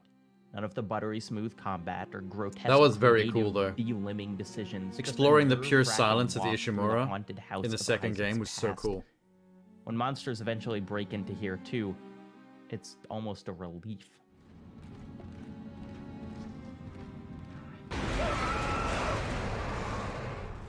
I wouldn't call it a relief. The fact that Dead Space I wouldn't go 2 that far. can pull off both the Halo jump and the return to the Ishimura within hours of each other speaks to the seemingly impossible tightrope this game walks. It is a roller coastering action game with deeply satisfying combat and creative encounter design, and a sometimes cheesy but often very effective horror story, all wrapped up in viscera and genius level UI design. It is eating the entire menu and finding out that somehow every flavor works in harmony with every other. It is in many ways Man, the sequel to Resident Evil 4 the I character always models back wanted, then, and even though I've played especially great their horror hair games texture, and was great action games in quite more dated compared to the recent rest of the years, game. The game had still great delivers graphics for its something time, but I there's haven't something been about the able to get a hold character's of since.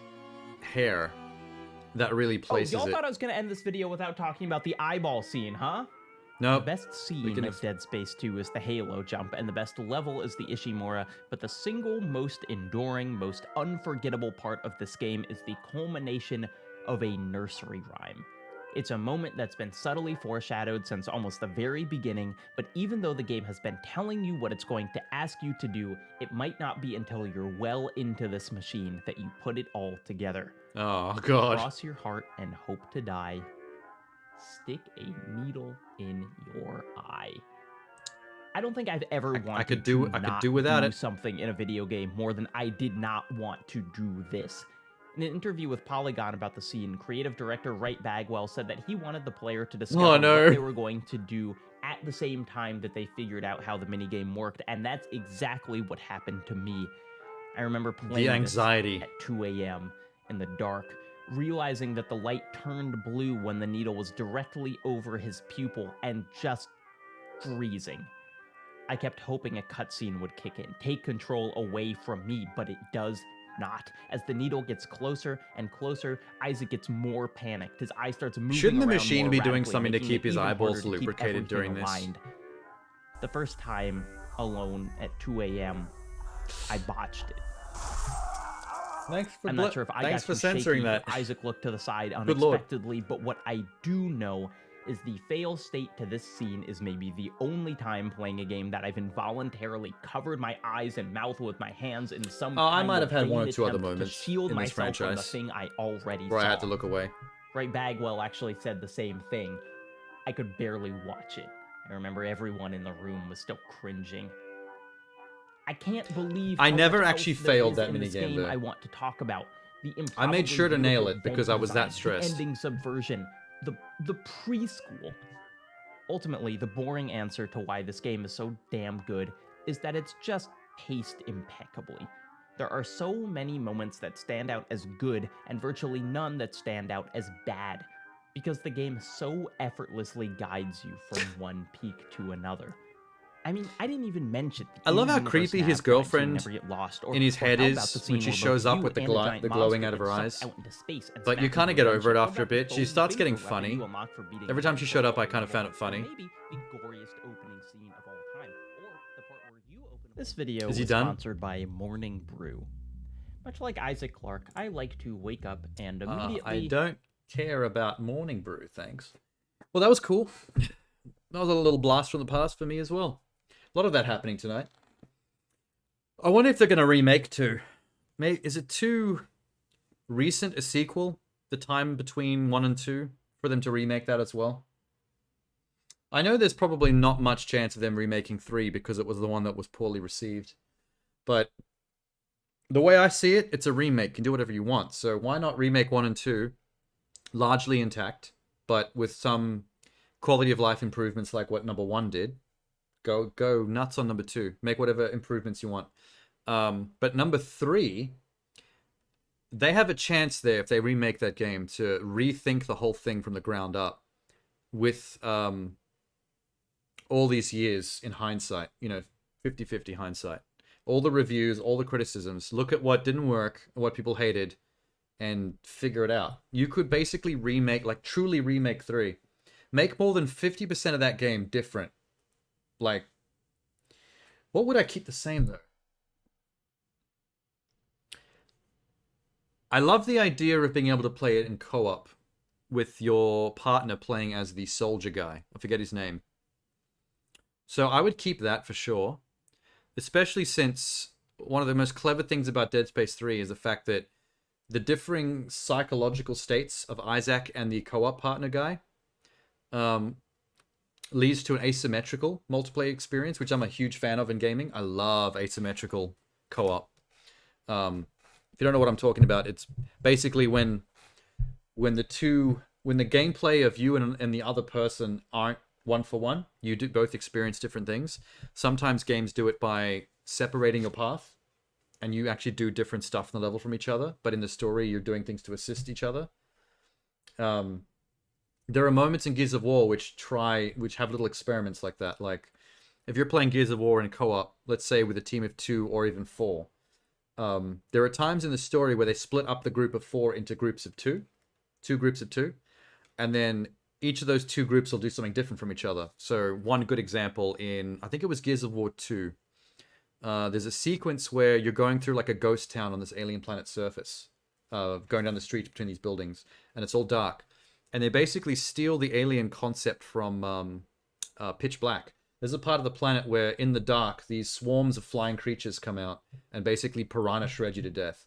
So the cool thing about this sequence is that the 2 characters that are in Team 1 are exploring on the street below in the dark where they're the most vulnerable and doing most of the fighting.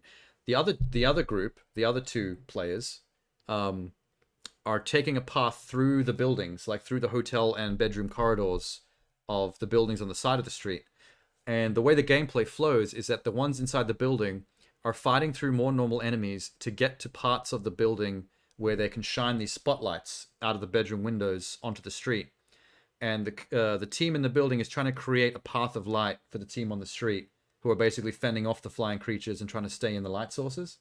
So the two teams are interacting in a way that are assisting each other, but they have a completely separate path through the level, which has its own challenges and issues to face. At the same time as trying to provide the necessary assistance to the other team that they require, or they're dead meat. So that's an example of an asymmetrical gameplay design experience. And I really covet co-op experiences that are fully built around that idea of each player having a fully different experience based on the character they're playing in the story. The antithesis to this would be how the Halo games always did it. I'm not shitting on Halo because the first Halo came out in an era where there were very few asymmetrical co-op examples. So Halo, back since day one, have always done the non-asymmetrical example, the one where it's the exact same game, where if you're playing it in co-op, the other players don't get to have their own characters, their own abilities, anything like that. You're basically just clones of Master Chief, which don't even exist in the story. Like, it's basically 4 different Master Chiefs running around, like a pink one, a blue one, a green one, and a red one, whatever. But they don't exist in the story. They're just there for the gameplay. As soon as the cutscenes kick in, it's just the one Master Chief. So that's an example of a symmetrical co-op experience, where it's just the exact same single-player game. There's just fake extra characters pumped in for the sake of gameplay. And I'm not a big fan of that. It was fine back in the day when there weren't other examples, but I feel like modern gaming needs to move away from that stuff because it's just not good enough anymore. Anytime the co-op nature of a game is not expressed in the story and you're just an extra nobody like pumped in just to be there as another gun on the field, I think that's a wasted potential. You need to design games, if you're going to have co-op, design your game like it was meant for co-op from the start. Have there be actual voiced unique characters in the story that are there regardless of whether it's single or co-op that happen to be played by the other person if you have another person. Bare minimum. Like, the gameplay doesn't have to be different between the players, but that's bare minimum. Best case scenario, the gameplay is entirely unique in co-op. The other characters get to experience or witness different things or have moments in gameplay that only they get to see or do. And then you can, like, talk to each other about it, share the story. Dead Space 3 did this in a very clever way. There's a sequence where Isaac gets sucked out of the ship without his helmet on, almost dies. The other player has to catch up to him, do some quick time events to, like, dodge debris, jump out of the ship, and then rocket boot your way up to Isaac, catch him, and get his helmet on to save his life. That scene plays out very differently depending on who you're playing as. If you're Isaac, it's basically a cutscene where, like, you're freaking the fuck out because you're about to suffocate in the vacuum of space, and you can barely see what the other player's doing back there. But it's action-packed as hell if you're the co-op partner who has to actually do all the stuff to catch up to him. That's a more cutscene example, but a gameplay example would be the non-Isaac character, the soldier. He suffers from PTSD and is being affected by the marker to a certain degree. So there are points in the gameplay where he sees things because of his mental instability that Isaac doesn't see. Like, you'll be walking down a corridor, the two of you and your co-op partner, and the partner playing as the soldier will hear children giggling and stuff, and the person playing as Isaac does not hear this. And then you see light coming from a room. Character playing as Isaac does not see this. The character playing as the soldier can then go in the room and see this entire scenario with, like, children writing on the walls, all this stuff that his brain is making up. And your co-op partner's like, whoa, can you see this? This is crazy. Like, look at all this writing on the wall. Whose children are these? Like, all this stuff. But the person playing as Isaac will go in there. It's an empty room. There's nothing. And the other person looks like they're fucking crazy. And so your co-op partner will be like, what are you talking about, man? I don't see nothing. This room's empty. And that creates such a great moment of, like natural storytelling between human beings, because you don't know that your partner's seeing something you can't. They don't know that you can't see it. So there's this moment between the two of you that's so realistic, where you're almost role-playing your character's parts in the plot. Because you have to explain to your partner you can see this shit. They have to explain to you that they can't. And then there's a moment of epiphany between the two of you of, like, oh shit, I'm going crazy. I'm seeing shit that's not here. And then your partner's like, oh damn, dude. I wish I could have seen that, but that's wild, man. And there's like so many moments in Dead Space 3 that do that. And for as much as people tear on that game, and rightfully so for the reasons they do, there's stuff there that needs to be salvaged, which is why I think that they need to get to a remake of 3 so they can overhaul huge chunks of the game, fix it based on the criticism, just so that we can save those amazing asymmetrical co-op moments that so few games do. Because it's my favorite shit. It's my favorite stuff to see in co-op by a large margin. It Takes Two. Wait, what's it called? Is It Takes Two? The game where the husband and wife get shrunk down into like toys by the same company that made A Way Out, about the two prisoners that have to escape prison together. That company is good at making asymmetrical co-op. That is what I'm talking about. If you're going to make a co-op game, that should be the model. The bare minimum model to follow. Games where each player throughout the entire story has different gameplay assigned to them that works in conjunction with their partner. So you're doing different stuff from each other, but to assist to solve a puzzle or a set piece. And I feel like that company pretty much peddles completely in that style of game.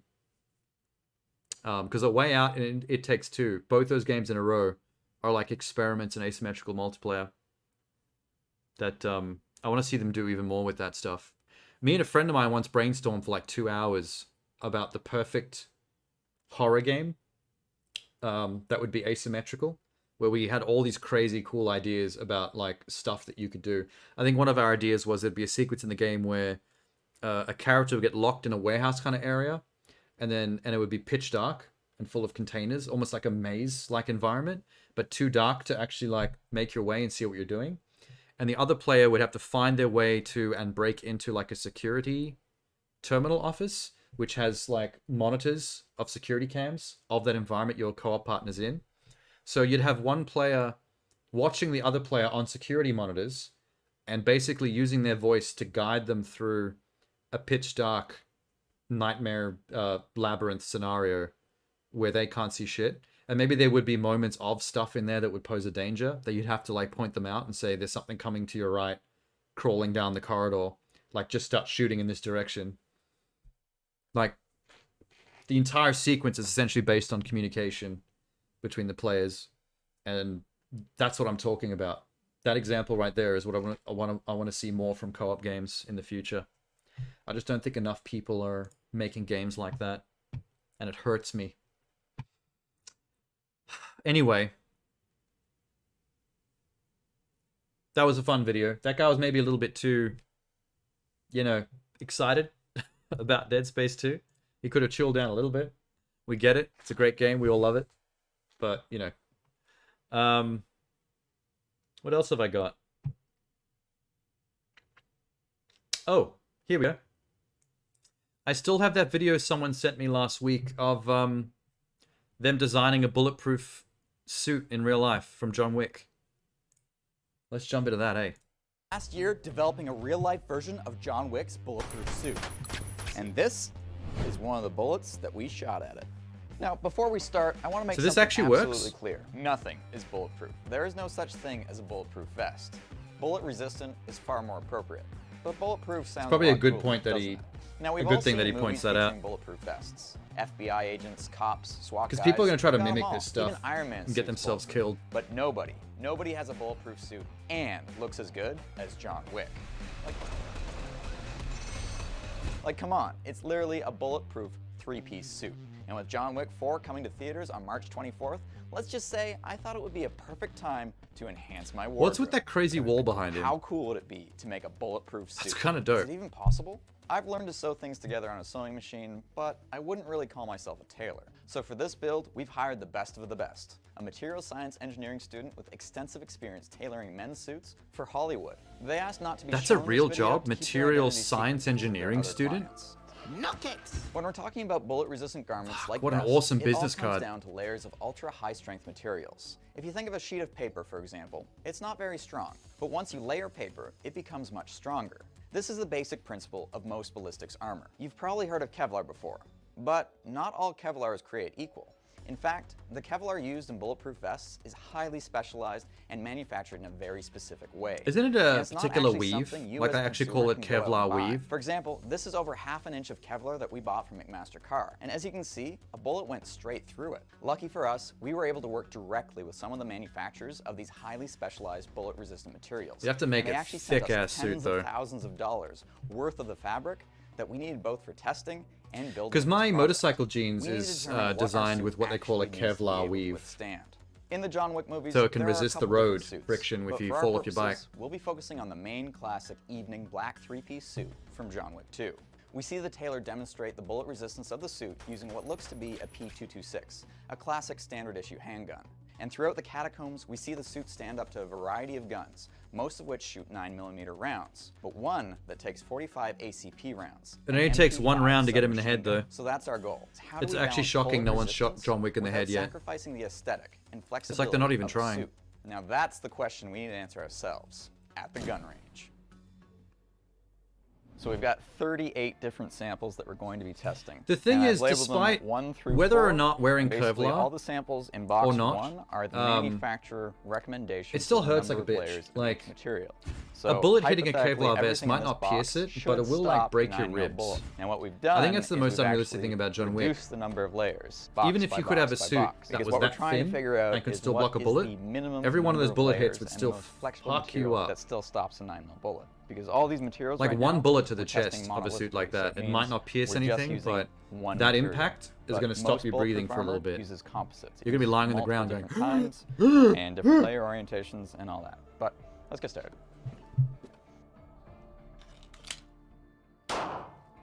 Oh, whoa, okay. That wasn't really set up very well.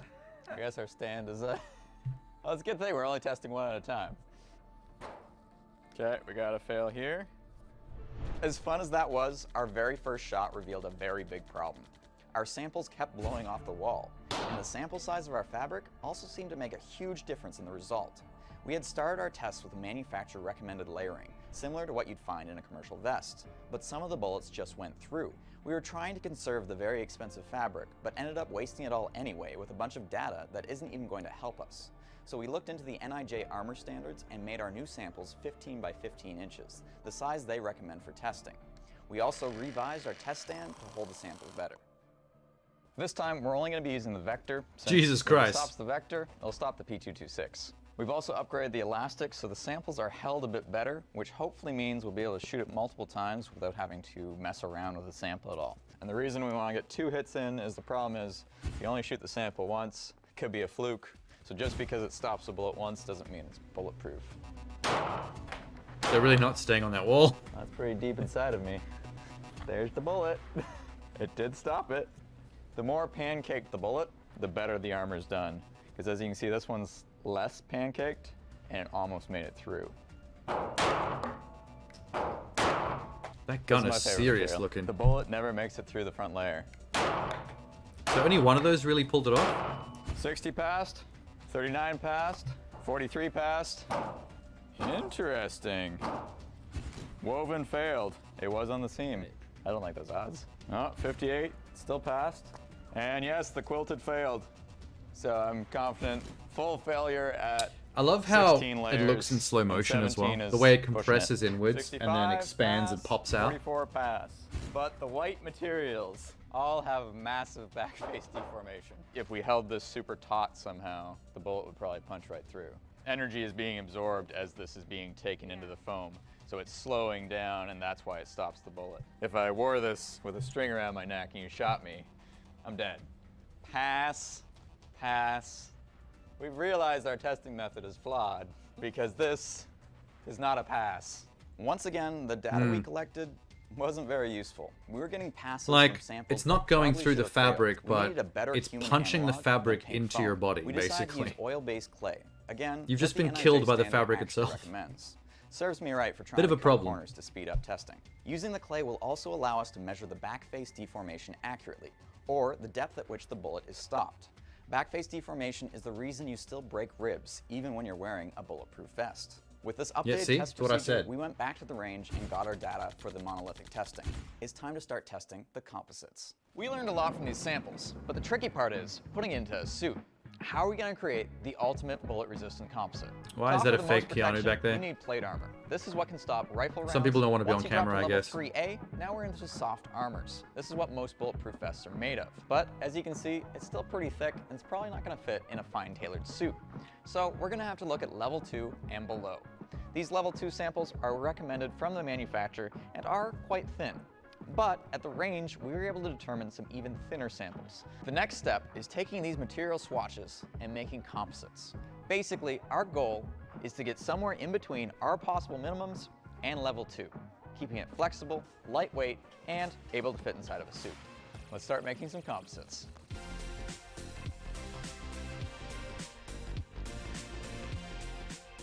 The front layer is going to stop the bullet, and the back layer is going Why does this person not want to be on or be heard on camera? The warped voice reminds me way too much of those crime documentaries. Science. So I don't think I need this. I'm just gonna try and make it look. You just broke that calculator just for the sake of this video content. When we went to the gun range, one material in particular stood out to me, and that was the woven Kevlar. It actually stopped the bullet in the Kevlar first weave! layer. Even cooler still, it left the woven pattern on the bullet. So let's try making a few samples with this as the top layer. Which one will come out on top? I have no idea. Have you ever Googled your name and were shocked to see your personal information exposed? If you haven't, do it right now. You might be disturbed by what you find. This information is available for anyone to find, including spammers and robocallers. Oh my god, this is a all thanks to secure sponsored Aura passwords and activation. With Aura, all no sponsoring. For free. So, thank you. Let's see how it does. This fucking gun is so intense.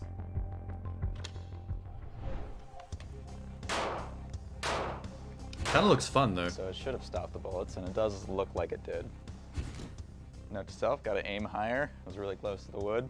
Looks like maybe 10, 15 millimeter back face deformation. Success is 44 millimeters or less.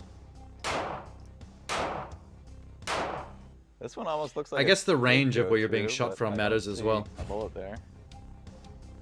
I would say that's a successful test. So when we actually measure the back face deformation, you're gonna have to pick a reference point, because look how much it bulges out from there. Stopped them all though. It might even be under 44 millimeters.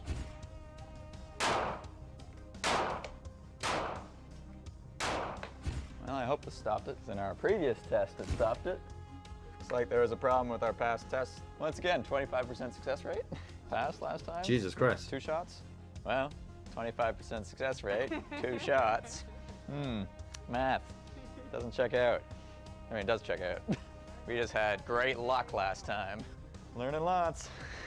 Man, I'm not feeling too confident about wearing Kevlar in the future if I'm ever in a ranged combat scenario. Stopping bullets is not easy.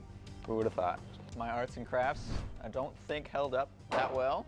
We also definitely learned that there's a lot of variability in the bullets we're using. If they're packed with just a little more or a little less gunpowder, it makes a huge difference. There's a lot that goes into making bulletproof armor, and we're just scratching the surface. While we continue gathering data at the range, our tailor will start building the pants. Is that the same guy with a different haircut? But we are making them both abrasion I really can't tell. resistant. We did some quick tests with different materials, and we found something perfect for protecting my legs. I also got fitted for a custom shirt at Jeff Allpaw Custom, where we studied movie stills to make sure we got it just right. They also had this awesome Hacksmith silk liner made for us. Pretty dapper if I do say so myself.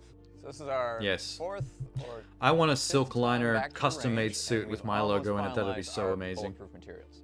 Now we've had to make some concessions, and we've decided to make the suit jacket slightly thinner, and it's probably not going to stop the vector. So we brought new samples, and we're going to test against just the handgun to make sure that the blazer can stop a handgun and the vest can stop the submachine gun.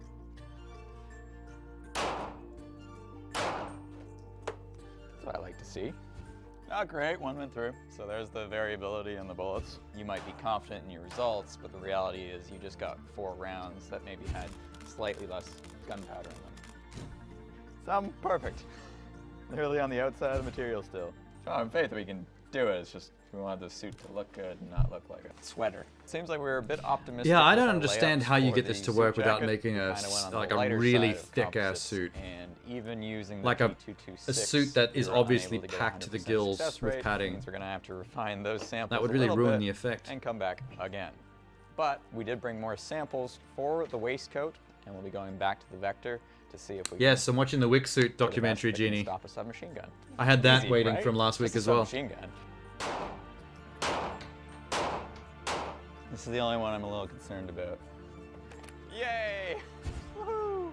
Congratulations, you only broke a rib. Only. These two next samples are very special. They're identical in terms of material stack up, but one of them has been impregnated with a shear thickening fluid. Impregnated? Thought Emporium made for us. Interesting word Hypothetically, choice. The shear thickening fluid should reduce the back face deformation. So the use of shear thickening fluids in soft body armors is still under research. So this is really cutting edge.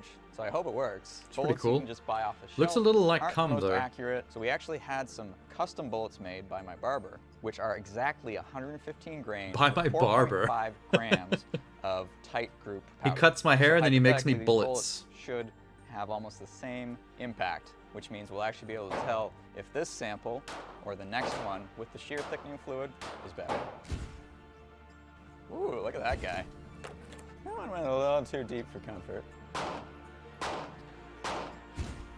Alrighty, time to see what happened. I'm guessing it's probably gonna look very similar to the last one we shot. That actually looks pretty deep. Yeah, it didn't help at all. Fail. Throughout all this testing, we've come to realize just how much goes into the development of ballistics armor. Sadly, our results using fancy nanoparticle shear thickening fluid were rather inconclusive. To do it right, we could probably spend an entire year just on refining those samples. You should, however, check out the Thought Emporium's video to learn more about it and how it could work. But we do have some good news. During the testing, we confirmed our final material composite for the vest. 16 layers of all coming in at less than 3.4 millimeters thick. So awesome. Our specialist is going to start on the vest while we go back to the gun range to finalize the material. I really hope nobody wears it in the end for the final test, because So this is our 5th time back at the range. that'd be very and we got stressful. Our final samples, and the hope today is not a single bullet goes through, and we can get started on making. They don't seem like the type of dudes that would be that reckless, though, to actually try to put a person in that suit. One went through. You can really see like the Dyneema actually like handkerchiefed through the Kevlar.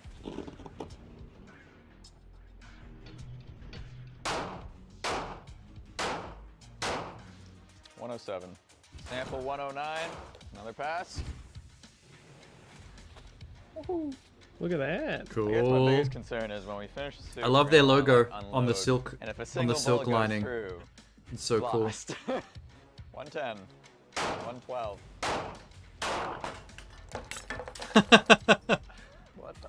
So based on What the the replay fuck of just that happened? footage, the first bullet Oh, the lodged shell itself casing. in the bulletproof material, and then when I hit the material the second time and bounced and right into the fluorescent bulb above my head. That's hilarious. They should probably cover the bulbs in that room, so no stray shell casings can do that again. I never thought I'd say it, but I'm getting tired of going You're to sure the gun lady range. making the We suits, set making out sure to they follow build the rules? lightweight but durable Oh, I don't think these guys would be able to do what they do if they weren't very responsible But I think we've determined our winning with material. The jacket is about 20 layers of a special Kevlar, with every second layer cut at a 45-degree angle. This means we can finally start assembling. like health and safety rules But first, a with quick gun thank you handling. to Urban Tactical for letting us use their range, Thought Emporium, and of course my barber Things like for muzzle helping us out in discipline, the all testing that. phase.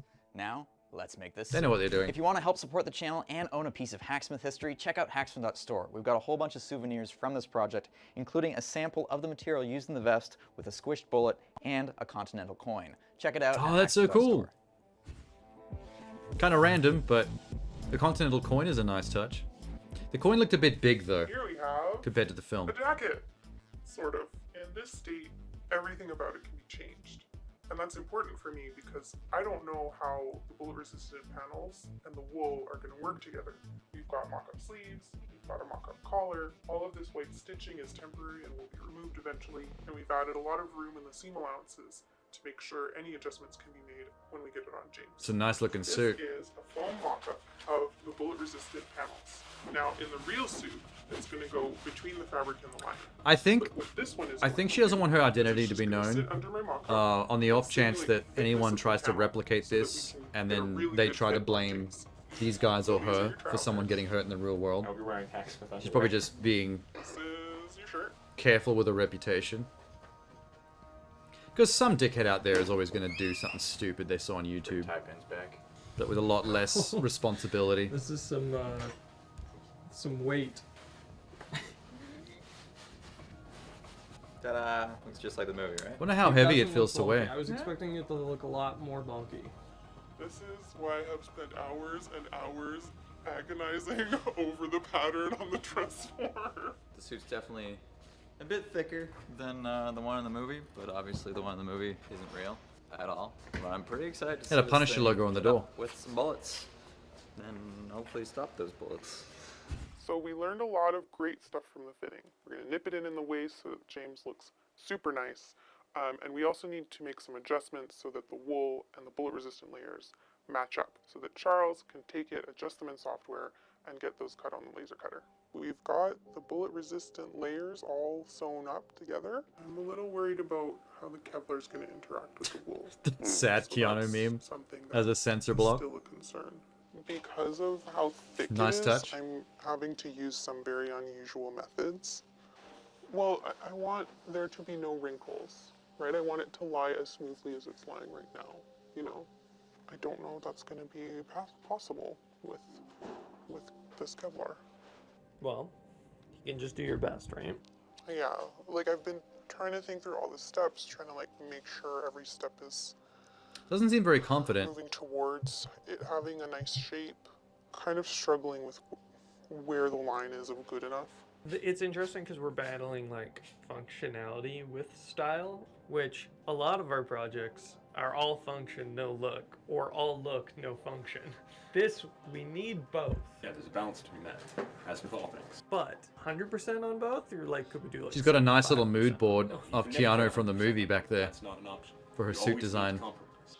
Yeah. And the compromise right from the get-go is we're putting like a 1/4 inch of plastic inside of clothing. There's only so much you can do. Yeah. And even then, you need to remember, 99.95% of other people have nothing even remotely similar in experience. And look at it and go, oh damn, it's a suit jacket, but it's got bulletproof material. Holy this is awesome. Yeah, whereas I'm seeing like every single little mistake. It's pull the trigger time. Mm-hmm. John Wick. It's a John Wick joke. It's a John Wick joke. How crazy is it? This jacket. I wanna see this suit will get be shot. done tomorrow. I want to see if it works. So that's 4 pounds of Kevlar you're wearing. They should It do. looks They should get good. one of those mannequins from. You just look. I forgot what the show is called. It's a blacksmith reality show where they have to design like swords, No. and then they test the swords by hitting these mannequins that are like got a gelatin skin layer and then like blood packs underneath, so it actually acts like a real body getting hit, like the simulation of the damage.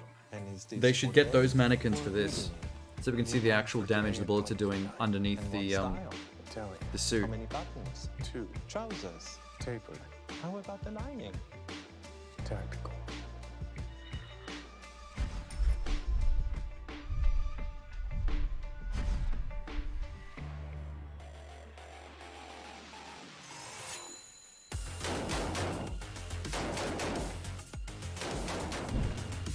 Is that the suit? Is he wearing it now? That was awesome. It's hot. This suit It's a is hot-looking super suit. flexible. I had no issues shooting that gun, and honestly, it just feels like a bit of a thicker, heavier suit. It does not feel like I'm wearing a bulletproof vest, but I do feel like super safe in it. And the mobility, like I can run around and be John Wick in this suit. You can like, kind of no tell problem. the I think it's thickness safe to of say we the definitely bottom part of achieved the that suit when you goal. did the cartwheel. But the biggest goal was making a bulletproof It wasn't suit. as floppy So as a after real almost suit would be. year of hard work, But you wouldn't be doing cartwheels in it, so it's fine. now, obviously, I'm not going to wear the suit when we're testing it because that would be insanely stupid. Thank We've got you. this mannequin who volunteered to have all his ribs broken. It goes without saying, do not try this at home. Do not try and make your own armor, and certainly do not test it. To start the tests, we're going to be pitting our custom-made composite versus a standard bulletproof vest. We're going to use a P226, which is the same gun they used in the movie. They're shooting the fuck out of each other. First up, the standard bulletproof vest. Couldn't even see. And now, ours. Let's see what happened. Oh, I'm nervous. They didn't put the jacket you on. can see the hole through the wool. Just the vest part. But we knew that would happen because wool is not bulletproof. Let's take a look at this one first. Where did I even hit it? Yeah, that's what I was saying. When you first shot it, I couldn't even tell where it hit. Ooh, it's lumpy. Yeah, it's right there. Did its job, kind of to be expected. The pressure is on for ours. I can already tell. That's where I hit it. Get a little hole in the wool. Oh, I'm nervous.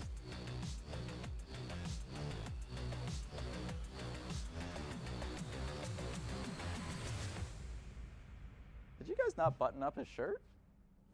What is this, amateur hour? Oh, I don't feel anything. The hole is right here. There is no hole here. I can feel a bit of a lump. Where's the bullet? We did it. Oh, you did find the lump. It stopped a 9mm round. Oh no, his tie! I knew we should have made the tie bulletproof.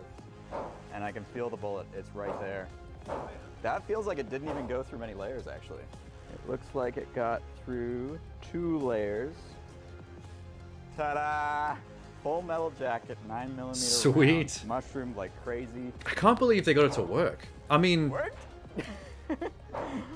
as good as it's gonna Spent a work. year Like what building they up all said this earlier, shit, there's a and lot it of stopped. variables It stopped the in bullet. every single bullet ever fired into any Kevlar. Like, Let's step him back just because up. it stopped We're not one doesn't done mean the with you second yet, one's not buddy. gonna go through. Let's ramp it up a little bit. I'm gonna send 3 more downrange. into Okay, each one of vest. those is getting through for sure. Going on to ours.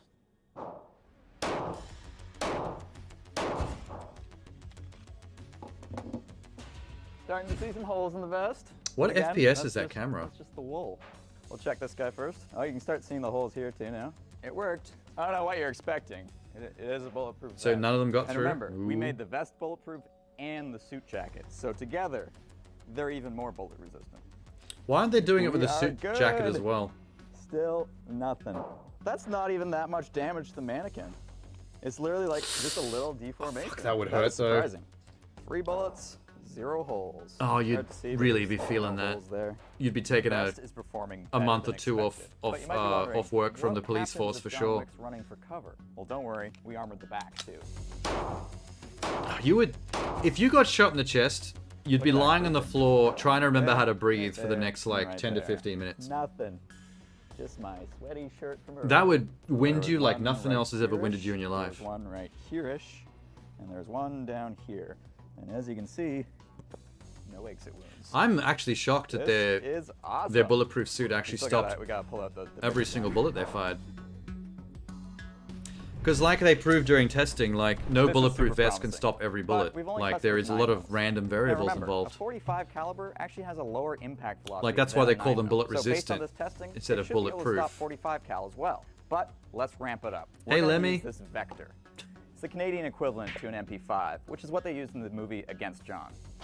Man, it sounds weird calling John. I want to fire one of these. This gun looks Mr. cool. Wick. I want to know what that feels like. And ours. Looks like it's moved more. Oh, there's the camera Ooh, information. the 1000 vest pushed FPS into the Chronos mannequin camera. here. That did some serious damage to the mannequin. There's 1 bullet. There's 2 bullets. I think we're good. Oh, they did it. It is leaving marks Damn, this on the thing dress is shirt, though. stopping I can feel everything. a nice little bruise on the mannequin. It's looking pretty damn good. But this is a submachine gun, so let's use it like a submachine gun. Now we put the suit Alright, jacket this is not onto gonna- ours, but first I'm gonna shoot the store-bought vest to see how it holds up against a barrage He's gonna of bullets. fuck these 2 vests up. I wonder how much a Chronos costs. Ooh, Oh, that doesn't look good. he did. Oh, that doesn't look good at all. Oh my God, she dead. Are you nervous? Getting a little nervous. I don't know if I just grouped the shots really good and that's what did it. I'm sure it pretty is. confident in our vest, but we put the suit jacket over top. If which bullets has are hitting the another 20 same layers or spot, so one of after the Kevlar. other, it's Both definitely of gonna these push can through. definitely stop the Vector, even though like the vest obviously stopped it as well. It's a moment of truth. I'm gonna go for a glancing blow off of the shoulder. Left lapel, right lapel, and just for good measure, the vest again.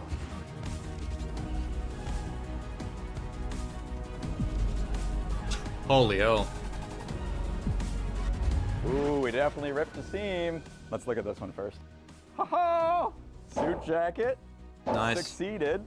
The bullet is here. Didn't even need to get to the It feels vest. like it's only through like maybe a layer or two of Kevlar. You can see the fabric has shifted in there.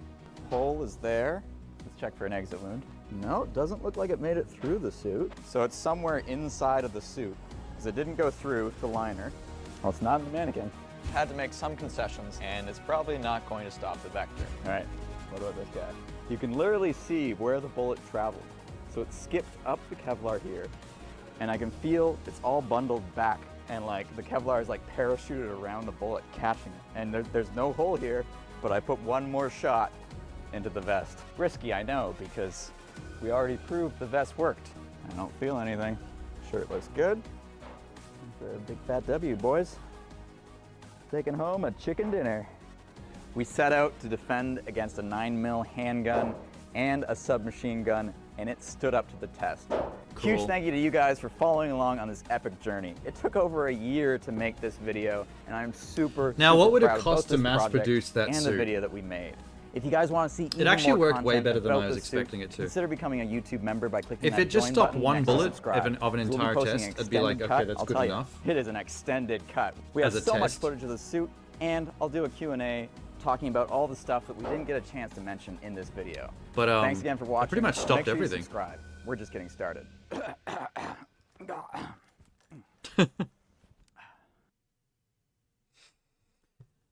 I mean, I can't think of many real-world applications for needing a bulletproof suit like that. I mean, any situation that anyone in a kind of job that would require them to go up against people with guns are going to show up in, excuse me, are going to show up in actual tactical armor. Like, they don't need to look fly as fuck, you know what I mean? But it's cool that they can prove that it's doable. Even though, like, in the context of John Wick's story, there's absolutely no way someone would survive getting shot in a suit. Even if it stops bullets, there's no way you'd survive getting shot in the suit that much and not be lying on the floor crying in agony with broken bones and still be able to fight people. Especially when you're watching a scene like I haven't seen the movie, but Donnie Yen in that one-on-one fight scene with Keanu Reeves, where they're basically plugging each other point-blank range with handguns in their suits. I'm like, those men would have so many broken ribs and would be like on the ground.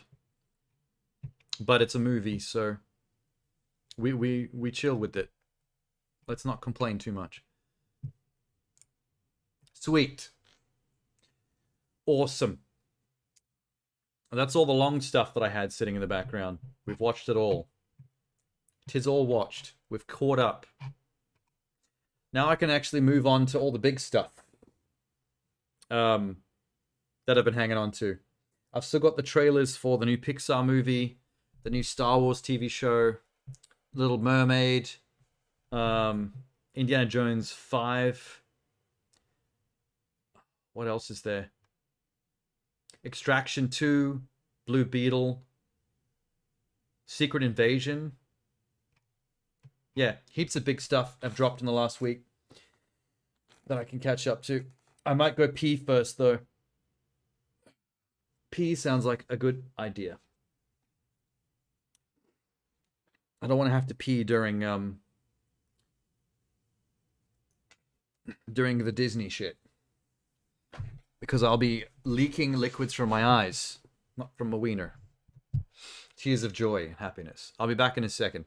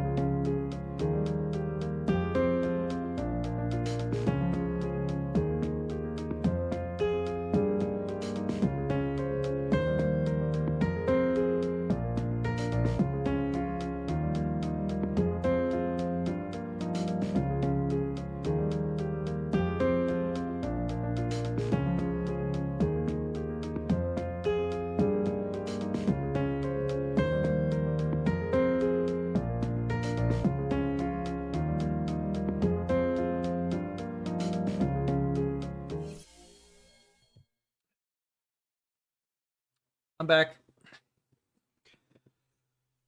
Successfully weed. So, you know, TMI for you. I still got butterscotch and cream Tim Tams left. Don't mind me. Or post your address in the comments and I'll send you one in the mail. Express. I will cover the postage and handling because I want you to experience the deliciousness that is Tim Tam. Oh, it's Easter today. Or it was, before midnight. I should have celebrated for Easter. I'm eating a bunch of chocolate on screen. Eating chocolate till I get sick. That'll be content. Oh, yeah. I don't understand what butterscotch is. Butterscotch is a very good flavor. I like it. Reminds me of caramel. I don't know what it is. What the hell is a butterscotch?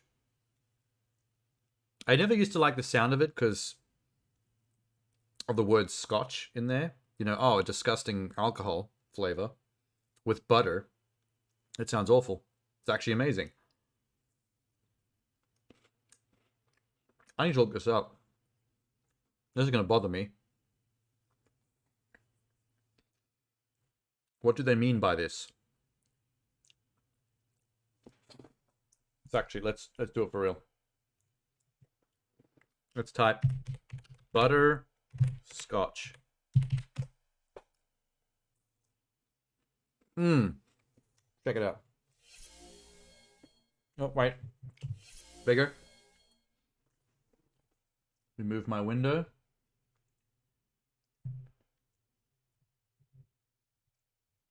There we go. Look how delicious that looks. A type of confectionery whose primary ingredients are brown sugar and butter. Some recipes include corn syrup, cream, vanilla, and salt. The earliest known recipes in mid-19th century Yorkshire. They used a treacle in place or an additional to sugar. Interesting. What is the difference between caramel and butterscotch is one of the questions Google asked, which is exactly what I was asking before. Similar to caramel, butterscotch is made by heating sugar. The main difference is... Wait. The main difference is that butterscotch uses brown sugar instead of... Oh my god, really? That's it? No wonder I thought butterscotch tasted like caramel. It basically is caramel, with a different name. One uses white sugar, one uses brown. And apparently butterscotch also combines its ingredients in a different order. Butterscotch starts out by melting butter with brown sugar. So that's a little bit of a difference. I learned something today. I learned something today. Alcohol content. What? Oh. Butterscotch snaps. Vodka and brandy. Toffee. It's considered a form of toffee or a version of caramel. Wow, cool. I wonder why I never thought to look that up before. Because that is actually really interesting to me. Considering how tasty it is. Anyway. That's enough distraction. Sorry. I just was enjoying that Tim Tam so much. I need to know the science behind the confection. That's just me. Kill it. Let's spin that shit. Alright. Just before I came back from my little pee break, I noticed something on my Netflix channel. I had the Netflix channel on YouTube open, and I couldn't help but notice Netflix have a trailer up for something called Scott Pilgrim the Anime, which immediately made me hard, so I need to see more of this, please. What a perfect thing to adapt into an anime. I mean, the book is essentially a Canadian-made manga. So Canadian-made anime should not be far behind. Hopefully the art style looks like the manga as well. I keep calling it manga. I'm not sure if I'm supposed to. Like, what would you call a Canadian manga, though? Canuck manga. Alright, here it is. Hold up. Yeah. Never heard of Science Saru. Wait, Michael Cera's back? Winstead as well? What? Kieran Culkin? Chris Evans? The entire cast of the movie? Anna Kendrick? Brie Larson? Alison Pill? Aubrey... Wow. Wow. That's everybody. It's still going. It's still going.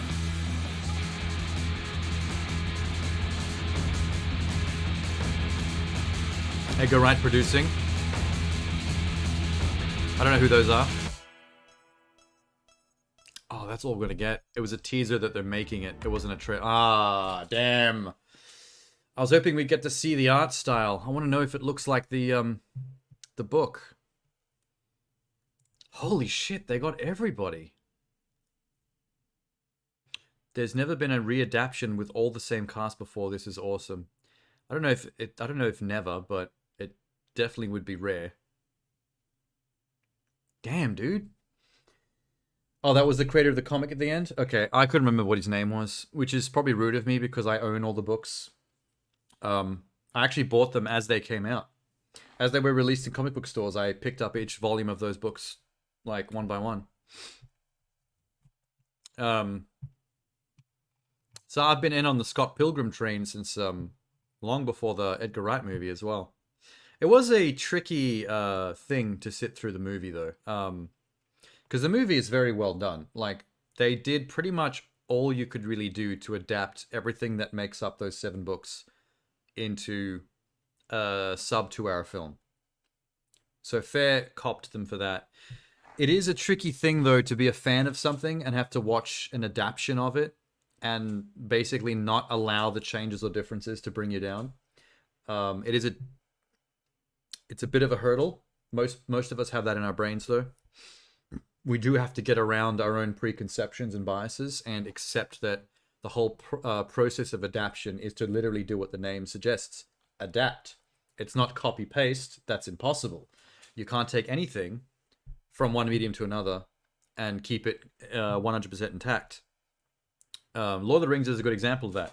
Lord of the Rings seems incredibly faithful, but it's technically not. There's plenty of things that are changed or truncated or removed entirely, but you don't think that when you watch the movie because it's so well adapted and hits all the right notes from point to point that it's just a great series of films that captures everything it needs to capture of the original vibe. That's the trick, though. The trick was never to adapt things one for one. People seem to think that's the answer. Whenever we see an adaptation that we hate, we always complain about it by the terms of, why didn't they do this? Why did they leave that out? Why didn't they get actual fans of the property to make it? They wouldn't have changed everything. We always complain about the same shit. It's usually not the shit that's the problem. The idea is everything does get adapted and changed. The idea is to do it in a way that makes us not think about what's different or what's missing, because everything about the essence is so well captured by the way they did it that the other stuff fades into unimportance. That is the juggling act, and it's very, very difficult to do. I feel like Lord of the Rings is one of the best examples of pulling that off. Scott Pilgrim is right up there as well. It's not as clean. There are things that I do lament that are missing from the film. It's not as clean a win, but ultimately, if I had to balance the scales, I would say that Scott Pilgrim definitely falls into the vein of adapted well enough that it has captured the essence as much as it needs to be a Scott Pilgrim movie. To the point where, like, I'm not going to hold anything against it. But yeah, it's hard. It's hard when you've got that all that stuff in your brain, and then you watch the thing, and from moment to moment you're just like, where's that? Oh, but why aren't we doing this? And it does threaten to derail you because it distracts your brain for long enough that you lose the pace, you lose the track that the movie wants you to be on. because you're sitting there remaking the movie in your own head, trying to put back in the things you want. And that's always going to be a disaster for you enjoying things. Like, you will sabotage your own enjoyment of something if you can't get over that stuff. I think I came through Scott Pilgrim just fine. I was borderline. I was struggling. I was so holding things in my head that I wanted to see that I was not seeing. But I came out and I chilled and I was like, you know what? He did knock that out of the park. Like, anything that was holding me back up to this point, it was just me being an asshole. I'm going to try not to complain. I think the hard thing about adapting this into a film, and I think that's what makes the idea of the anime so great, is that the anime is going to let them have seasons and episodes, which means they can really get into all the stuff. The books, there are 7 books, and there are 7 evil exes. I almost said ex-boyfriends, but, you know, as Ramona says, exes. For a reason. The fact that the books have a book per evil ex means that, like, through the course of a book, you can jump around between Scott, Ramona, Knives, all their love lives. You can jump around between other things they do with their life and their band, and then you can keep coming back to the boyfriend problem. Sorry, the evil ex problem. For example, Todd, Brandon Routh's character, in the movie, we're introduced to Todd seeing the band on the stage. We go out back to meet them. Fight immediately starts in the alley outside of the green room, after which he's defeated and he's gone. You know, all in one stretch of time. In the book where Todd is introduced, obviously he's the evil ex for that book. We're going to see him a lot. We see him in the band. We introduce to him out the back, same as the movie. That's where it ends. We go to the next day. More stuff happens. We see Todd in different scenarios. Scott deals with Todd in different situations. Like, there's a lot more that goes on. There's a sequence where Todd challenges Scott to achieve... what was it? Procuring a certain item from basically what is a parody of Walmart. It's like this giant department store chain. And the whole sequence is kind of a satire on the whole Walmart kind of thing, where there's so many deals and so many products, it's like a labyrinth, like something out of like the Minotaur Greek myth, where there's people everywhere that are going crazy because there's so many deals and they're so lost in there that they're being driven insane and they're foaming at the mouth and writhing around the floor. And Scott has to make it to the end of the place and back without succumbing to the deals and going insane. And I believe that scene ends with the Walmart imploding on itself like a supernatural entity and then digging their way out of the rubble. Pure insanity. No time for that in the movie because, you know, just more stuff with Todd.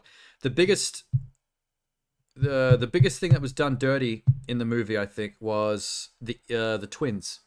In the movie, the 5th and 6th evil exes are the 2 Japanese twins, the 2 guys, the DJs, who, after they're introduced that they're twins, in the movie, they're basically the Battle of the Bands fight. Scott's band plays against the 2 twin DJs, and those 2 giant holographic monsters fight, and then it's over immediately. You never even see these 2 guys in close-up. In the book, in their volume 6, there's someone he obviously, just like everyone else, he deals with on a regular basis. They're machinists. They're robotnists. Is that the word? Robotnists? The 2 twins are into robotics. They can build cyborgs and robots and stuff. So they're essentially building robot armies to go up against Scott. And it comes to a head at a house party. Every character in the book goes to this big house party, and the 2 twins send their robot armies that they've built after Scott at this party. And it's a great bit because not only is Scott dealing with the robot army in the background constantly during this sequence, he's like in the middle of like a no-holds-barred fight to the death with these swarms of like robot soldiers. But it's all going on in the background of the party while all the other characters are kind of doing regular teenager stuff in the foreground. Like, other characters are talking about other things going on in the plot, their relationship stuff, things to do with Scott and Ramona. All this storyline is going on at the party between different people. And during the entire time, Scott is in a life or death battle in the background against robots. And it's just treated as that's just Scott doing his Scott thing. Like, it's so just accepted at this point, Scott's antics, that everyone's pretty much ignoring the robot battle. which is a great bit. And so I was really missing that whole aspect in the movie, that the twins didn't really get to be in the film at all, except for like being DJs for 5 seconds while two hologram monsters fight, and then they just die instantly. No lines of dialogue, nothing. But yeah, this is what I'm looking forward to with this. This anime is gonna fix all those problems. We're gonna get the entire story. In the perfect world, I would do a season per book. 7 volumes of the book, 7 seasons, but that's too many seasons to expect, I think, because Netflix has a tendency to cancel shows after 1 or 2 seasons randomly. So that'd be very dangerous. I feel like we would not get the entire story if they tried to do that. Netflix would take it out the back and shoot it in the head for seemingly no reason. They've done it to shows that were doing well, that were actually making money and numbers. Took it out the back, shot it. That's what Netflix does. The only thing I'm lamenting is we didn't get to see the animation or the art. I hope it looks like the book, even if it was in black and white, because it's like very manga, the book. Even if it was in that manga black and white style, I would be perfectly fine with that. Although there's probably no way they'd do that, because even the books have now been remade in color. There was like a whole new version of the books put out that actually added color to them. So excited. Freaking excited, man. Okay. What's next?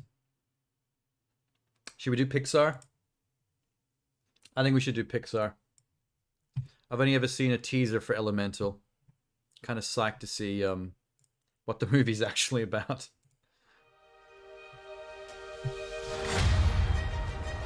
Meet the residents of Element City. Air usually has their head in the clouds. Oh, my new jacket! Earth can be a little seedy. Nothing weird going on here. Well, that's a dirty joke. Just a little pruning. For a Pixar Water movie? is always getting into something.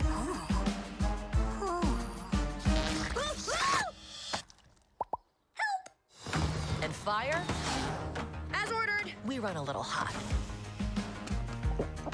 Lighter fluid? This shop is Please don't feed your baby lighter fluid. Someone's gonna copy that in real life. But we all live by one simple rule. Elements cannot mix. The pipe squished me all out of shape. Dang. Whose voice is that? Oh. So you've She never sounds left familiar. Firetown? Sorry, buddy. Elements don't mix. Hey! Plus, my dad would boil you alive. Why does anyone get to tell you what you can do in your life? Come on! Why do they even have these? Yeah, that's a good point. That stops almost nobody in this world.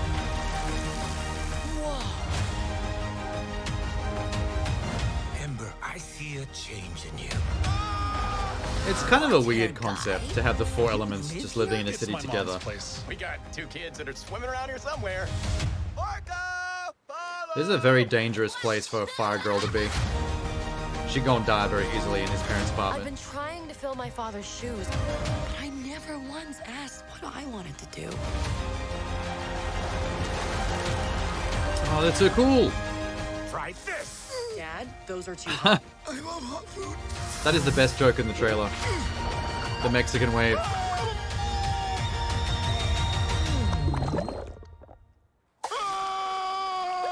You see? He likes it. Jesus. Okay, I still have the same question that I had in the teaser. How exactly are the 2 lovebirds meant to bang?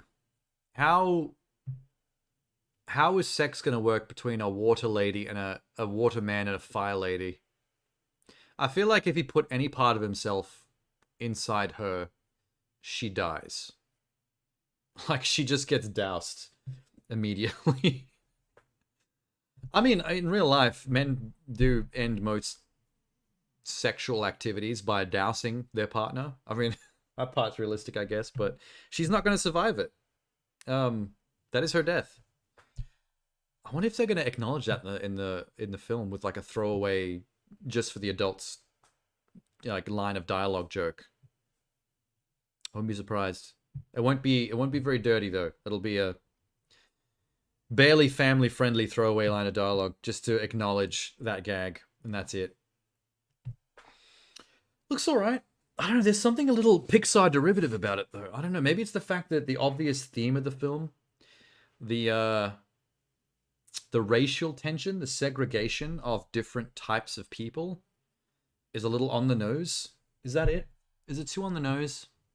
We've had some Pixar films with some very clever, subtle thematic messaging.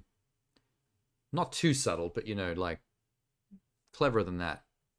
I feel this one goes back to being very like kids movie on the nose, like too obvious by half moralism. Like the second they announced what the movie was about, the elemental people that don't cross, they don't fraternize, cross speed. It's like, oh, racial shit. Okay. Got it. We know where this is going. Also with a little bit of Romeo and Juliet star-crossed lovers vibes. But I'm not sure which one of those two themes are more important. The Romeo and Juliet star-crossed lovers theme or the racial segregation theme. I guess we'll have to wait and see. Hopefully it turns out okay. I still haven't seen Soul. The one about the black jazz musician that dies and is trying to get back to life. I'm curious about Soul. I heard that was a very good one, but it doesn't seem to ride the highs of some of the classic Pixar. You don't see it talked about enough, but every time I do see it talked about, people only have good things to say. I'll try and check that out as soon as I can. It looks good. Okay. What's next? The Michael J. Fox biopic. Let's check that out. Apple TV Plus production. Michael J. Fox going back to his past and rewriting his future. Incorporates documentary, archival, and scripted elements. Recounts his extraordinary story in his own words. Whoa, what the fuck? Why'd that happen? Hello? What the holy shit. That was random. Interesting take on how to do a documentary. Alright. This is not going to make me cry, is it? The story of me. Take two. 3, 2, here we go. Ready? Oh, this is what I mean by scripted elements. Wait a minute, Doc. Are you telling me that you built a time machine out of a DeLorean? What did it mean to be still? Such classic Michael J. Fox line delivery.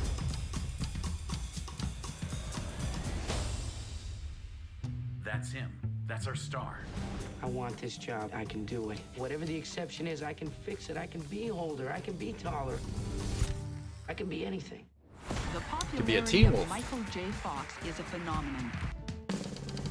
Here is Michael J. Fox. Something about this is making me feel old. Michael J. Fox. I don't believe this. This is great. I feel 4 feet tall. I get it. I was big. I was bigger than bubblegum. I woke up and I noticed my pinky. Auto-animated. Parkinson's disease. I told Tracy the news. In sickness and in health, I remember her whispering. No one outside of my family knew. There was only one reason I took. Please tell me she stayed with him. To hide. But all those years of hiding was shaking me away.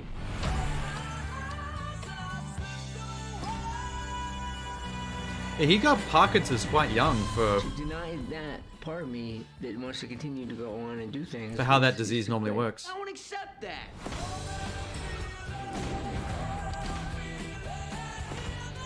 Fuck, this is a good song. This is what I am.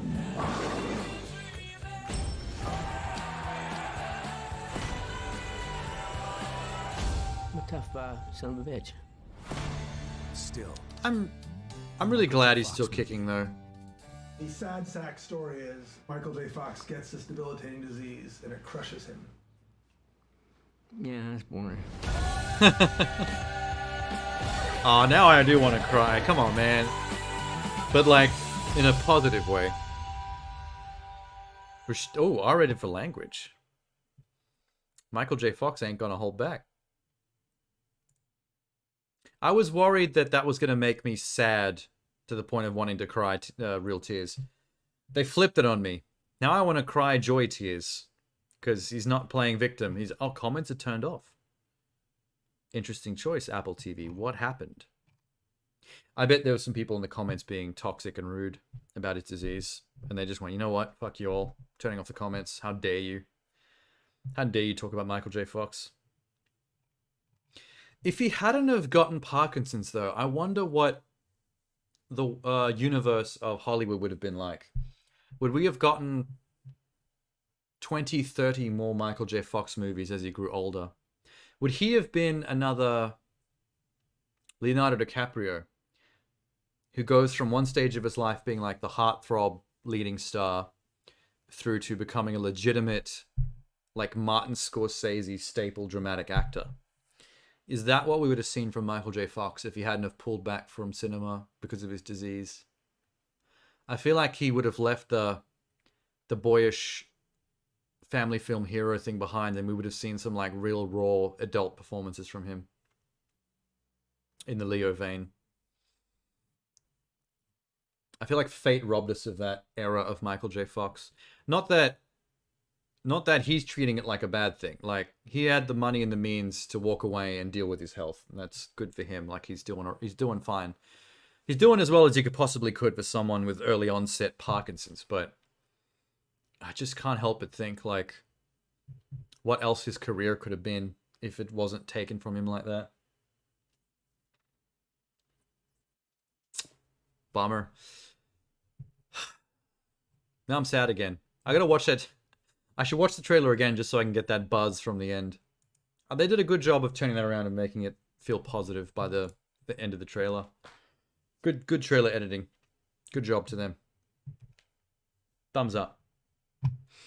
Okay. What should we watch next? How about the next Star Wars TV show, Ahsoka?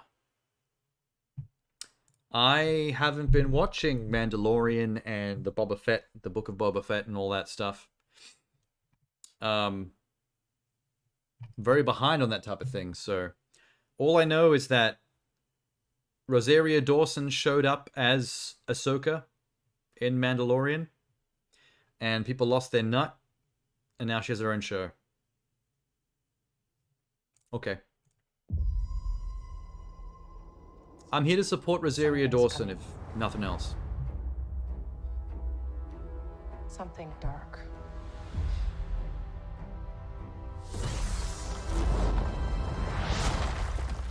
Oh, that's actually pretty dope. Sense it. Ahsoka's not a Jedi, right? That was her whole deal. This is a new beginning. She walked away from it to be her own thing. For some, war. For others, uh-oh. Power. Cute Sith girl. My one weakness. Cute Sith women. It's been a while. Things have changed. I started hearing whispers about Thrawn's return as heir to the Empire.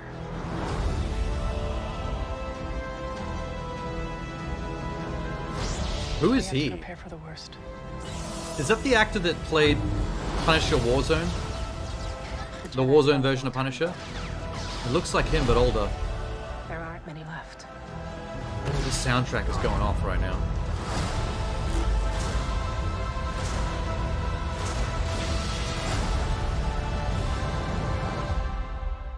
Cool. Perhaps it is time to begin again. They did a good job on her makeup.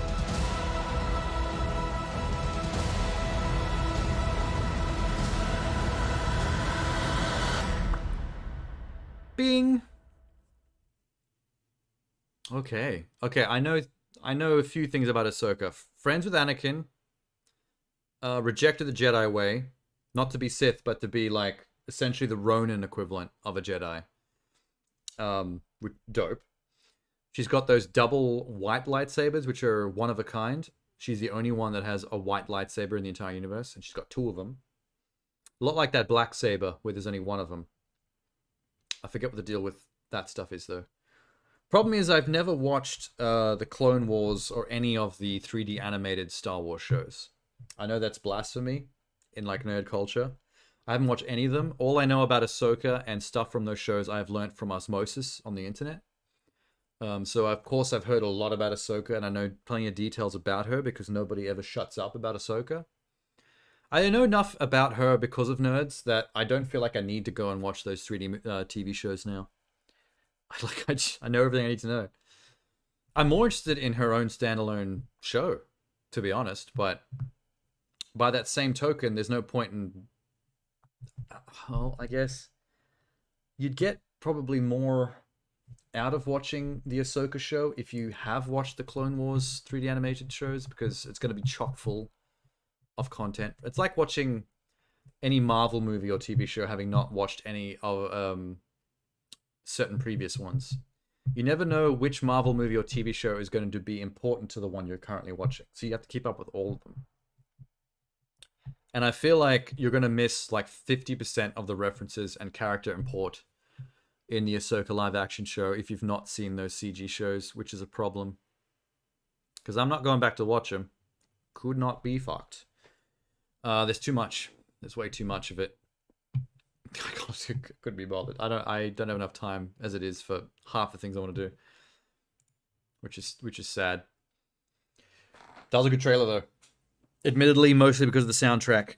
The soundtrack was going off hard, and Rosario Dawson looks very cool. Those 2 things together, trailer seller. Everything else, don't really care that much. Star Wars is spreading itself a bit thin. They got to be very careful. They're already starting to turn people off. Plenty of people I saw saying that the Obi-Wan show was shit. But then there's just as many people who loved it, so they're pitching 50-50 right now, and it's looking like it's slowly declining. Disney has to watch out. Anyway. We're done with Ahsoka. Let's stay on the Disney bandwagon, I think, after that Ahsoka trailer. Let's ditch over to Marvel for this new Secret Invasion trailer. Somehow, because of the design, the way this plot works, the Secret Invasion,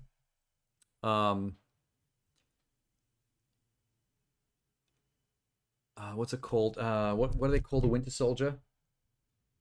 There's a term for this genre. Not political thriller. Espionage. That's the word I'm looking for. The E word.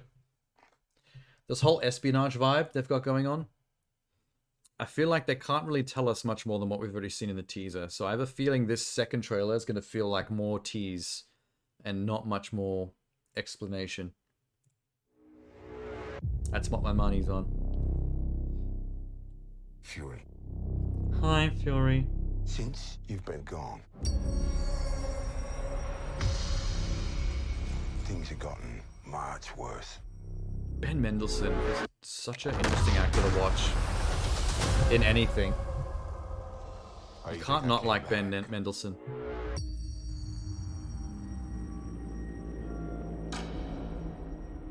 You're in no shape for this fight that lies before us, old friend. I feel like this show is hiding a lot of secrets. Like, there's going to be plot twists in the show that's going to really change elements of the Marvel Universe. And they're really keeping it up the sleeve right now. Very few of us know about the wars fought in the shadows that have raged on this planet. Do you feel responsible? What the fuck?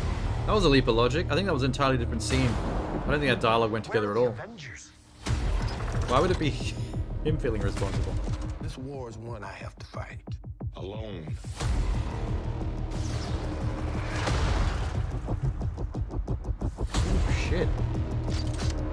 You're the most wanted man 2 Disney trailers in a row with an absolute fire soundtrack. Sorry, score. The great Nick Fury.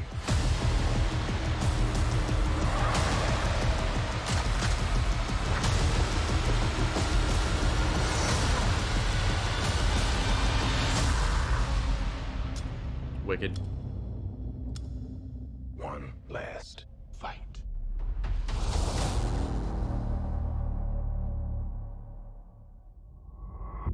Okay, like I thought, that doesn't really tell you anything. It doesn't really tell you anything that you already didn't know from the teaser. They're really just showing more teaser. Like, we saw a lot more footage. We saw a lot more footage in that trailer, but it wasn't footage that told us anything new. It was just more espionaging around and wondering who's doing what. Fascinating.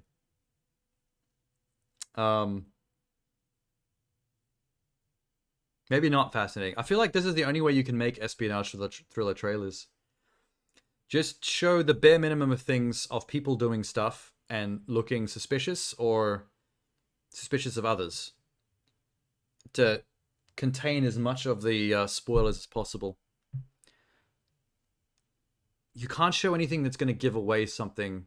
Like, if I'm 2-3 episodes in and I remember a shot from the trailer that suddenly makes me realize, oh, this is now a spoiler because of what I know about the plot from what I've seen already. It's so hard to dodge that stuff, though. I don't think we're going to see much more of this. I think even if there's another trailer after this, this is pretty much all they're going to be showing us.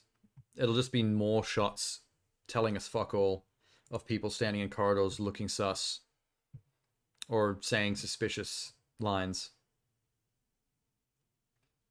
It's definitely nothing like the comics.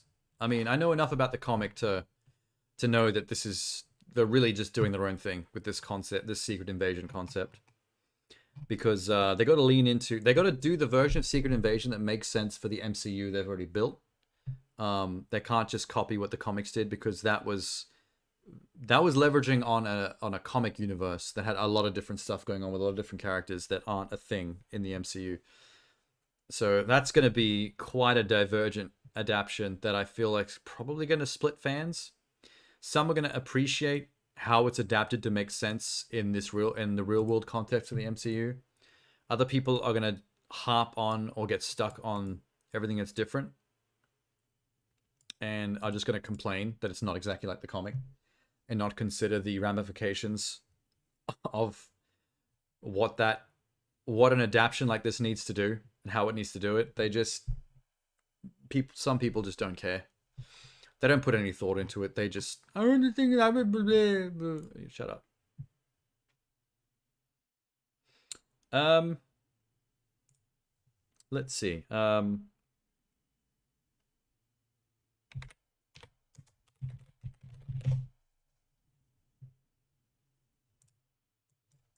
find out what's next. YouTube. What else we got? What haven't we looked at yet?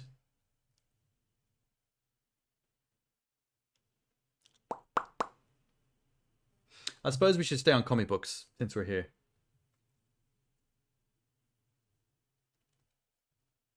How about Spider-Verse? There is an official trailer 2 out for Across the Spider-Verse. I thought I'd already watched this, but I might be just remembering the first trailer for Spider-Verse. Whoops. Oh, they're going to do that little teaser at the start? Ew, stop. No, we don't like that. Thank you. My name is Miles Morales. I'm Brooklyn's one and only Spider-Man. And things are going Ever since Chris Pine's Spider-Man died. All right, whatever. Whatever? Wow. Whatever? So are you like... Hispanic mom. Perfect. You know what I find interesting about this art style? Hang on. Whatever. This trips me out a little bit. I'm not sure why. If you look at the the background behind the two foreground characters. I mean, let's ignore the cross-hatching that's meant to give it a comic book look on these two. Look at everyone in the background. There's like this stereoscopic blur look to everybody. The kind of thing that do you remember the old cardboard 3D glasses with the blue and the red lens? When you look at a comic book page, it's meant to be 3D, and it kind of has that standing out, like sticking out off the page kind of effect, because of the way the blue and the red lenses cause like an overlap. Because the way it's drawn on the page, the blue and the red is like shifted. What's that called? It's not stereoscopic. What's it called? You can do this in After Effects and Premiere. It's an effect that lets you separate the color channels. It has a name. Chromatic aberration. I think that's what I'm thinking of. Everything in the background, see the blur around the edge of this woman? It looks like they've got chromatic aberration in the same way that used to draw images. They wanted to look like it's 3D when you wear the glasses. But there's no reason to it in this, aside from it being a stylization thing. Like, let's make everything look aberrated in the background to maybe make the foreground characters you're meant to be looking at pop. Maybe that's why. But I couldn't tell you. It just kind of seems like an arbitrary stylization choice. Whatever. Wow. Whatever? So are you like a cow or a Dalmatian? Spot? I am the Spot. I remember him from the cartoon. Don't do that. Gross. Miles' grades are pretty good. A in AP. That's probably going to be a joke villain that they use at the start of the film. B in Spanish. Okay. Miles, Are you trying mira, eso es imposible. Wait, what's that? Hang on. okay. Miles. Are you Oh, what a pause. I got it. Look at her snap has a little flag. Culture is that?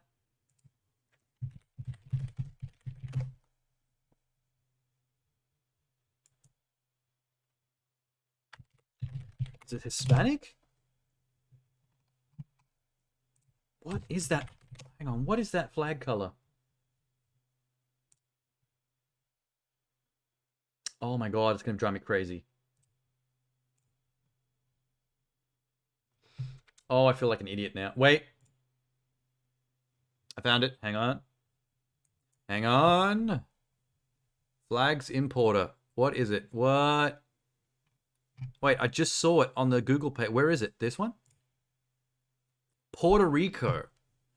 Oh, okay. Okay. Can I disable Force Dark Page? Puerto Rico. That's definitely it. Yep. She's snapping in Puerto Rican. That is such a cool touch. That is so easy to miss, too. I was going to say hello, but I have no idea how to say your name. Wait, let me try. Gusfadahavisidis. Gahasfadavisidis. Nice. Welcome to Gboard Clipboard. Any text you copy will be saved here. I have no idea what that means. But I had fun trying to say your name. Mira, eso es imposible. I gotta go. All right, bye. I can't wait to see Spot again. I haven't seen him since the old Spider-Man cartoon. Miles, wanna get out of here? Oh, Movie's gonna have such a great soundtrack. so wait a minute. There's an elite crew with all the best Spider-Man. Who's the new guy? Was that Punk Spider-Man? This is the lobby. And a Miss Marvel Spider-Man? The whole thing was his idea. What's a guy gotta do to join this spider team? You can never be part of this. Don't even get me started on Doctor Strange and the little nerd back on Earth 1999-99. Is that a reference to the live-action MCU? He had a terrible teacher. Multiverse of Madness? You have a baby? I have a baby.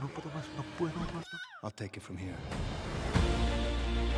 Miles, being Spider-Man is a sacrifice. What's up, danger? You have a choice Nailed it. between saving one Guessed the song person lyric perfectly. and saving every world. He has to choose between saving his dad or the multiverse. Spider-Man always. Not always. What about Uncle Ben? If not for Uncle Ben, most of us wouldn't be here. So 2099's not really a villain. He's just doing his own thing to save the multiverse, and it goes against Miles. I have no idea what you're doing! Everyone keeps telling me how my story is supposed to go. Nah, I'm gonna do my own thing. All stations, stop Spider-Man!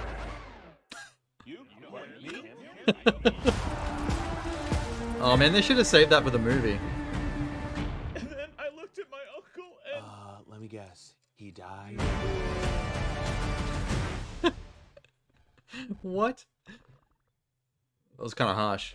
They love advertising their PlayStation 5 at the end of Spider-Man trailers. It's kind of annoying. I don't like it. Alright,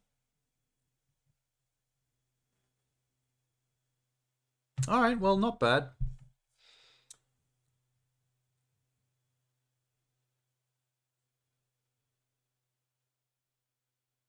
I'm kind of glad that 2099 is not just a straight-up villain. He's just doing his own thing to try and save the multiverse, I guess. That's all I could glean from that. Like, if Miles doesn't do the right thing and let his Uncle Ben happen, it's a threat to all the other Spider-Men, which is fair. That's going to get heartbreaking, because when his uncle dies in the first movie, it's quite a painful moment. Tugs on the heartstrings. If his dad is to go out to be his Uncle Ben, that's going to be rough.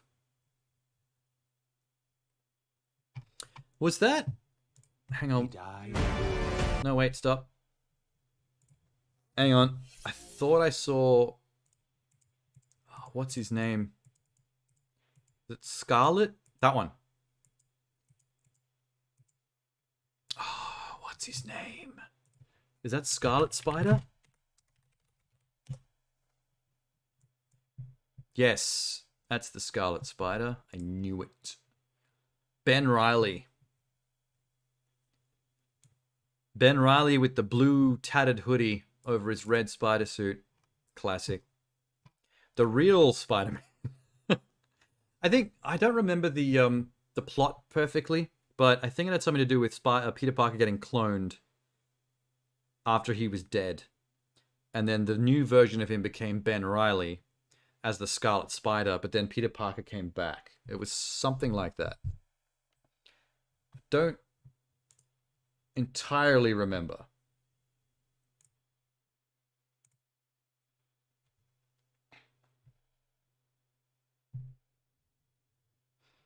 I kind of feel bad for not being able to remember properly. Doesn't matter. At least I wonder if he's going to be a bigger character. It looks like he's getting focused on here. It's the only tease of him in the entire trailer, in 2 trailers as well. So I have a feeling that... No more memes. Stop!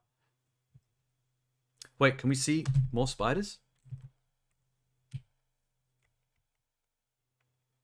Let's see if I can recognize any more spiders. I did see one that might be the PS5 video game Spider-Man. Cell-shaded Spider-Man. I think that's the PlayStation Spider-Man. Don't know about the one in the middle. Jock Spider-Man. Noir Lady Spider-Man. There's a knight in shining armor back there. Funky. That one looks a bit like Deadpool. Probably a coincidence. That Spider-Man looks like Iron Man. That might be like an Iron Spider. There's a fat, thick-thighed lady Spider-Man there. Maybe not fat, just a little chunky. Thick-thigh Spider-Man. Lady. Spider Lady. Actually, that's 2 Spider Ladies. This one's wearing a dress. And you just barely noticed that. Cool. Is there like any kind of Carnage or Venom Spider-Man? Don't see any. Interesting color scheme on this one. Yellow and teal. I wonder if some of these background ones are just generic randomized Spider-Man in engine. because they couldn't be bothered actually making enough real ones. So they just have a Spider-Man randomizer, make a bunch for them. That one kind of looks like a Punisher Spider-Man right there. Maybe. I'm kind of just making random guesses now. Alright, that looks still as cool as we know it's gonna be. That movie has to sell nobody. That movie has already got its tickets. It's already got its money. It's a done deal. In fact, they don't even have to put out trailers. They could put out a teaser just going, here's the vague plot in 20 seconds. You guys have already got your tickets pre-ordered. Fuck it. We couldn't be bothered saying any more than that. Bye. Cool. Alright. Enough Spider-Man. Time for Indiana Jones. This one I'm really keen to see. Because the teaser doesn't tell you much. But it does give you the member berries. So I'd actually like to know where the plot is going with this. Oh, copyright music is where it's going. Great. Sorry, YouTube. I read somewhere online that's his goddaughter. Well, in that case, what are we drinking? Same for the goddaughter. Oh, he says it. Dad Okay, good. told me you found something. On a train during the war. A dial that could change the course of history. Why are you chasing the thing that drove your father crazy? Don't move. We need to get out of here. Do we need the license track, though? I just want orchestra. Oh my god, Mads Mikkelsen makes such a good Nazi. I don't like the dude with the mustache. I don't like this dude. He looks too much like Topher Grace. It bothers me. Hitler made mistakes, and with this, I will correct them all. You stole it. Then you stole it. And then I stole it. It's called capitalism. Yes, there we go. Give me that theme. Kid, Fasten your seatbelt. the licensed music out of here. You've taken your chances, made your mistakes, and now a final triumph. Can we just segue completely into the theme? Hell, Indiana Jones. A few times in my life, I've seen things. I've been tortured with voodoo. Been shot 9 times, including once by Holy your shit. father. Did you just catch a bullet? But I've been looking for this Amazing. all my life.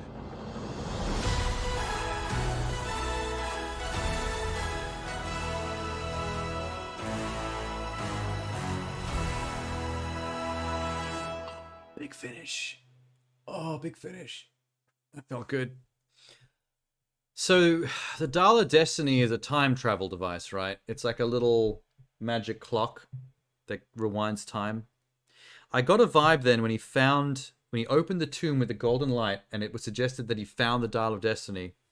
It then cut to, excuse me, it cut to a young Indy shot of him in a train turning around and looking amazed.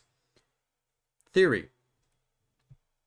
He gets the Dial of Destiny first before the Nazis.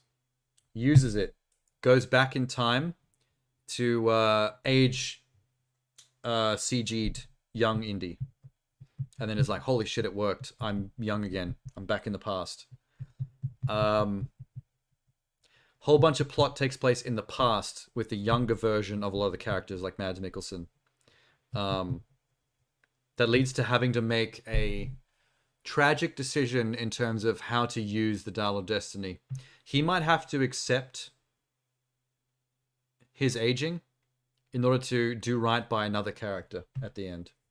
And then destroy the clock so no one else can use it for evil. Like the Mads Mikkelsen dude. I think that's what's going to be it. He's going to use the clock on someone to save their life or give them another chance.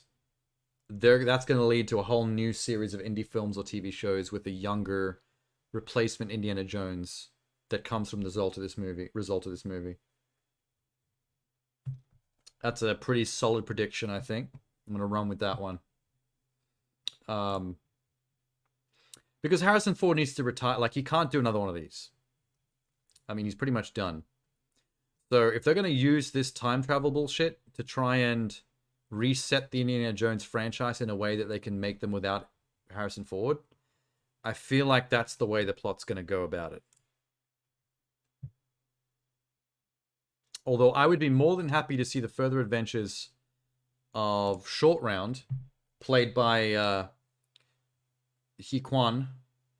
Can't remember his full name. Because he's been going off lately after Everything Everywhere All at Once and his Oscar. Give that man an Indiana Jones vibe, Netflix TV show or whatever. The Adventures of Short Round. We'll watch it. Everyone will love it. Do it. Do it. Do it. I'll come down there.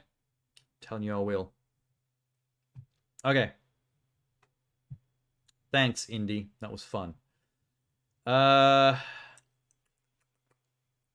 Okay, Blue Beetle. I said I was going to do all these superhero stuff together, and I forgot about Blue Beetle. I mean, who remembers Blue Beetle? I had no understanding of who Blue Beetle was as a character throughout my entire life until the Injustice video games, where I got to play as Blue Beetle and see what his fighting style and powers are like. And then I was like, oh, this is what Blue Beetle is. Okay. Got it. Not bad. Blue Beetle's kind of cool. All I know. So I'm going to be pretty fresh with this one. Excuse me, Mr. Reyes? Oh, he's another Tony Stark. Cool. Finished scraping the gum off that lounger or what? No, he's a Shang-Chi. He's a Shang-Chi. Everything right. That actually started so much like Shang-Chi, where it looks like he might be a big deal, and it turns out he's just a valet. So out of reach. You always land on your feet, bro. You're Jaime. What's his name? Hi-Man? Jenny? God, that's no life. Maybe a little bit too hip-hoppy, but okay. You went in to get us jobs, and all you brought back was a hamburger? Okay, I don't think it's a burger. You haven't looked? What the hell is that? It's a, something I bought at Comic-Con. It's a Blue Beetle memorabilia. He's now murdering my face. Maybe he just thought he had a pretty face. It's a horny Blue Beetle. It's the Blue Balls Beetle. Haha! Holy shit, this is horrifying. That's like a Venom transformation. What the hell? What the? Yeah, what he said. Who said that? Okay, it's gonna be okay.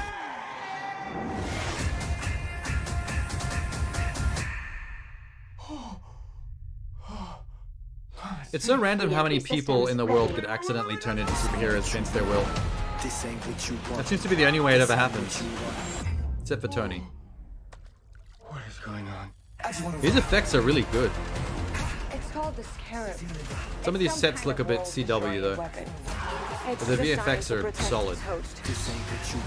Sometimes it does what you want, and sometimes it doesn't. Jesus. I think I cut a bus in half.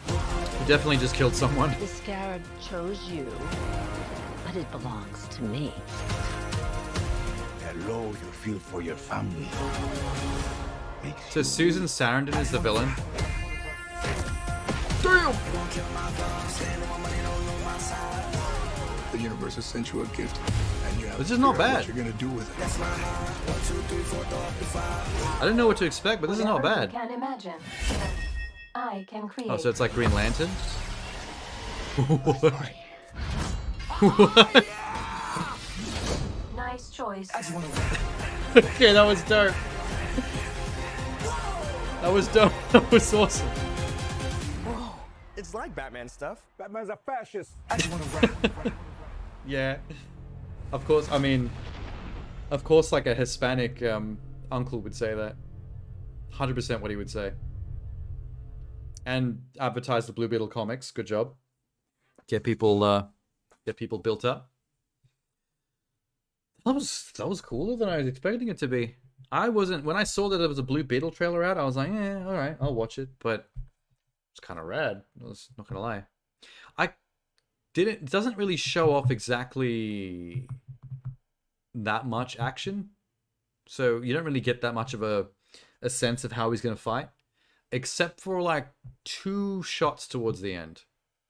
When the suit tells him that he can make anything out of just thin air with her AI, and he makes a Buster Sword from Final Fantasy VII, and then does like the most anime posy shit I've ever seen, or something straight out of a Power Rangers show, I was like, all right, this could be cool. This could be cool in the way that the Green Lantern movie was supposed to be cool. The whole fun of something like Blue Beetle or Green Lantern should be the creativity and how you can use the suit to create things to make for a fun, imaginative action scene. And I don't think we've really got enough of that. That potential has not been met yet.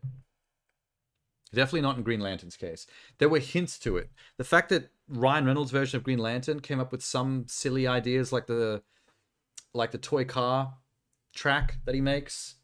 Like a few things like that were clever. Like whenever he makes something unexpected for the situation, I'm like, okay, this is where the potential is.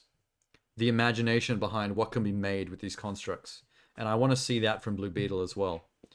The Buster Sword is fun, but like, can we get even more creative than that? Well, that might be asking a lot from the first movie, where they got to really spend most of their time doing origin story stuff, than going like all out on the action. I don't know. We'll see. I'm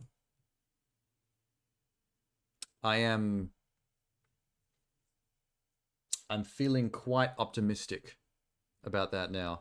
I went from not knowing what to think and not really caring to quite optimistic that DC has a fun movie on their hands. Kind of like the first Shazam. The way that that's a pretty low-key, standard, straightforward superhero movie, but after a lot of the trash that has come before it, it's like, hey, this is actually quite fun and enjoyable. I had a good time watching Shazam. None of the cringe of some of the other DC stuff had been doing lately. And then it got even better with stuff like Joker and The Batman by Matt Reeves. Proved that you could make serious DC that wasn't cringe. Which I think is their biggest hurdle. DC making serious that is not cringe is their biggest challenge. That's impossible mode for DC for some reason. Okay. Getting through them. What else have I got in the background here? No.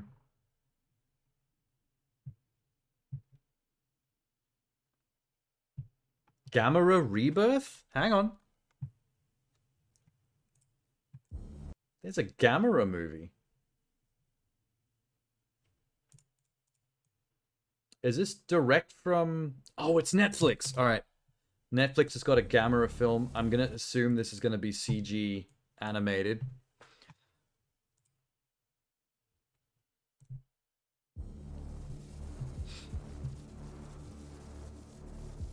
Yep, animated. 2D wait. It's kind of 3D. I'm not really sure. Yeah, it's low frame rate CG models.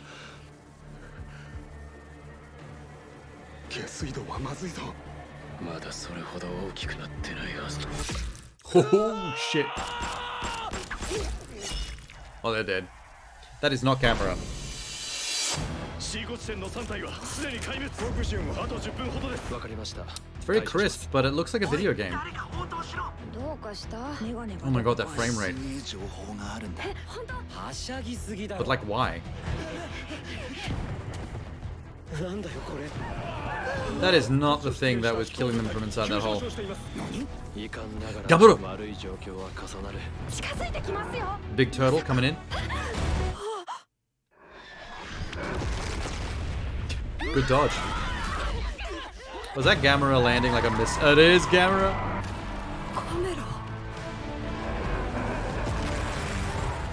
The smackdown was immense.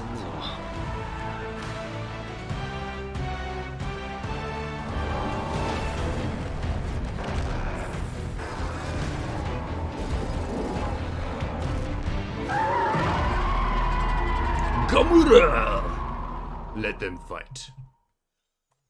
I said let them fight, damn it. Don't stomp on the kids. I don't know what he's doing there. Does he do the Godzilla plasma breath as well? Can't remember.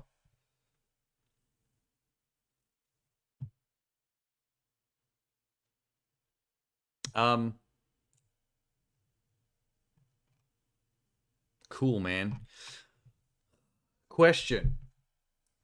When are the Hollywood live action movies going to do King Kong vs. Godzilla vs. Gamera? I want to see a three-way fight between the three of them, please. Godzilla vs. King Kong was great. Exactly what it needed to be. Also, Godzilla won that fight. Exactly how it needed to end. I want to see Gamera in the mix. That would be so cool. But I don't think there's been enough Gamera in American films. Gamera doesn't seem to get the Hollywood treatment. King Kong and Godzilla have had the Hollywood treatment multiple times over. Gamera hasn't seen what.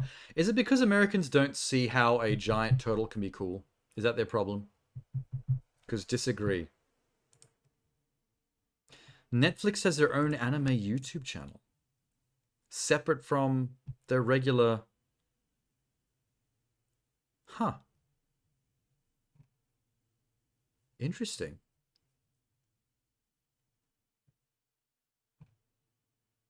They've got individual trailers for every one of Junji Ito's shorts.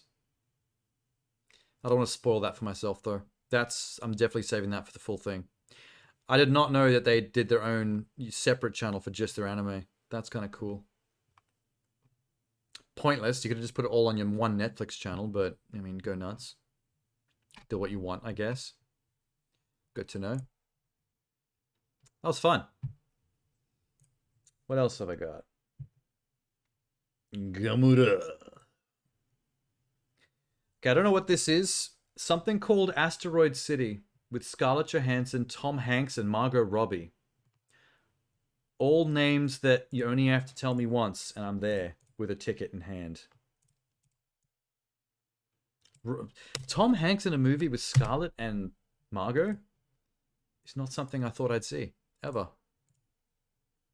The thumbnail gives me Wes Anderson vibes, too. Oh my god, does it ever. Wait a second. Wait a second. Check out the trailer for Wes Anderson's Asteroid City. Okay, I called it. It's Wes Anderson. Oh man, it's so obvious at this point. Jason Schwartzman, yes, of course. He's in every single Wes Anderson movie ever made. Jeffrey Wright, Tilda Swinton. Tilda as well has been in a few now. Bryan Cranston. Edward Norton as well has been in a bunch of Wes Anderson. Adrian Brody, Liev Schreiber. Hope Day. This is Stephen Park. Maya Hawke. Steve Carell. Matt Dillon. Hong Chao. Willem Dafoe. Margot Robbie. Jake Ryan. Jeff Goldblum. This is a stacked cast. Nobody can stack a cast like Wes Anderson. People must be chomping at the bit to work with this man. I mean, I would. You're not here. We're not there. The car exploded. Come get the girls. I have to stay here with Woodrow. I'm not the chauffeur. I'm the grandfather. Where are you? Asteroid City, Farm Route 6, mile 75. What the hell is Asteroid City? Looks fake ass. Junior stargazers and space cadets. Each year we celebrate Asteroid Day, commemorating September 23rd, 3007 BC, when the arid plains meteorite made Earth impact. What the hell? Holy Toledo, that's Mitch Campbell. You were very good in the one about the tramp in the brothel who gets amnesia and becomes a pediatrician. You were very authentic. Actually, maybe my favorite character ever. I don't know why nobody else liked it. Oh. Really talking over each other. Indicate? What? This is... Oh, the beeps and blips? We don't know. This is Wes Anderson science fiction. About outer space may no longer be completely accurate. Anyway, there's still only 9 planets in the solar system as far as we know, Billy? Except now there's an alien. Amazing. What's happening now? I don't know. I don't like the way that guy looked at us. The alien. How did he look? Like we're doomed. Maybe we are. I've just informed the president. How long can they keep us in Asteroid City? Legally? How can you not like a Wes Anderson movie? That's an alien doing jumpy jacks. That's an alien. This is so enjoyable, even in trailer form. Meaning of life. Maybe there is one. Are you married? I'm a widower. But don't tell my kids. You're saying her mother died 3 weeks ago? Let's say she's in heaven, which doesn't exist for me, of course, but you're Episcopalian. In my loneliness, I've learned to give complete and unquestioning faith to the people I love. I don't know if that includes you, but it included my daughter and your 4 children. Sometimes I think I feel more at home outside the Earth's atmosphere. Oh, wow. Me too. They're strange. Asteroid aren't they? City is a They're weird children. place. Compared to normal people. Yes, that's correct. It's true. Freight train, going so fast. Freight train, going so fast. I do a nude scene. You want to see it? Huh? Did I say yes? You didn't say anything. I meant yes. My mouth didn't speak.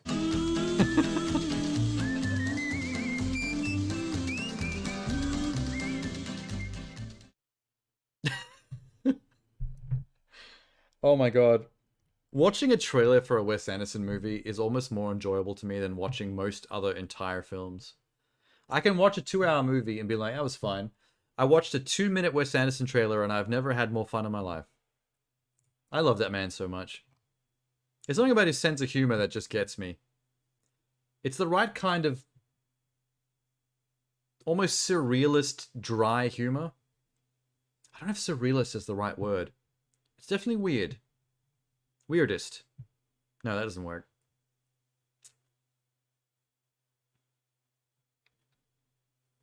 Fuck.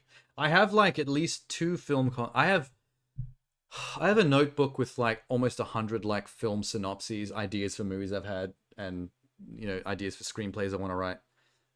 At least 2 of them are very Wes Anderson-y. But they're concepts that I enjoy immensely. Just the very idea of them is enjoyable to me, and I would love to try and see them through to completion. It's just not enough. There's not enough hours in the day, days in the year to truly live, you know what I mean? To do all the things you need to do. Pure pain. It seemed like there were too many days in the year back when you were a kid.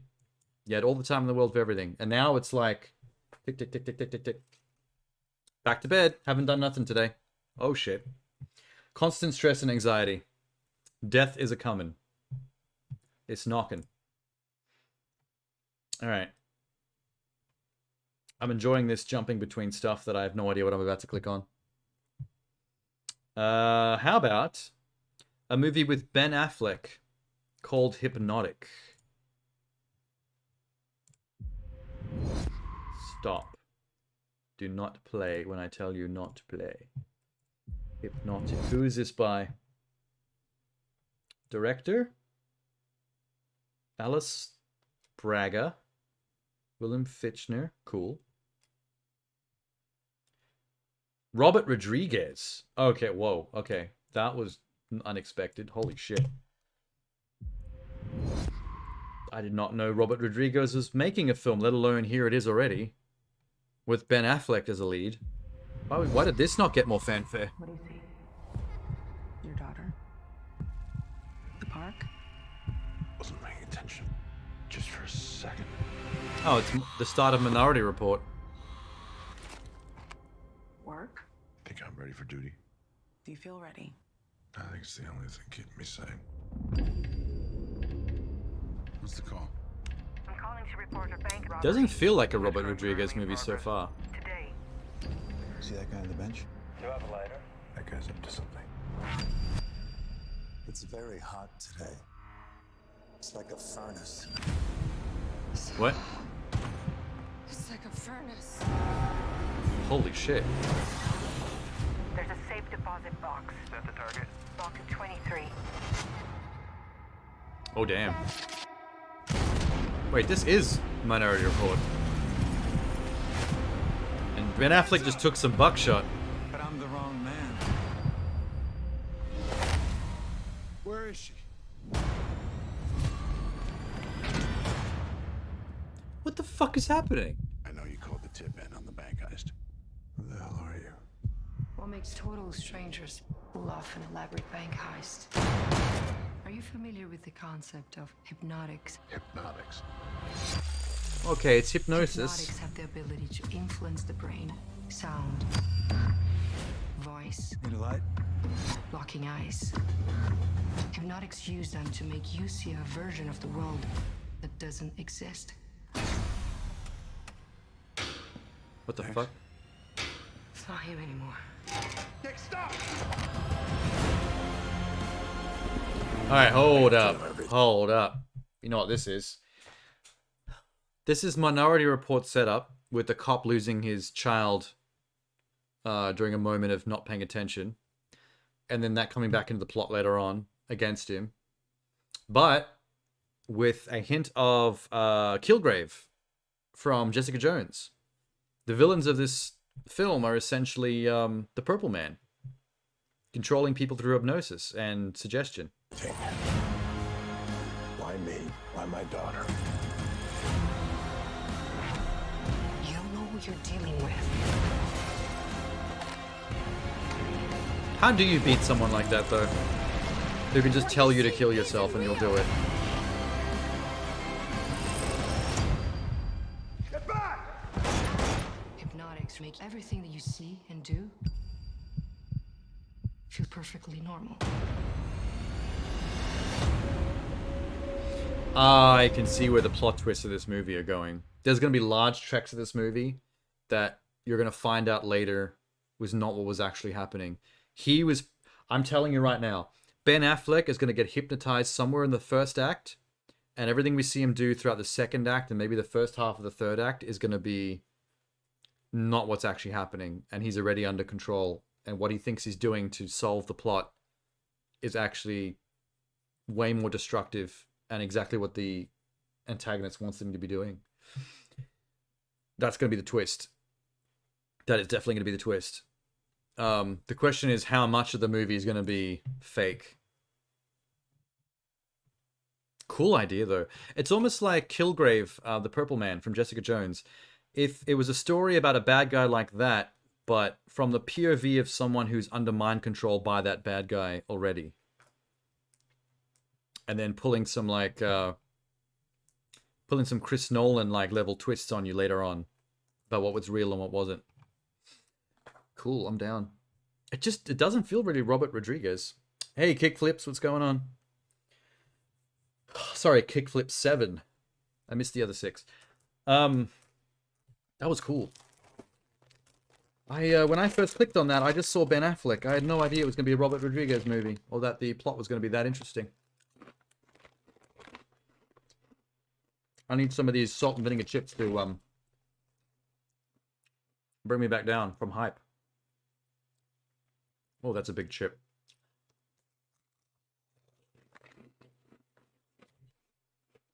Nailed it.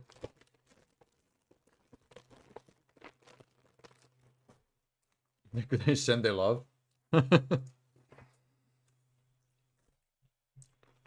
We're at season 7 of Kickflips already. The show just keeps getting better. Wild, man. That was wild. There was something else that caught my eye on my related tab here. Hang on. There's a Donnie Yen action movie here somewhere. Here it is, Sakura. Hang on, I got it. After seeing all the hype behind Donnie Yen in John Wick, I kind of think we're ready for some more straight up wuxia Donnie action. Wuxia martial arts, yes. Based on the classic wuxia novel Demigods by Louis Cha. Donnie Yen as Kwa Feng, respected leader of a roving band of martial artists, dope. He is wrongfully accused of murder and subsequently exiled, not so dope.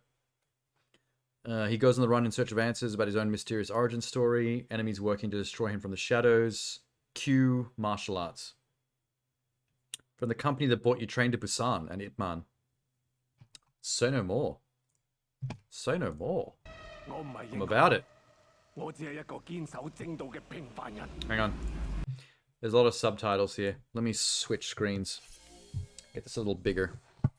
Give it the respect it is due. Just show me Donnie Yen triple kicking some guy in the head and I'll be happy. Or using magic. I wasn't expecting that. Oh, they're trying to get ahead of Airbender, the next Avatar TV show on Netflix.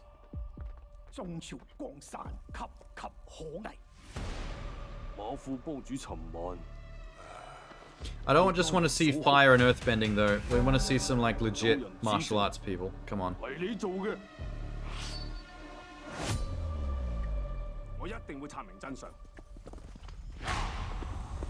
I will find out the truth. Runs away.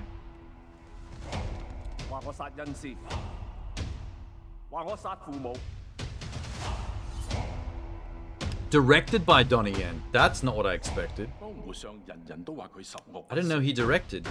Or is this his first time?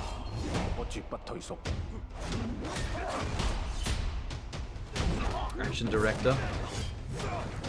Sick, sick, sick. I love the outfit.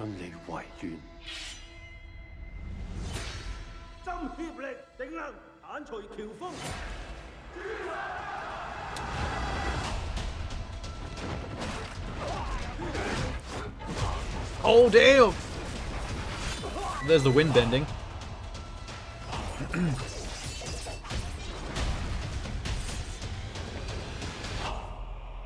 Makes Ip Man look like a schoolyard scuffle. That is big words.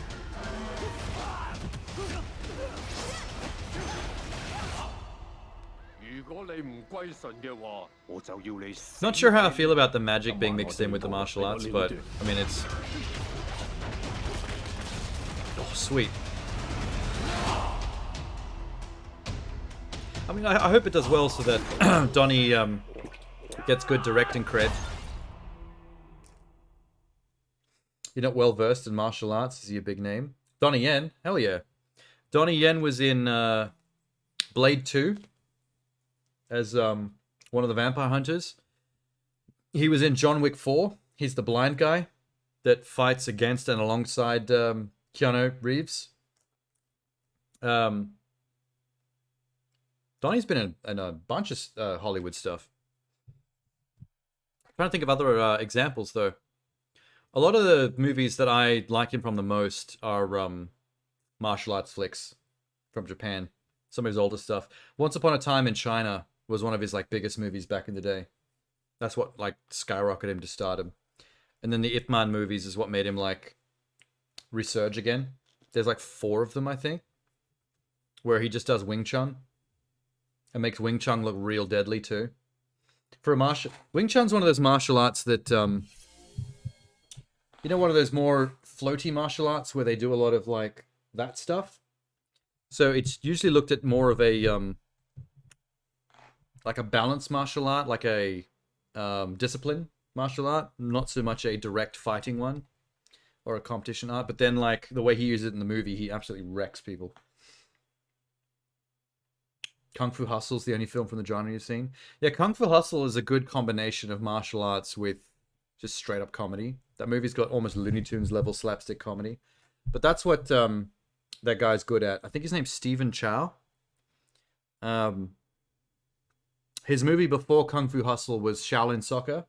If you liked Kung Fu Hustle, definitely watch Shaolin Soccer. Shaolin Soccer is amazing. It's literally people using martial arts to play soccer.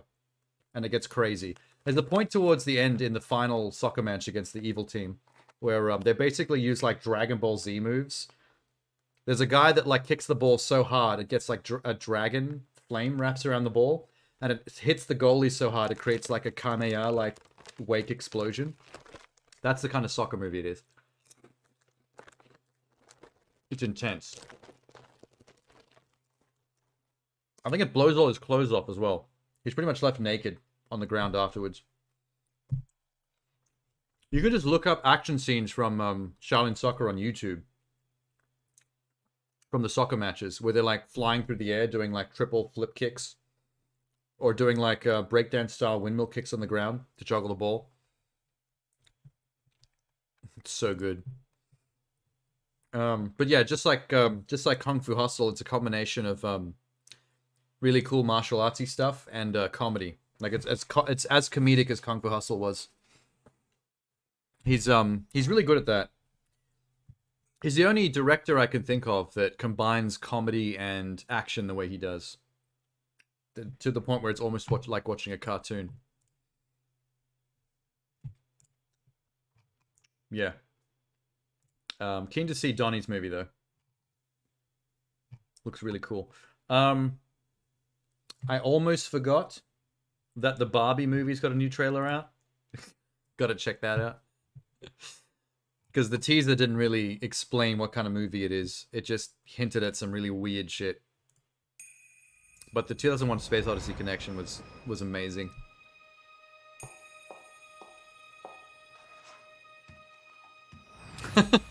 Alright. Nice touch. Very cute.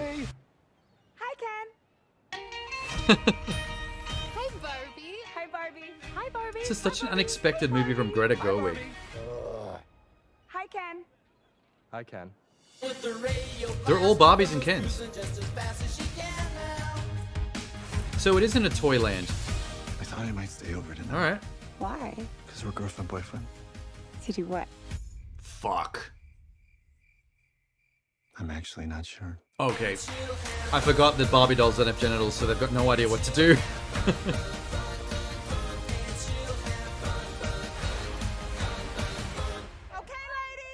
Was that the chick from SNL? That was in the Ghostbusters movie? Kate McKinnon, yeah.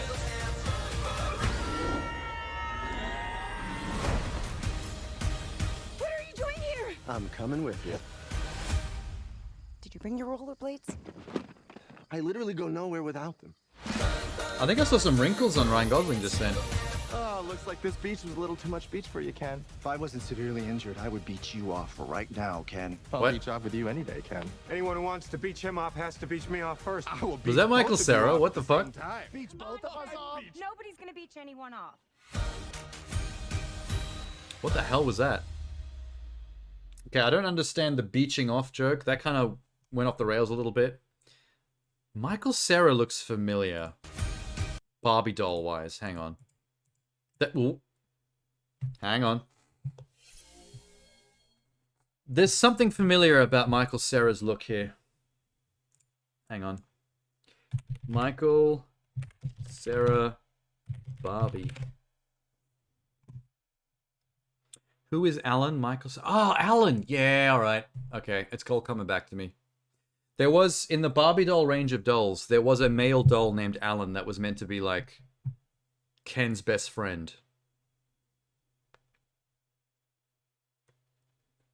Alan, the less popular bottom of the box guy who's seen the light of day once again in Greta Gerwig's Barbie. Yeah.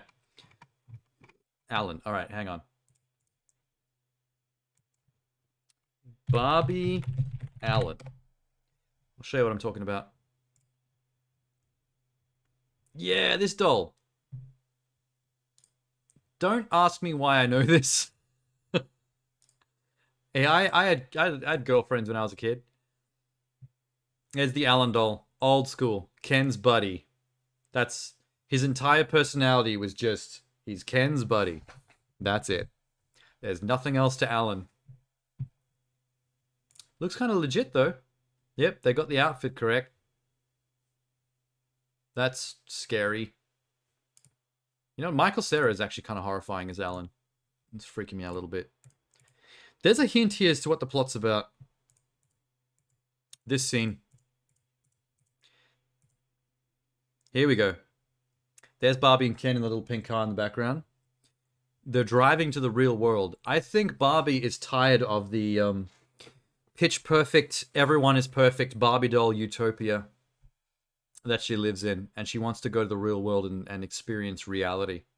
And I think it's going to bite her in the ass. I think trying to live in the real world is going to be mortifying. Because in the real world, nobody's perfect. Everyone's flawed and kind of shitty. Unlike Barbie Land, where everyone's perfect and amazing and kind and beaching each other off, apparently. Whatever that means. That thing where her feet are actually in the shape of the high heels is so cool. That's adorable. Hi, Dudo Dev. I don't know what hide means. Unless it means how you doing. Did I get that right? I'm good at acronyms. I'm doing fine. I'm watching Barbie. Yeah, that was definitely Kate McKinnon. Kate McKinnon's character is freaky, man. What is this? Where is she? Where is that freak show? There she is. Why is she doing that? Is this a doll that I don't know about either? Hang on, hang on, hang on, hang on. We found the Michael Cera doll. This might be a Kate McKinnon Barbie. Was there like a special doing the splits Barbie doll that I'm not aware of? Kate McKinnon's safety scissors haircut Barbie. Oh my god. That's a real thing?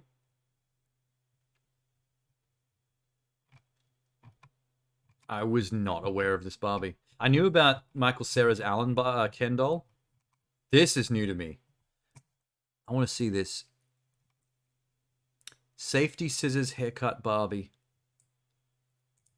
Why can't you do the splits though? Is that a thing? Is that a thing with the toy? Oh, thanks, Kickflips.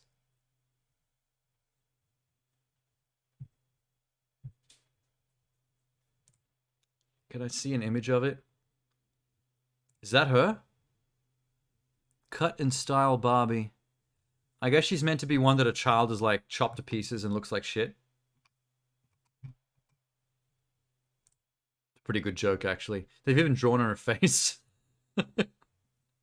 What the fuck? Well, I'm learning things today. Alright. I think, yeah. This takes place in Barbie Toyland. That's all I've gathered so far. It takes place in Barbie Toyland. She goes to the real world. I guess bad things are going to happen. I only shot from the real world in this entire trailer, and I'm not sure if I'm correct about this, but there is a shot of Will Ferrell. Where is he? I know I saw Will Ferrell in here somewhere. Will Ferrell, where are you?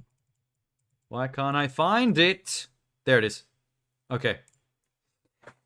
Here's my other guess. My other prediction for this movie. You later off Kickflips, no worries. See you later, dude. My prediction for the movie. Will Ferrell is the head of Mattel, the company that makes Barbie. She leaves the Barbie world and comes to the real world and meets the actual creator or the owner of the company. And he's like, what the fuck? Barbie's real and she came here. Why?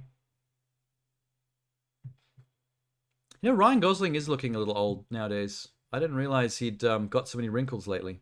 How old is Ryan Gosling? Ryan Gosling age. 42 years old. Okay. 4 years younger than Ryan Reynolds. Fair. He's looking his age lately. I think for the first time ever.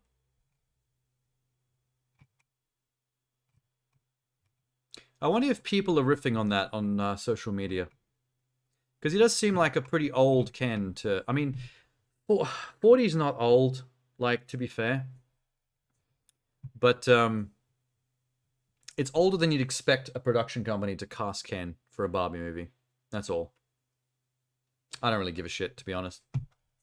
Just something I noticed from rewinding the trailer. I'm going to call an audible here. And I'm going to say that this is not a very good trailer. Hopefully that's not blasphemy to anybody. But I like the Barbie teaser and the 2001 Space Odyssey thing they did. I think that was cute. That was a cool way to introduce it. I feel like this trailer was supposed to... This second trailer was supposed to actually tell us something about the plot and what's going on.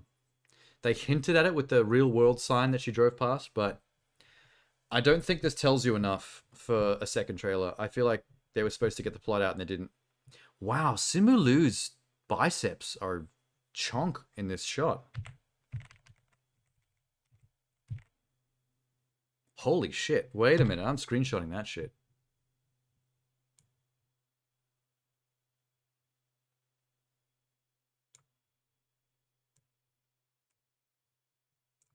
Sorry, I got to screenshot this for someone else later. Simu,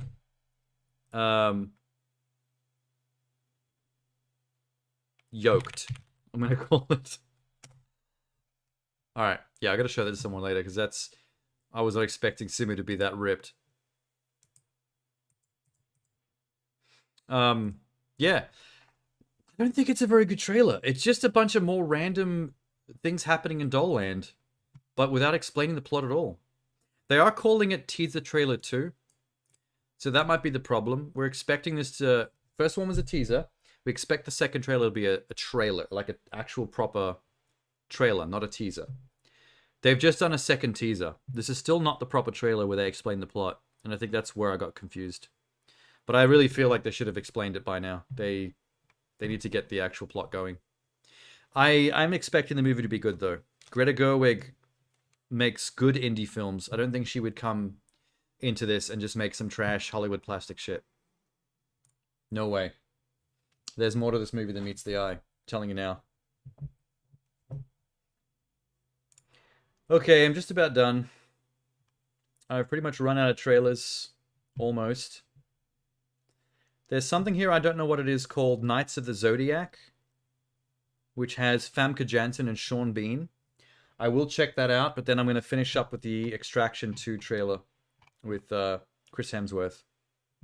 Extraction was a surprisingly good movie that took everyone by surprise. It shows what can happen if you give the directing duties of an action film to an actual stuntman. Good things happen. So I can't wait to see what the trailer for that brings. I'm pretty sure that's going to be absolute fire. But let's check out Knights of the Zodiac first.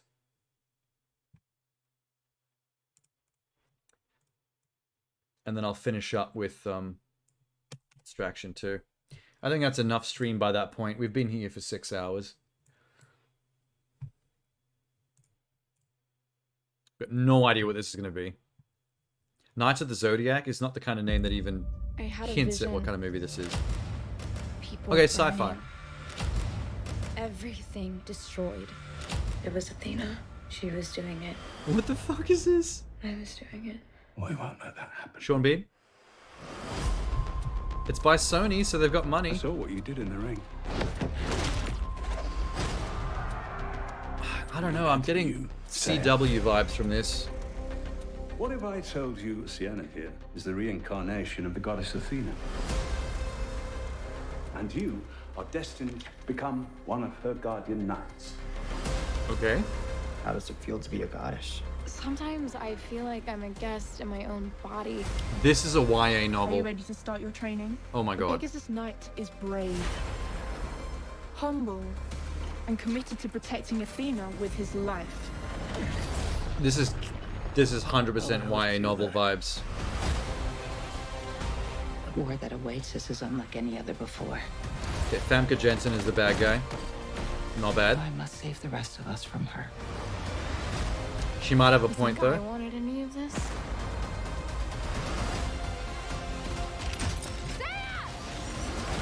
I don't know, man. His power is a liability. Once he learns to control it, no living man will be able to stop him. YA novel. Want to buckle up?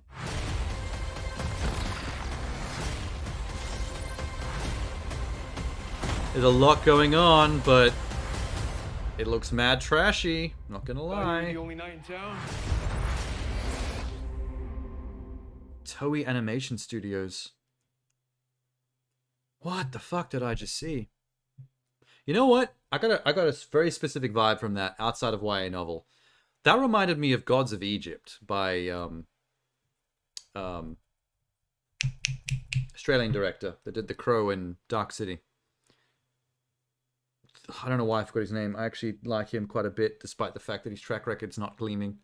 There was something Gods of Egypt-y about that. You know how Gods of Egypt was a very high-end, expensive, quite visually impressive production that had the story and the vibe of something way trashier. That's the disconnect, I think, with some movies like this. Like, it's got the story and it's got the visual art design of something very trashy and cheap. But for some inexplicable reason, it has a massive $200 million Sony production budget behind it. So it's too much budget, lifting up something that is too trashy for the amount of money that's going into its production. There is always this bizarre disconnect with some movies. Gods of Egypt had it. I definitely got the vibe of that from that movie. Except this was that, basically, but with also the YA novel tinge. Let me just... This has to be based on a YA novel. Let me just see if I can find out.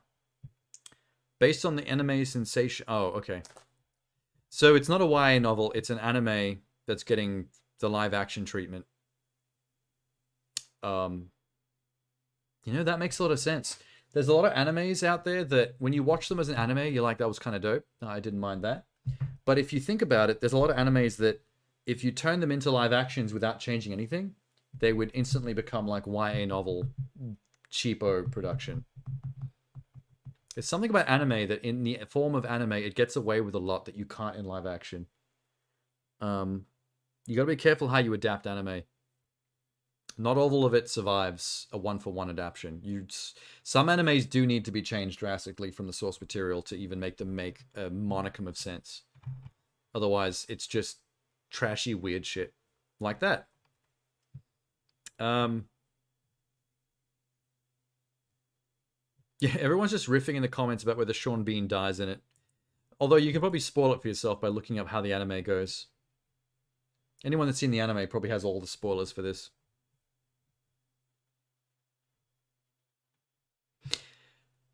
I'm surprised Sony's behind this. It doesn't seem like something that... This seems like an embarrassment for them.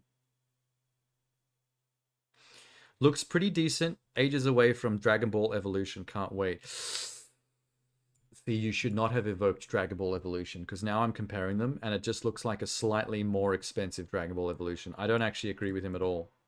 I think this looks too much like Dragon Ball Evolution. Yikes. Okay, well, good luck to that movie, because they're going to need it. I don't think that's going to go down well. All right.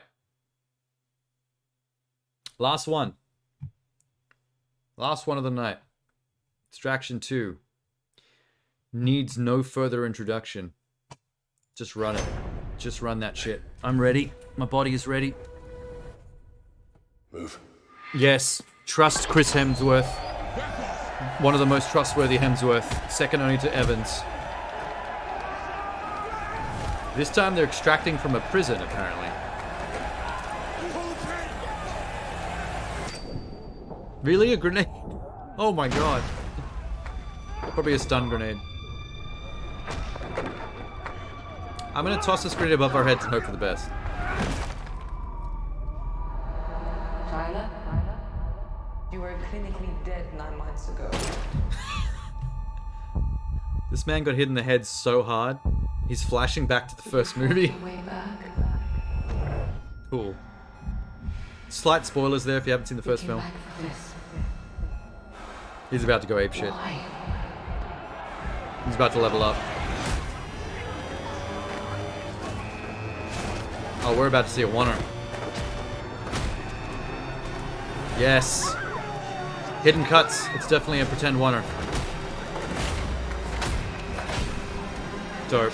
Dude! Oh, shit. Holy fuck. Chris Hemsworth's on fire.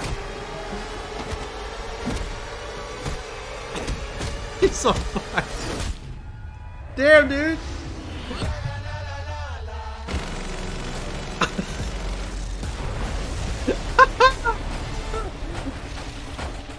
Just cut it there. There you go. That's all you need. Don't even release any other trailers. That's it. That's it. That's all you need. Never release another trailer. I don't care about the plot. You've done it. You've sold the movie. That was so fucking intense. Why is my heart beating faster from a teaser trailer? Wow, they ratcheted up that intensity really, really well. That escalated. The second that Molotov cocktail hit the shield, it was like it crossed the line into just pure fuck you, here we go. The fucking training wheels were off. Perpetual motion machine is now out of control. I think it's something to do with the perfectly escalating choreography combined with the pretend oneer and the music that was like picking up in intensity like a heartbeat. It was like with the rising violins going. I'm telling you, if you get that violin sound that sounds like it's perpetually always increasing in pitch, there's a trick to doing that where it actually isn't increasing in pitch, but it sounds like it is, and it never stops increasing. It's almost like a loop of increasing violin intensity. It's a neat trick, but it actually makes you feel like your adrenaline is increasing.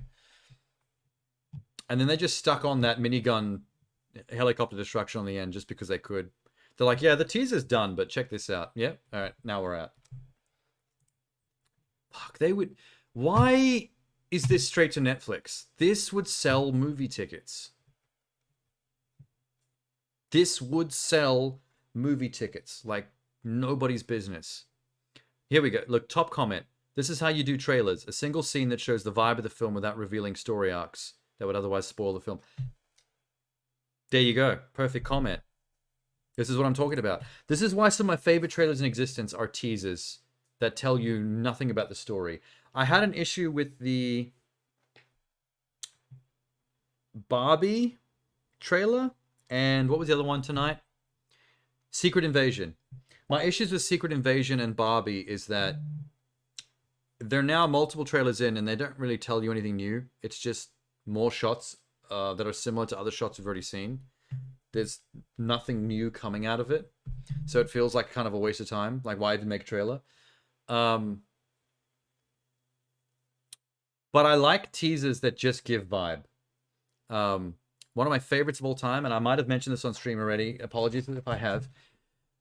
Girl with a Dragon Tattoo has an amazing teaser where it's just a Nine Inch Nails cover of Immigrant Song, just the instrumental, the dun dun dun dun dun dun dun dun dun dun dun, with a Nine Inch Nails kind of more raw, grimy sound to it, and it's just smash cutting between intriguing shots of the movie to the beat of that song, and it escalates and it escalates, and all you're doing is seeing flashes of shots until the very end. It just goes dun dun, and then it just shows the title of the movie.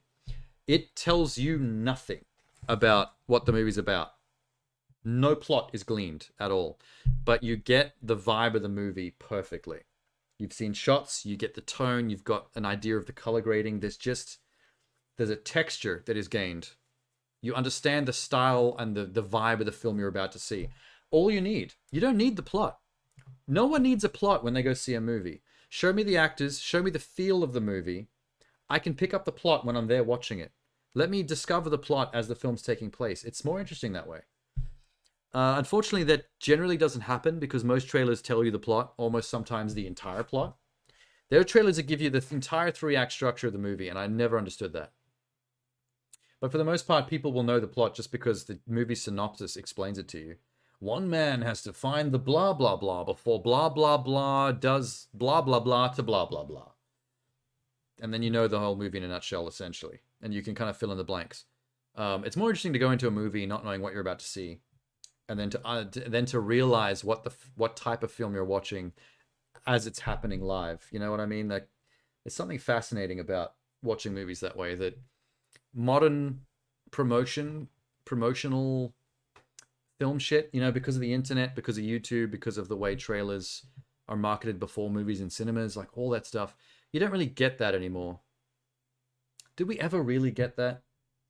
If you go back to the golden age of cinema, I mean, marketing and promotion for films are always full on. It was always about pulling people in, getting that money. Except in the olden days, it was more about the actors, I think. It was more about the Fred Astaire, Ginger Rogers of it all. If you flashed Fred Astaire and Ginger Rogers in big flashy lights, I don't think people cared what they were actually doing in the film or what the plot was. You just showed them that those actors, showed them doing a little bit of soft shoe under a street lamp, and you've sold tickets. I think that kind of vibe I want back, but not focused on actors, just focused on tone. Brilliant. Brilliant. Okay. I'm excited. That was a great trailer to end the night on. I'm glad I left one of the best ones for last. Stoked about that. But that's a good place to cut it off. It's past 3 a.m. now, and we've been going for 6.5 hours. That's enough for a Sunday stream, I think. My Oodie's starting to smell. Turning into a stinky Oodie. I'm not sure who's still lingering in the background, lurking, but good night to you, whoever's still there. Let me just fix my desk for the next stream real quick. Let me recenter. Yeah. I'd like to redesign my room at some point. I want to get more lights up, more wall decoration, that kind of stuff. That would be fun. But I'm going to wait until I redo the room for VR before I rethink any of the other stuff, any of the decorative stuff. So then I'll have a new look to my backgrounds, and I'll also have VR streams ready to go, which would be cool. Shit, wait, let me get all my stuff. Get my headphones wrapped up. I keep calling earbuds headphones. I don't know why I do that. Such a boomer thing to do. It's embarrassing. I embarrass myself. Okay, guys. That's Sunday. Tomorrow night, Monday night. Quantum Break. Next stream, Monday night, Quantum Break. One of the few Remedy games that I've never played. Very excited for this, because I love Alan Wake, I love Max Payne. I can't wait to play Control as well. Remedy's high up on a list of making great cinematic games, so I can't believe it's taken me this long to jump on Quantum Break, but the next 2 nights will be that. Monday, Tuesday is going to be Quantum Break. Wednesday through Friday is going to be Moonglow Bay. I'll put my schedule up on the Discord within the next hour, I think. Once I get off stream, I'll go sort all that out. So that schedule will be up, just so everyone can remember who's interested. But yeah. Good night to you all. And I'll see you tomorrow if you're there for Quantum. Goodbye.